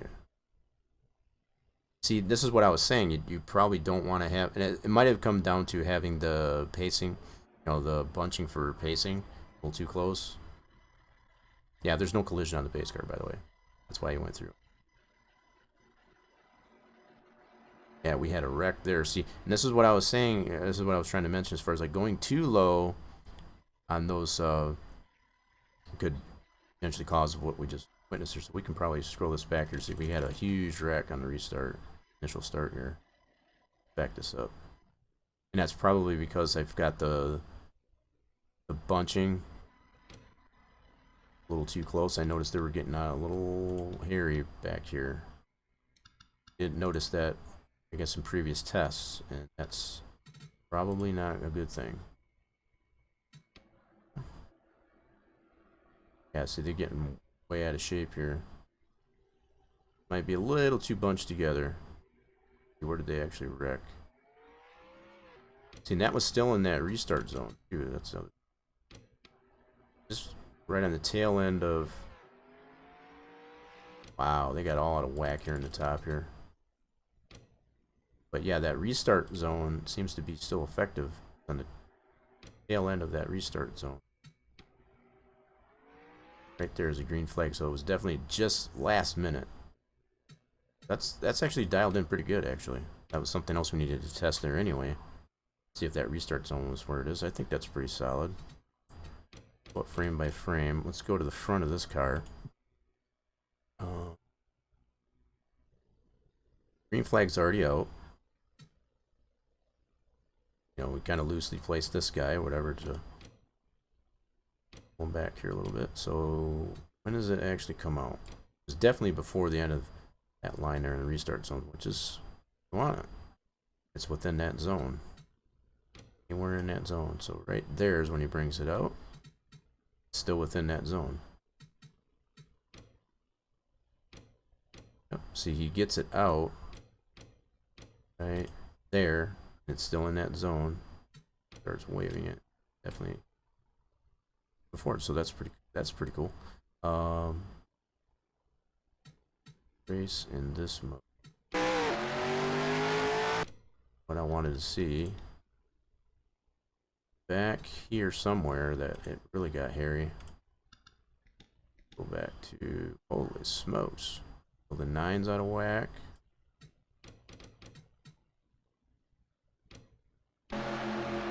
Wow, got some frame rate drop even in this. And again, I'm going to have to really figure out, I guess, as far as what I need to adjust on my end, I guess, as far as get this to not be so nasty as far as the frame rates.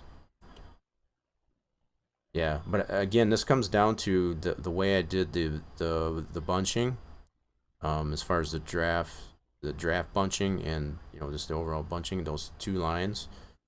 This is probably a little too close. This is why I said you don't want to go too low. They're pretty close together here. Here, let me put this in a different view. That's nasty right there. It's even chugging in this view. Yikes. Second. Go to this view.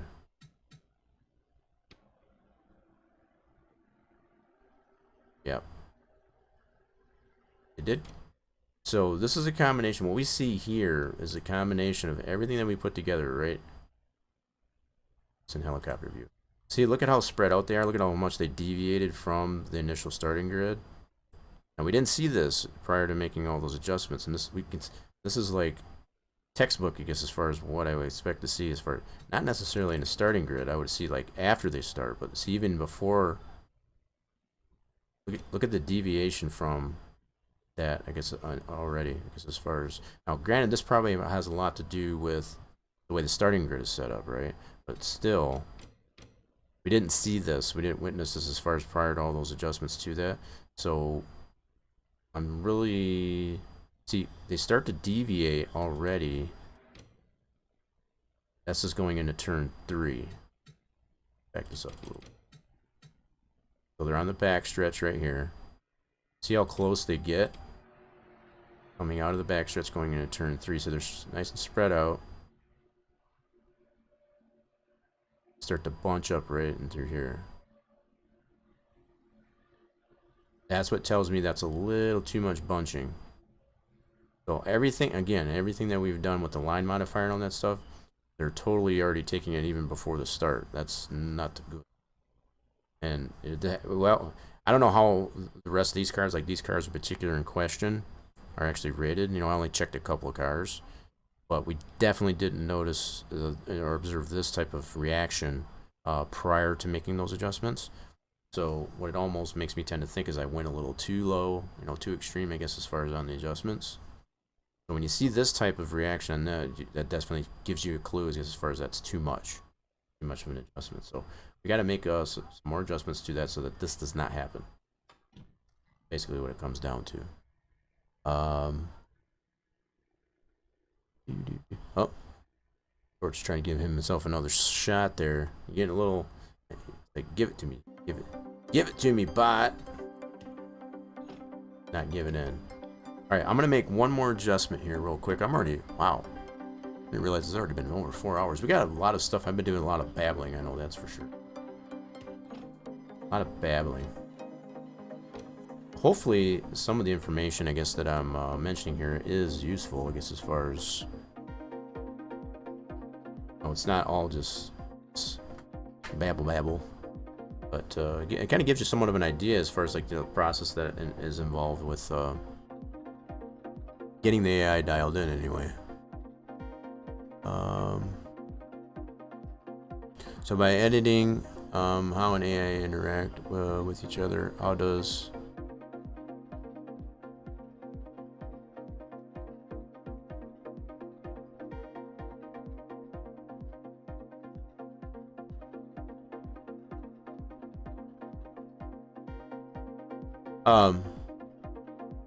so if I understand what you're asking there, yeah. So it's like if I was to include myself as a player into the mix there, it's much the same dynamic as with the AI. So it's like, as I was mentioning, it's as far as the AI are gonna sense any vehicle that's around them, right? It doesn't matter if it's a player car or not. Obviously, the player car can react much more organically, I guess, than the AI themselves can. But they're gonna react much the same way. It's like if you dial all these adjustments in that I've been going over, in such a way, whatever, for them to react properly, what you're trying to accomplish there is that they react more humanly, I guess, is for lack of a better way to put it. So the way they are right now, they're much more to the extreme of erratic, you know. So it's,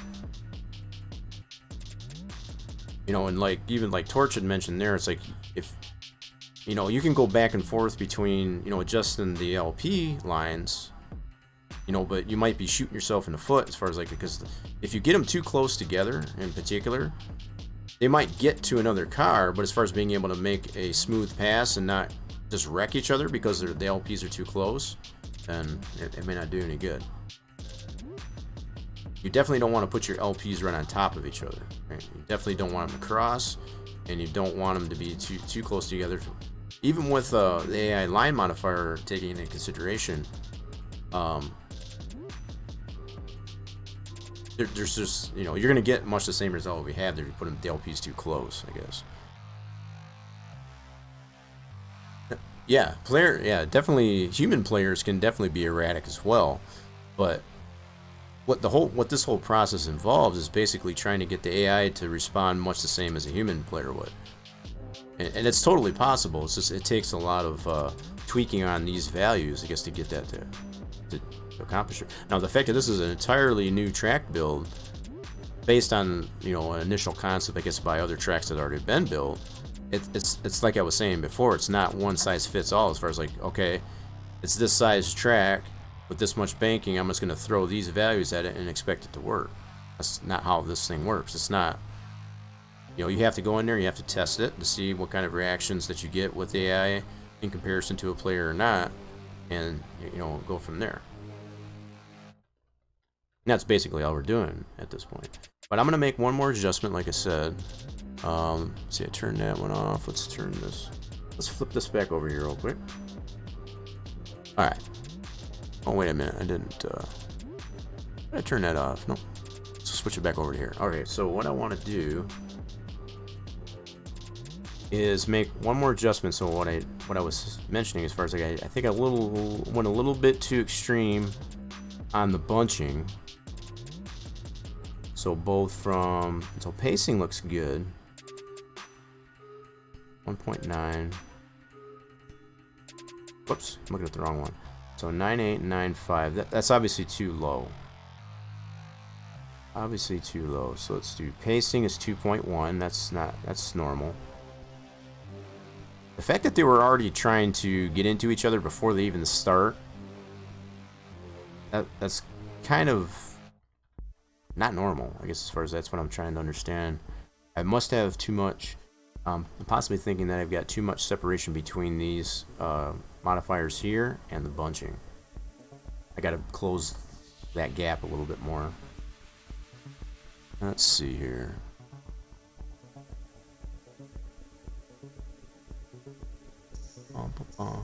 Alright, Torch. I doubt I will in this session here, but I'm going to make at least one more tweak on here. Basically what it's going to come down is anything that I've adjusted so far. I'm just going to close this gap on here. So the fact that we've got the bunching set lower than 1, and these are over 1, what I'm thinking is if I want to put more priority and keep more priority on the line modifier, possibly. Maybe not though, because yeah, the fact that they were already deviating, they were already, and it's just like I said, the fact that even before the start, they got the green flag in the restart zone, this had more priority than anything. So the fact that they were already deviating from that LP line, you know, that main race line, that goes to show me this is too high. Hence the reason why they got this notation, and this is what Papyrus put in there, because as far as it's a dangerous hack. So you don't want to deviate too much from a value of 1. And you can see why. It still holds true today. So what I'm thinking is I'll put less of a priority on this.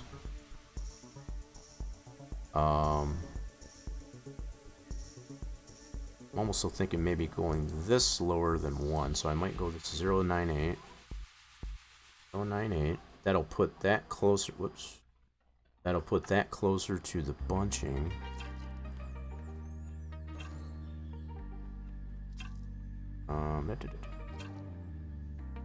But I also think I'm gonna go 95 on this one. Drafting distance, I'm gonna go. I'm gonna flip flop these. Put that same as that. 90. So really where I'm at is I want to close the gap in between all these. I'm going to lower these values and keep them with all in close proximity of each other, but not so close that they're the same values as another. Then change the hierarchy of which one has more priority. So the bunching distance, I want to have a higher value than the drafting. So I want them to, as they're racing, the drafting is like you have, especially at a track like this when you have drafting where you're like you're taking the air off another car in front of you, right? So the fact that I put that lower, also I almost want that to be higher though. This is where it becomes a balancing act. It's like, what do I want to have more precedence? Where do I want, you know, it's all in the behavior. Do I want them to be closer to each other all the time, or do I want them to be able to draft? You know, just, and that's what we've already been witnessing. We don't want them. We want them to get closer to each other, so that's why I want to put probably the bunching distance. But I'm taking into consideration the fact that they were already getting too close to each other even prior to the start. So I almost feel like I need to put this closer to 1 to help spread that gap in there so that doesn't happen. So if I keep this bunching distance probably at a 1, but then do the drafting distance at a 90, so keep that lower, so they'll actually race closer together than they were. The bunching distance, you know, gives them a little bit of breathing room, I guess, as far, okay, so that's fine. And these aren't any, and I'm also closing this gap on between these values. Okay, so I drag. I want to bring this down probably to take less weight off them. Line modifier, I want to put this down to, I feel like that's enough separation though. Might do this as 101, less weight, and then put this down to a 103. Fine tunes. Yeah, so we got 98, So the lowest value that we have so far is the drafting distance. So that means the drafting distance comes into play as far as like when they're actually racing each other and they're getting draft off the other car so that they're up to speed and all that stuff. It's basically all that air that they're taking off another car in front of them. So we want that to be a little bit closer. The bunching distance, I'm giving them a little bit more breathing room so we don't have that problem happening even on the starting grid. Okay. So I feel like these are a little bit closer together, not quite as spread apart as they were. We might try it that way and see what that says. Feeling good about this one. Alright, so let's go ahead and test this. Save it. Lose it. And then we want to this over to our game tracker. Yeah, in fact, let me do this here. I need a button to be able to switch this over so you guys can see that.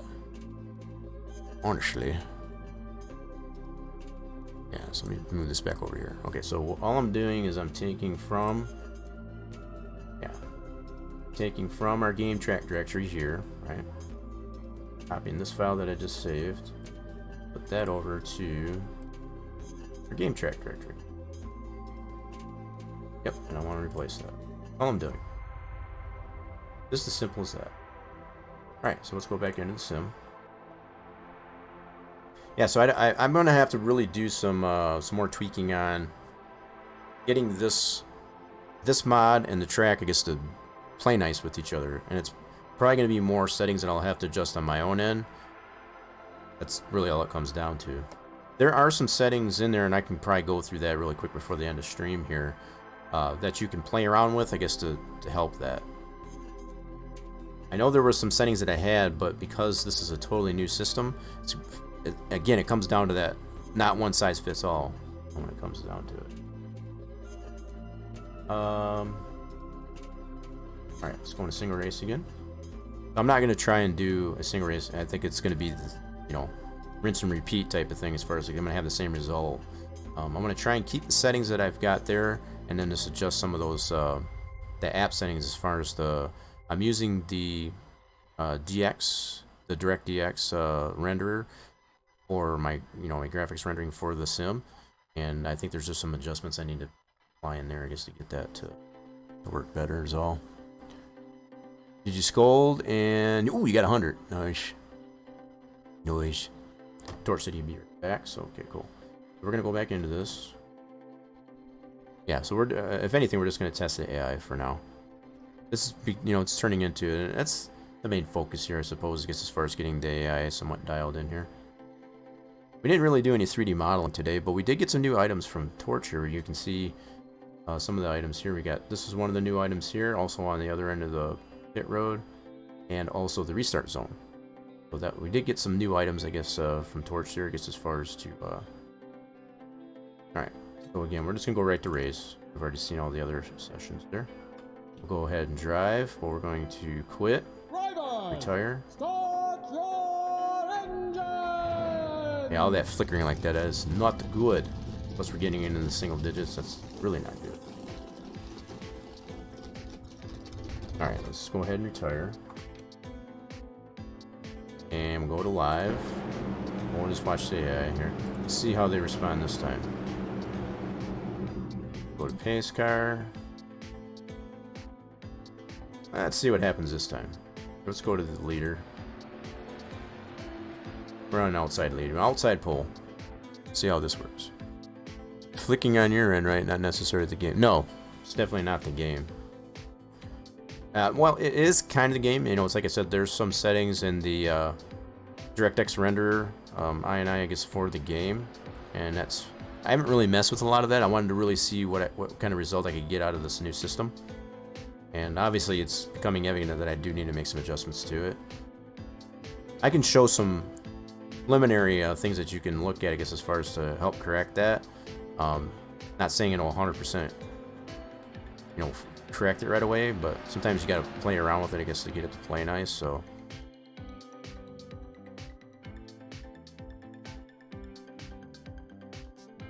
Yeah, see, they're still tending to deviate here. Let's see if they wreck again. They're not staying in a line. Let's see if they wreck. If they don't wreck, then we should be alright.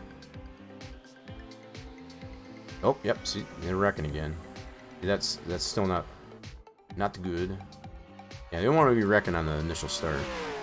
It was a little bit more delayed than it was before, but that's still not going to work.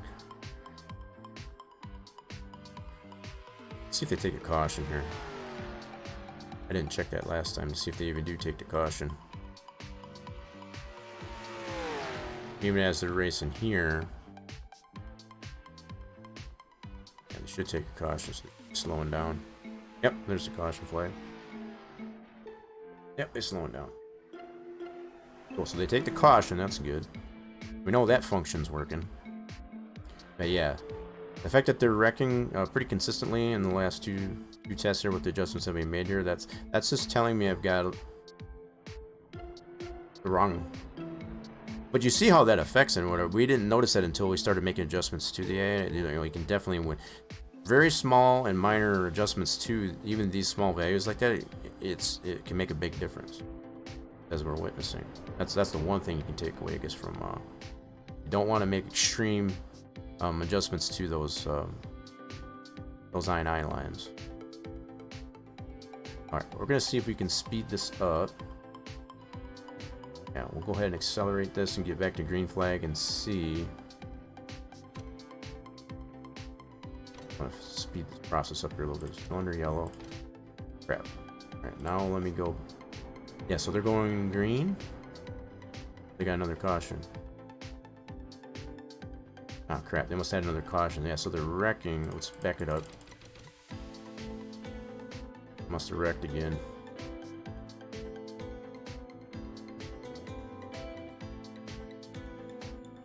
Here.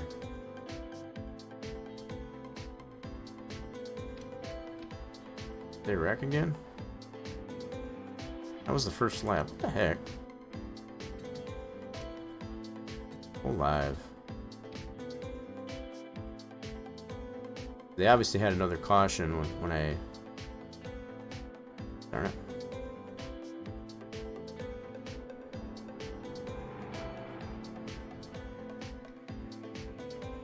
Where did they take the restart? That's what I want to know. Why aren't you going back?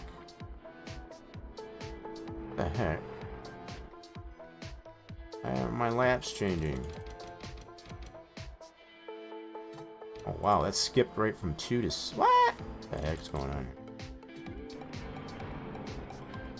All my laps. Why is it skipping laps? That's not cool. Yes, that must be just the cautions. Yeah, so there was a caution that come right after that other restart there, so that's definitely not good. Alright, so let's go ahead and just get out of that. Yeah, so right after that caution, they had another caution. Yeah. Yep, just a tad too close. Alright, so we need some more adjustments here. More adjustments. Okay, so let's switch this back over to here.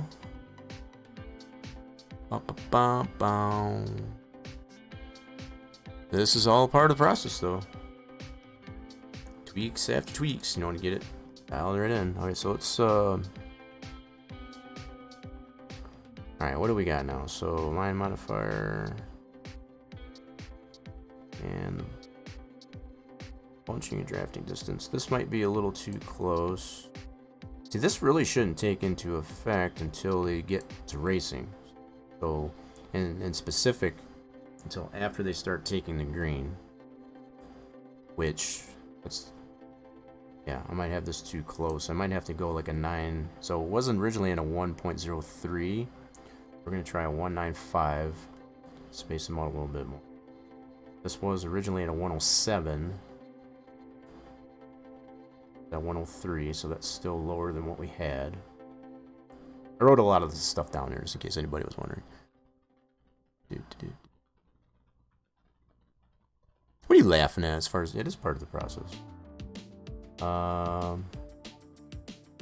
That's when I noticed it doesn't have a 0 in front of it. Not that it should matter, as long as the decimal's in there. Fix that. Keep it cleaned up there. Yeah, the fact that the decimal's in front of it should be right, but missing the 0, it bothers me. Alright, so we increase that. It's still lower than our original value of 1.0. Alright, grip modifier. So we took some grip away. Drag, so they got less drag. I think by increasing this, it might be fine. I'm also thinking of maybe putting this to 102. It was originally 107. This was 103. Yeah, might all be what I take. Let's see, we'll save that. Alright, let's copy that one back over. Alright. So we did from our track edit directory. Yeah. Now see, this as I was trying to point out earlier, as far as like, if I would have made this change over here, I still got the original file on my, so if I made a boo-boo, as far as on this end, I still got the original over in my game track directory. So I would have that to fall back on. Right, so if I goofed in here, I guess as far as, you know, on my track edit directory, I always have that to fall back. Hopefully that makes sense. Alright, so we want to paste this into our game track directory. Right there, yes please. Alright. I think what I'm going to do is I'm going to do one more adjustment here, and regardless of what the result there, I'll probably just have to do more tweaking to it, probably. I want to get into some of the settings that you can change on the, particularly the DirectX render INI that you have for the sim. There's some settings that you can change in there. Potentially that might be what I need to do. Laughing because you're telling us you need to tweak again, tweaking and testing again. Yeah. It was expected at least. Yeah. I mean, it is. I mean, it's just. It's not like a one size fits all. I don't know how else to put it. Some people just think, you know, I put this value out there. It's like, well, why doesn't it work? Well, not that simple. Alright, so we got everything where we need it to be. You know, I have to laugh because as far as people's like, well, I put all these settings to it, you know, and I copied all the values from this track and put it onto this one. It's like, why doesn't it work? Well, it doesn't work that way. It's, like I said, that's not a one size fits all. Oh, it is. There's a lot that goes into, I guess, to get the track, I guess, to respond the way you need to. It's one thing to build the track, right? But as far as to get the AI to... Now, as far as the player environment, if you didn't really care at all about the AI, you wouldn't need to do a lot of the stuff that I'm doing. You can just... If you only wanted to race the track in a league, you know, as far as with all human drivers, you wouldn't need to do a lot of this stuff that I'm doing. But if you wanted to get some practice with some AI, if you didn't have any human drivers to be able to, you know, practice with, then that's part of the reason why I feel AI is, you know, kind of important in that regard. So let's go to single race. All the settings the same. So we got to keep all these variables constant, as I mentioned, I guess, as far as to make sure that we're getting a one-to-one type of test. I only want to change the variables that we're changing in the INI and nothing else. In other words. Alright, so let's go... Yeah, we can just keep it in practice, I suppose.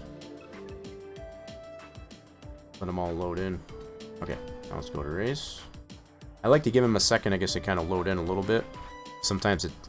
You know, especially with what we've been dealing with here so far with all the graphics, as far as this... There's a lot of frame rate loss and hiccuping and whatever. It doesn't do any good. It doesn't help in any as far as to, you know, jump right into a one session at a time. Give it a little bit to kind of load in. Alright, now we're going to go to drive. I'm still going to retire, yes, for sure. Drivers, start your engines. Okay. I usually wait till the other cars start to move before I retire. There we go. Now I can go ahead. That's a proper parking the vehicle. So we'll go live with the pace car. Actually go to the... There we go. Alright, let's see how this turns out. But in any case, you know, again, if I can't... stress it enough as far as like you want to do very mild and just moderate adjustments to those things. You don't want to go too extreme, because you even see with those even very small changes that I'm making as far as the difference of the way the AI behave, that should tell you something as far as not to go too extreme with it.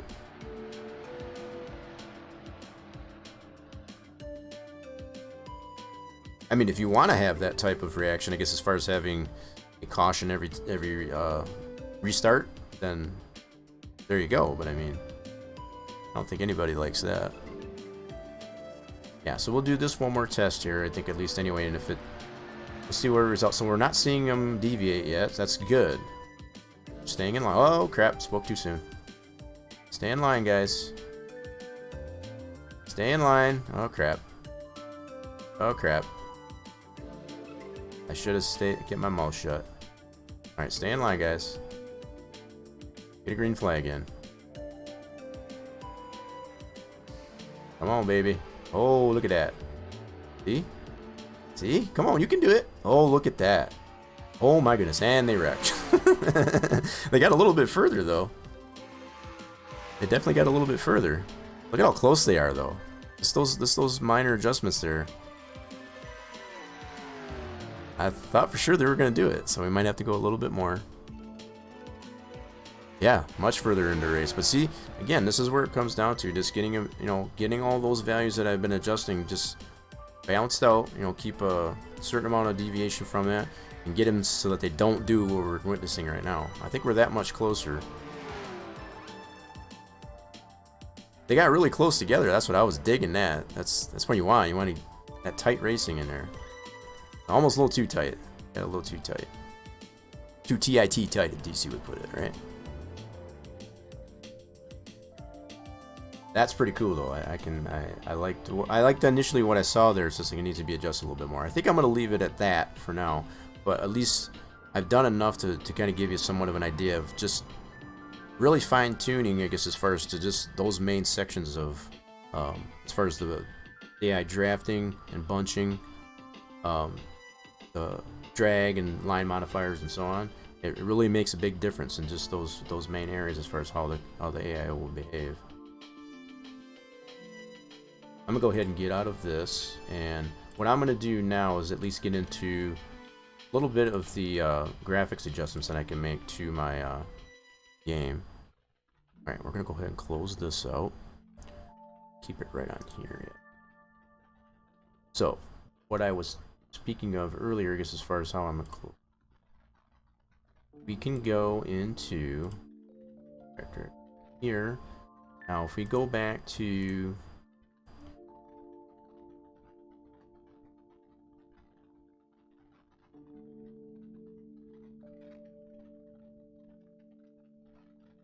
my detail, no,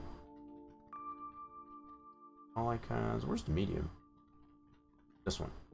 So in here, there is, and I do have some adjustments that I did make, but I don't think, for the way this system is and as newer as it is, it's probably not sufficient to have them the way I've got them. I went by as far as what the old PC had, and it obviously isn't sufficient here. I also did do a graphics driver update prior to doing that, so I think that combination of stuff, I think, is what's making it upset. So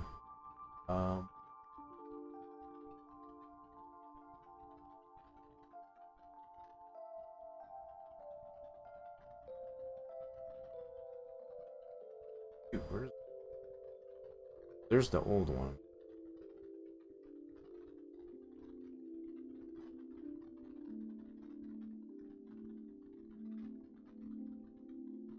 LL file itself. This is the file you want to go into, and I think having this texture set size, for example, this is what we were able to do with older graphics cards, not the new gens like we got the RTX. We were able to put this texture set size, do that. What I could probably try and do is just run the graphics, the graphics configurator, and I can just leave that at default. I'll try it that way and see what that does for me.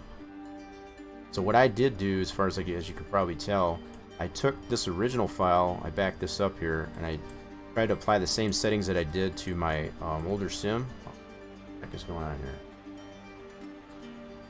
Whoa. Jeez, and I applied this to this one here, and this is the adjustment that one of the adjustments that I made was to this, the anastrophic, which I think was initially at a 6, which I thought was too high. And this texture sets I've had like a really big number as far as like how many. It goes by your resolution, the number, the amount of RAM, and all this stuff that you have. And I think this value is not working. That might be what's making it upset. So this is what I'm gonna do to try to fix that. I am going to run this config file. No, go through this process. It says so when you initially install the sim, it goes through this process here, and it'll set default values. Now in the past, like I said, in an older system like what I had on my old PC, you had to make these adjustments in there to, you know, to help balance out all the frames and all that stuff. And I think that's all I need to do.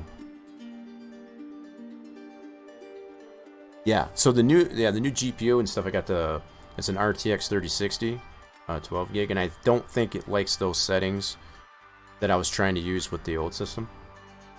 I think that's probably what's making it mad, like I'm saying. So we gotta make sure we got window.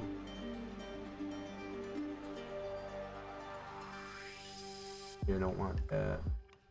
Yep, so we got D3D, which is our direct 3D. You can do OpenGL. Obviously, that's old tech, really.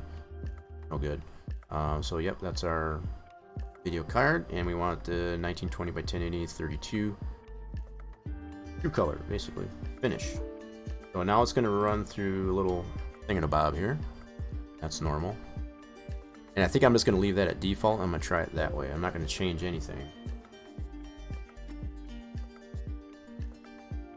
And then I might have to go back into the graphics settings once I go into the sim. That's fine. Part of the process. Let's do this. Alright, let's load back up. So, yeah, just to look at what it would have done here. So, it would have made a new file here. So now it's got this value.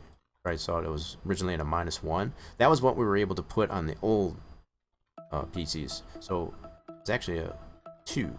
I think it was a 6 before on the anastrophic. I changed that to a 0. I just don't think it liked that. Yeah, so it's got the RTX 3060. Cool. And that's the latest graphics drivers that I got. I checked it, and then this poly rate. So we're going to leave this all default. I'm going to change any of that this time and see what happens. Won't adjust anything to it. Let's see. I just thought maybe I could get a little bit better response in here, so I think it's just more on my end and not so much a problem with the track and or the... Alright, so we'll go ahead and load this back up and see what we get. Let's see what happens. So what I do want to do, I think this should reset. See, I can run that configurator from here too, but it has a shortcut in the main game install directory, so I just did it from there, so I can do it from here as well. Options, so we want to go into graphics and see, yep, so it's still got all the same settings. We'll keep that just the way it is. I might be able to turn some of these things back on. Hopefully, I guess as far as as far as this and whatever, we'll see. Let's see, let's go back in single race. I want to be able to do some laps with the AI in this sucker, to be honest, but I need to get it to not be that low of hey, Torch is back. Welcome back, Torch. Oh, and macro. See, this is why I had to change it. See how crappy the graphics are here? This is why I had to change it. Yep, so let's see how this responds, though. I know this looks like doo-doo right now. I'm going to leave it just where it's at, just for the sake of argument. But see, this is what I noticed as far as putting it at a -1 in the texture set size and the anastrophic to 0. I was able to get rid of a lot of this nonsense. I'm going to see, at least with the way this is set, how this will respond, at least anyway. If it responds favorably, then I'll have to just figure out what I need to adjust Drivers, that to your cars. that direct 3D Render INI too is all. Yeah, it does look like yuck, I know. Hey, how we doing, McKnight? What's up? Welcome on in. Yeah, it does look like poop right now, but all I'm trying to discern right now, Torch, is to see if I can correct the adjustments that I made to the INI to get it crisper. If that's my problem, I guess, as far as getting the track to, you know, not poop itself, I guess, when I go to race. Alright, so let's go like this. Go to the grid. See, I'm now getting that. Now the cars look like, the cars and everything look like doo-doo, but I should be able to race it, so I'll have to adjust it from here. I might have to use that graphics tweaker utility, I guess, as far as that's out there. Whoops.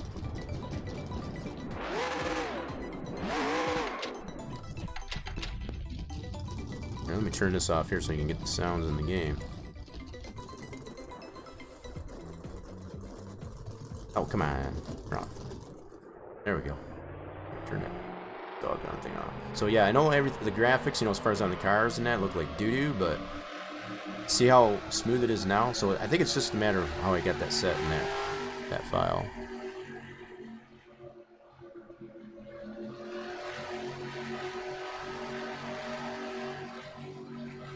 Yeah, this is running really nice now as far as in the back of the field. So yeah, I'm gonna have to figure out what that setting in that render file. So even on the screen, the animated screen, it's all fuzzy.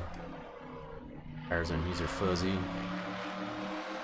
Ouch. I might be able to turn some of those settings up on the in the graphics, like I was saying. I turned a lot of that stuff down. That might be part of the reason too. So I'll do that next. I just want to get some laps on this track without it pooping itself. Honestly. Alright, man. I'll call the green there. Nice first shift. I'll watch in front of you. Let's see if they wreck Go again. get them. Alright, man. They did get it closer, but I think they're gonna wreck again. See how far they go. Oh, yeah, there they go. There they go. Yep. So we still gotta make some adjustments to that. But see, at least it's not, the track is not crashing and all that. So that's cool. You got a wreck on the front stretch here. All right. So I just wanted to get that far. I got that far. That's pretty cool. I like it. Very cool. Yep, I'm definitely able to race. So work up from there. Did you see that? 3 wide. Yeah, that was crazy. So yeah, I do need to make some adjustments to that. Let's go back into our options. And I'm going to turn some of this other stuff off here. World quality, let's go high.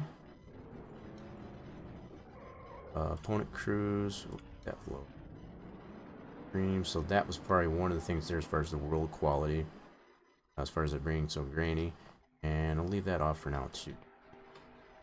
See what this does. I'm going to start a new session here quick.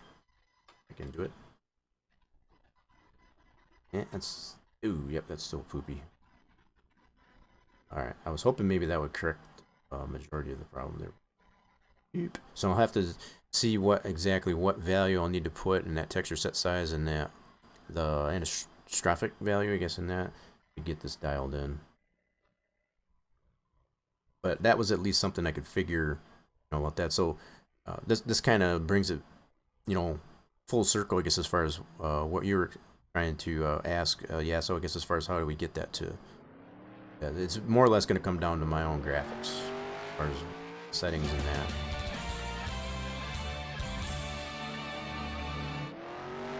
What'd you get a win on?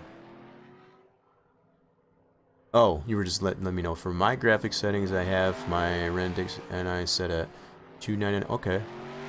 Works perfectly fine. Yeah, that's for you, right? See, your card or whatever, you got an RTX or still a GTX series. See, that's what we were talking about earlier. I don't think the newer generation RTX models, it's probably a different setting. That's probably what I gotta play around with. But you set yours to, wow, that's a lot of 9s. Well, yeah, and again, that's for you. So it comes down to what I've been saying as far as like, it's like a one-size-fits-all. Your system's a little bit older than mine as far as, the graphics and all that stuff. So, not that I'm, trying to be demeaning or condescending. It's just like I think there's a different setting that I need to apply to this one. having the RTX 3060, right? I would like to be able to turn all that stuff up too, to be honest, but yeah, so the fact that this is still poopy. What I want to do, let's try another setting here. Let's try this out. Let's see what we can do. So if we go back out to here, I want to see how many...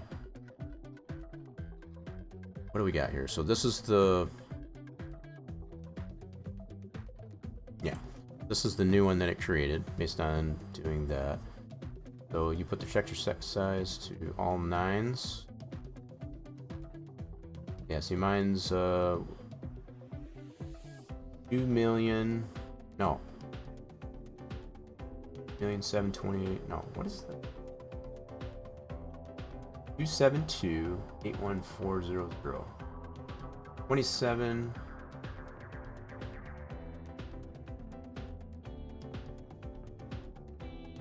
$27 million? Is that what am I reading that right?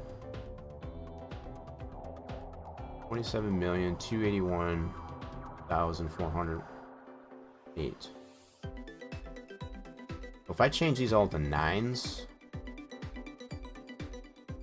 I wonder if that would work. I'm also thinking of changing this anisotropic to 0. Let's try it. I'm game. Yeah, so you change yours all to 9. So you got a GTX 1650 Super. Right. See, and that's a GTX series. I got the RTX. That's what I'm saying. I don't think it's a one-size-fits-all. I guess as far as it very well might be. We'll go ahead and try it.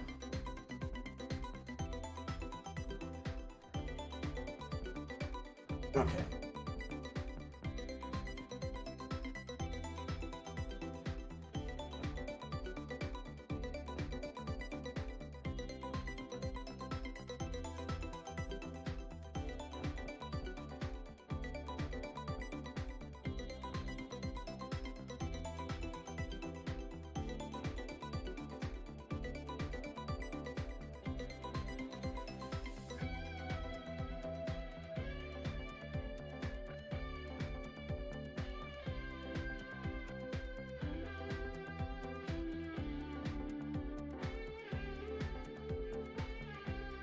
Let's try it that way. Save that. Yeah, so initially Torch, I don't know if you were here, I guess when I was doing that, I had that set to, previously, you know how you can remember as far as for the older graphics cards to set this texture set size to a -1. That wasn't working. I think that was causing a lot of the problems.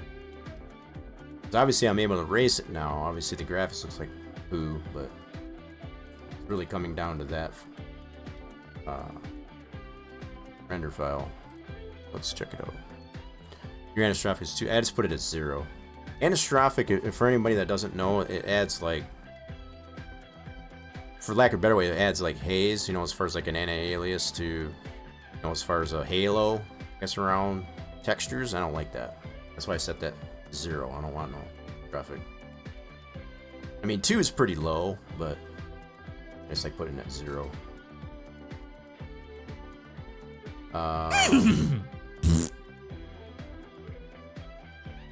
Yeah, 8 9s after 2. That's what I have. Torchlight's getting my attention with those. Yeah, that's funny. I get a kick out of that. All right, so let's do this. So we still haven't adjusted, but I just want to check the graphics out. It's a little bit better, but oh crap! Spoke too soon. That's even crap. That's even crappier. Oh, you found the truck horn. That's for ATS nights. Yeah, that's funny. Yeah, it definitely works. Yeah, I'm glad to see that the sound alert's working too. Okay, so that's not gonna work at all. I wonder if I missed a 9. Did I miss a 9? That seems like it's worse now. All right, let's get that. You know, the fact that you put that even in that section there, Torch, I don't even have to go 100% into the track. I can just look at that and be like, okay, that looks good. That's actually pretty useful, having that new item. Did I miss a 9? Crap. Maybe that's why you were telling me. It's like, hey, dummy, missed a 9. Of course, you did it in a nicer fashion. So how many did I put? 1, 2, 4, Yeah, I missed a 9. Alright, let's add a 9. Let's see what that does. Save it. Thank you, come again. Alright, so let's do this. Hopefully this looks better. Yeah, so even after, for as long as I've had the system, I'm still dialing in, I guess, all the things for it. Imagine that. Come on. Clean up. There we go. Now we're talking. It's still a little poopy. Not quite as bad. Not quite as bad, but it is still a little poopy. A little cleaner. What do I got this stuff at? So I got this at high. Highest. Opponent cruise. I got this extreme. Spread this is at high. No, that's not gonna better that. Quality. You see what the car quality looks like. I know I turned this down previously. I left it here. I noticed this. So you can see that little bit of pixelization in there, and that's probably because of the.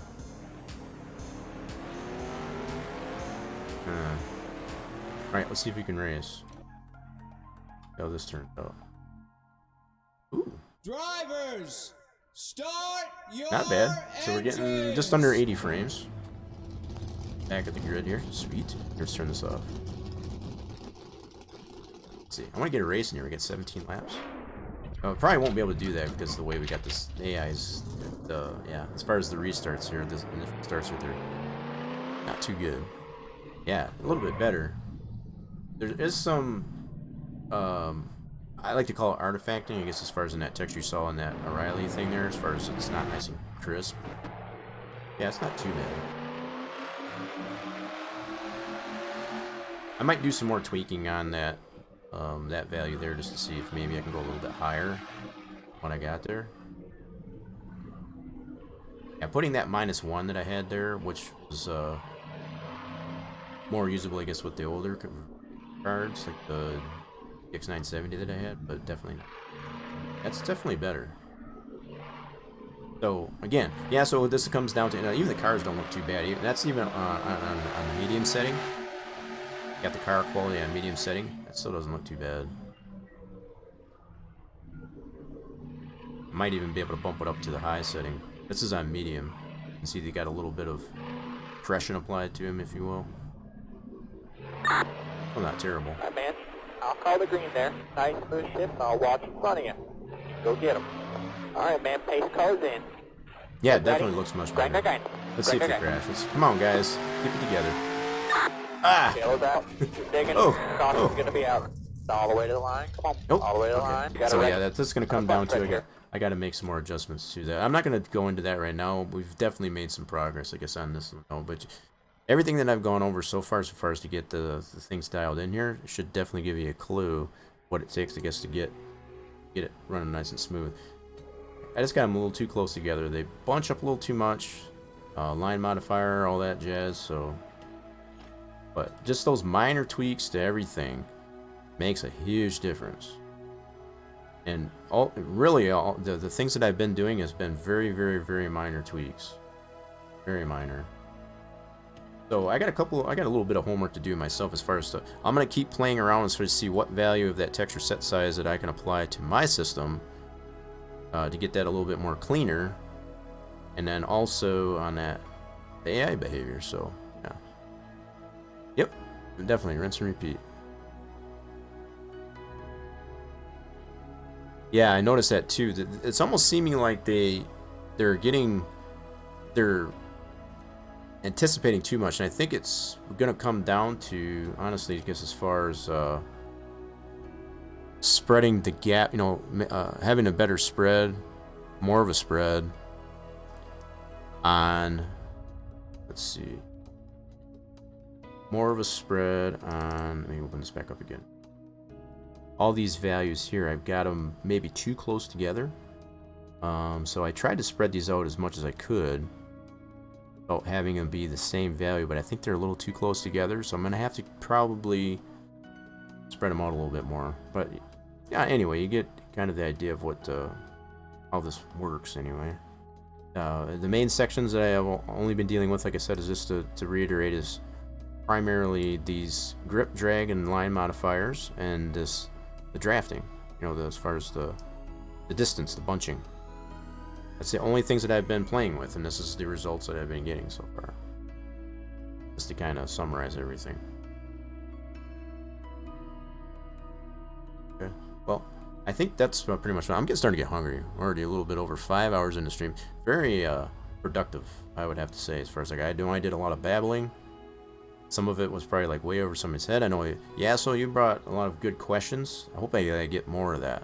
You know, just to help explain, I guess, as far as how all these different types of things actually come into place. Yeah, it's not just like you can make something and just have it do what you expect it to do. You gotta actually apply. I'm thinking of getting a better graphics cards for the better graphic. You know, see, when I had it set before I did any adjustments, Torch, it actually looked pretty good. And the fact that it's got that little bit of pixelization there, I think it's gonna come down to just me finding that really Goldilocks zone, I guess, as far as of that Direct 3D render configuration file. It can help clean that up, I think. I think that's all it's going to come down to. Yeah, I'm starting to get hungry. Stomach's growling. Who do we have? What do we have here to switch this over here? Alright. Gotta clean some things up here, but yeah, I had fun. I don't know if hopefully all you folks did. You know, I had fun, I guess, as far as it was a learning process there, and that's kind of what we do here at Spline Design Studios Saturday. We didn't really get into any 3D modeling.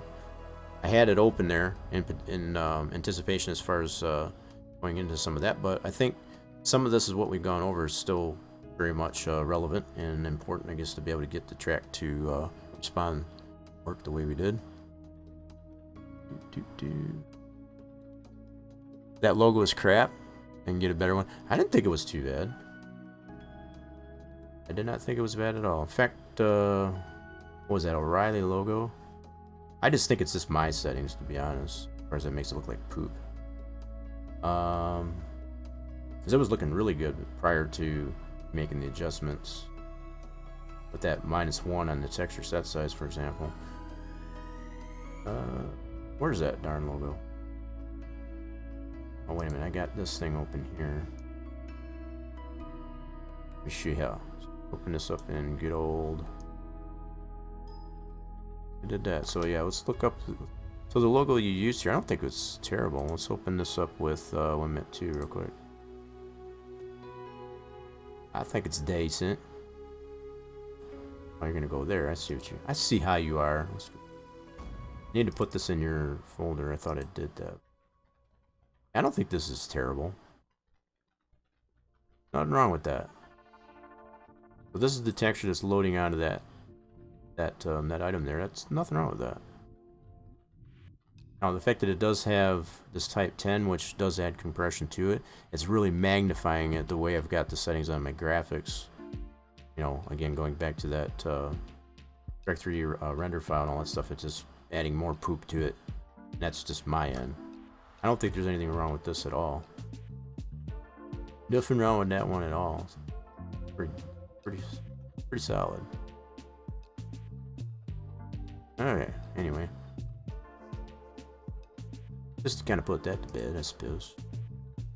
You know, Lady Death came in earlier. She said she had made a pizza or whatever like that. I might have to do that myself. That sounds pretty good for supper. I don't know what y'all gonna have.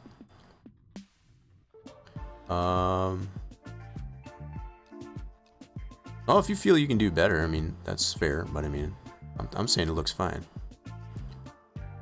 Yeah, no problem. Yeah, so hopefully I explained it well enough. I guess is best I could there. So, all right, let's close that. I'm gonna see what the heck. This one is in. Changes that I make here, I don't remember. Let's see. All right, close that out. So what I am looking for is a potential raid target. Send you guys off in style. So once I do find myself a raid target, send you all off in there.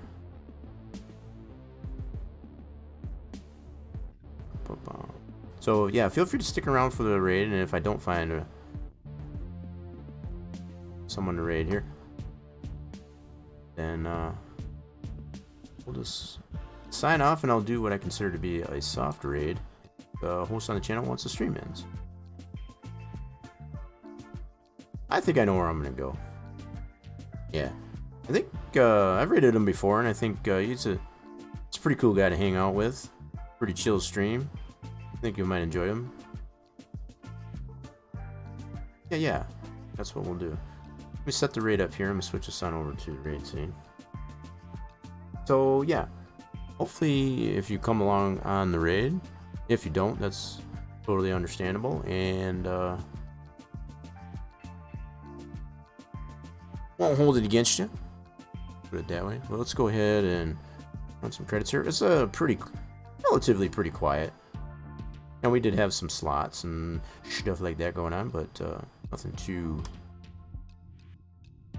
Oh, come on, Streamlabs, don't be like that to me. Everything else has been working fine. Now you're gonna screw me over on this. Alright, hopefully that'll work. So yeah, what I'm going to do, and I'm going to put the link to where I'm going to send y'all, if just in case the raid doesn't work there, but if nothing else, I hope all of you have a fantastic rest of your weekend, and might be streaming for Tuesday for trucking, so if you want to tune in for that, feel free.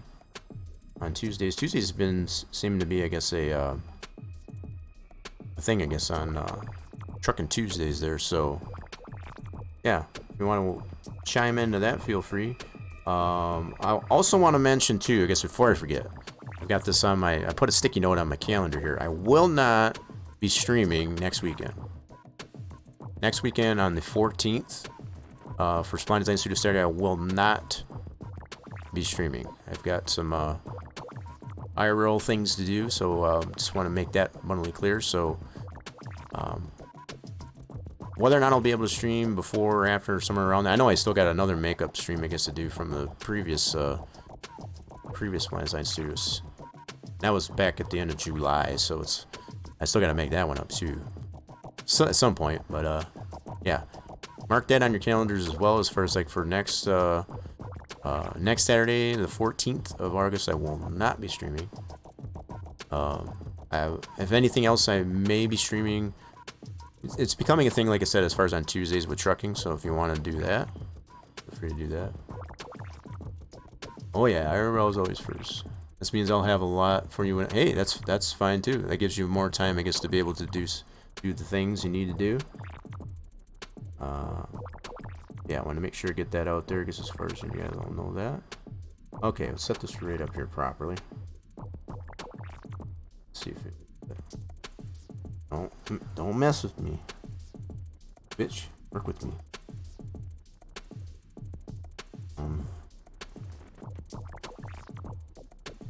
There we go. I think we found him. We found him. Alright, like I said, I'm gonna put the... I'll put the link to where I'm sending you all, I guess, as far as like that is, in case the raid doesn't go through properly. And yeah, we'll see you all again soon. Bye for now.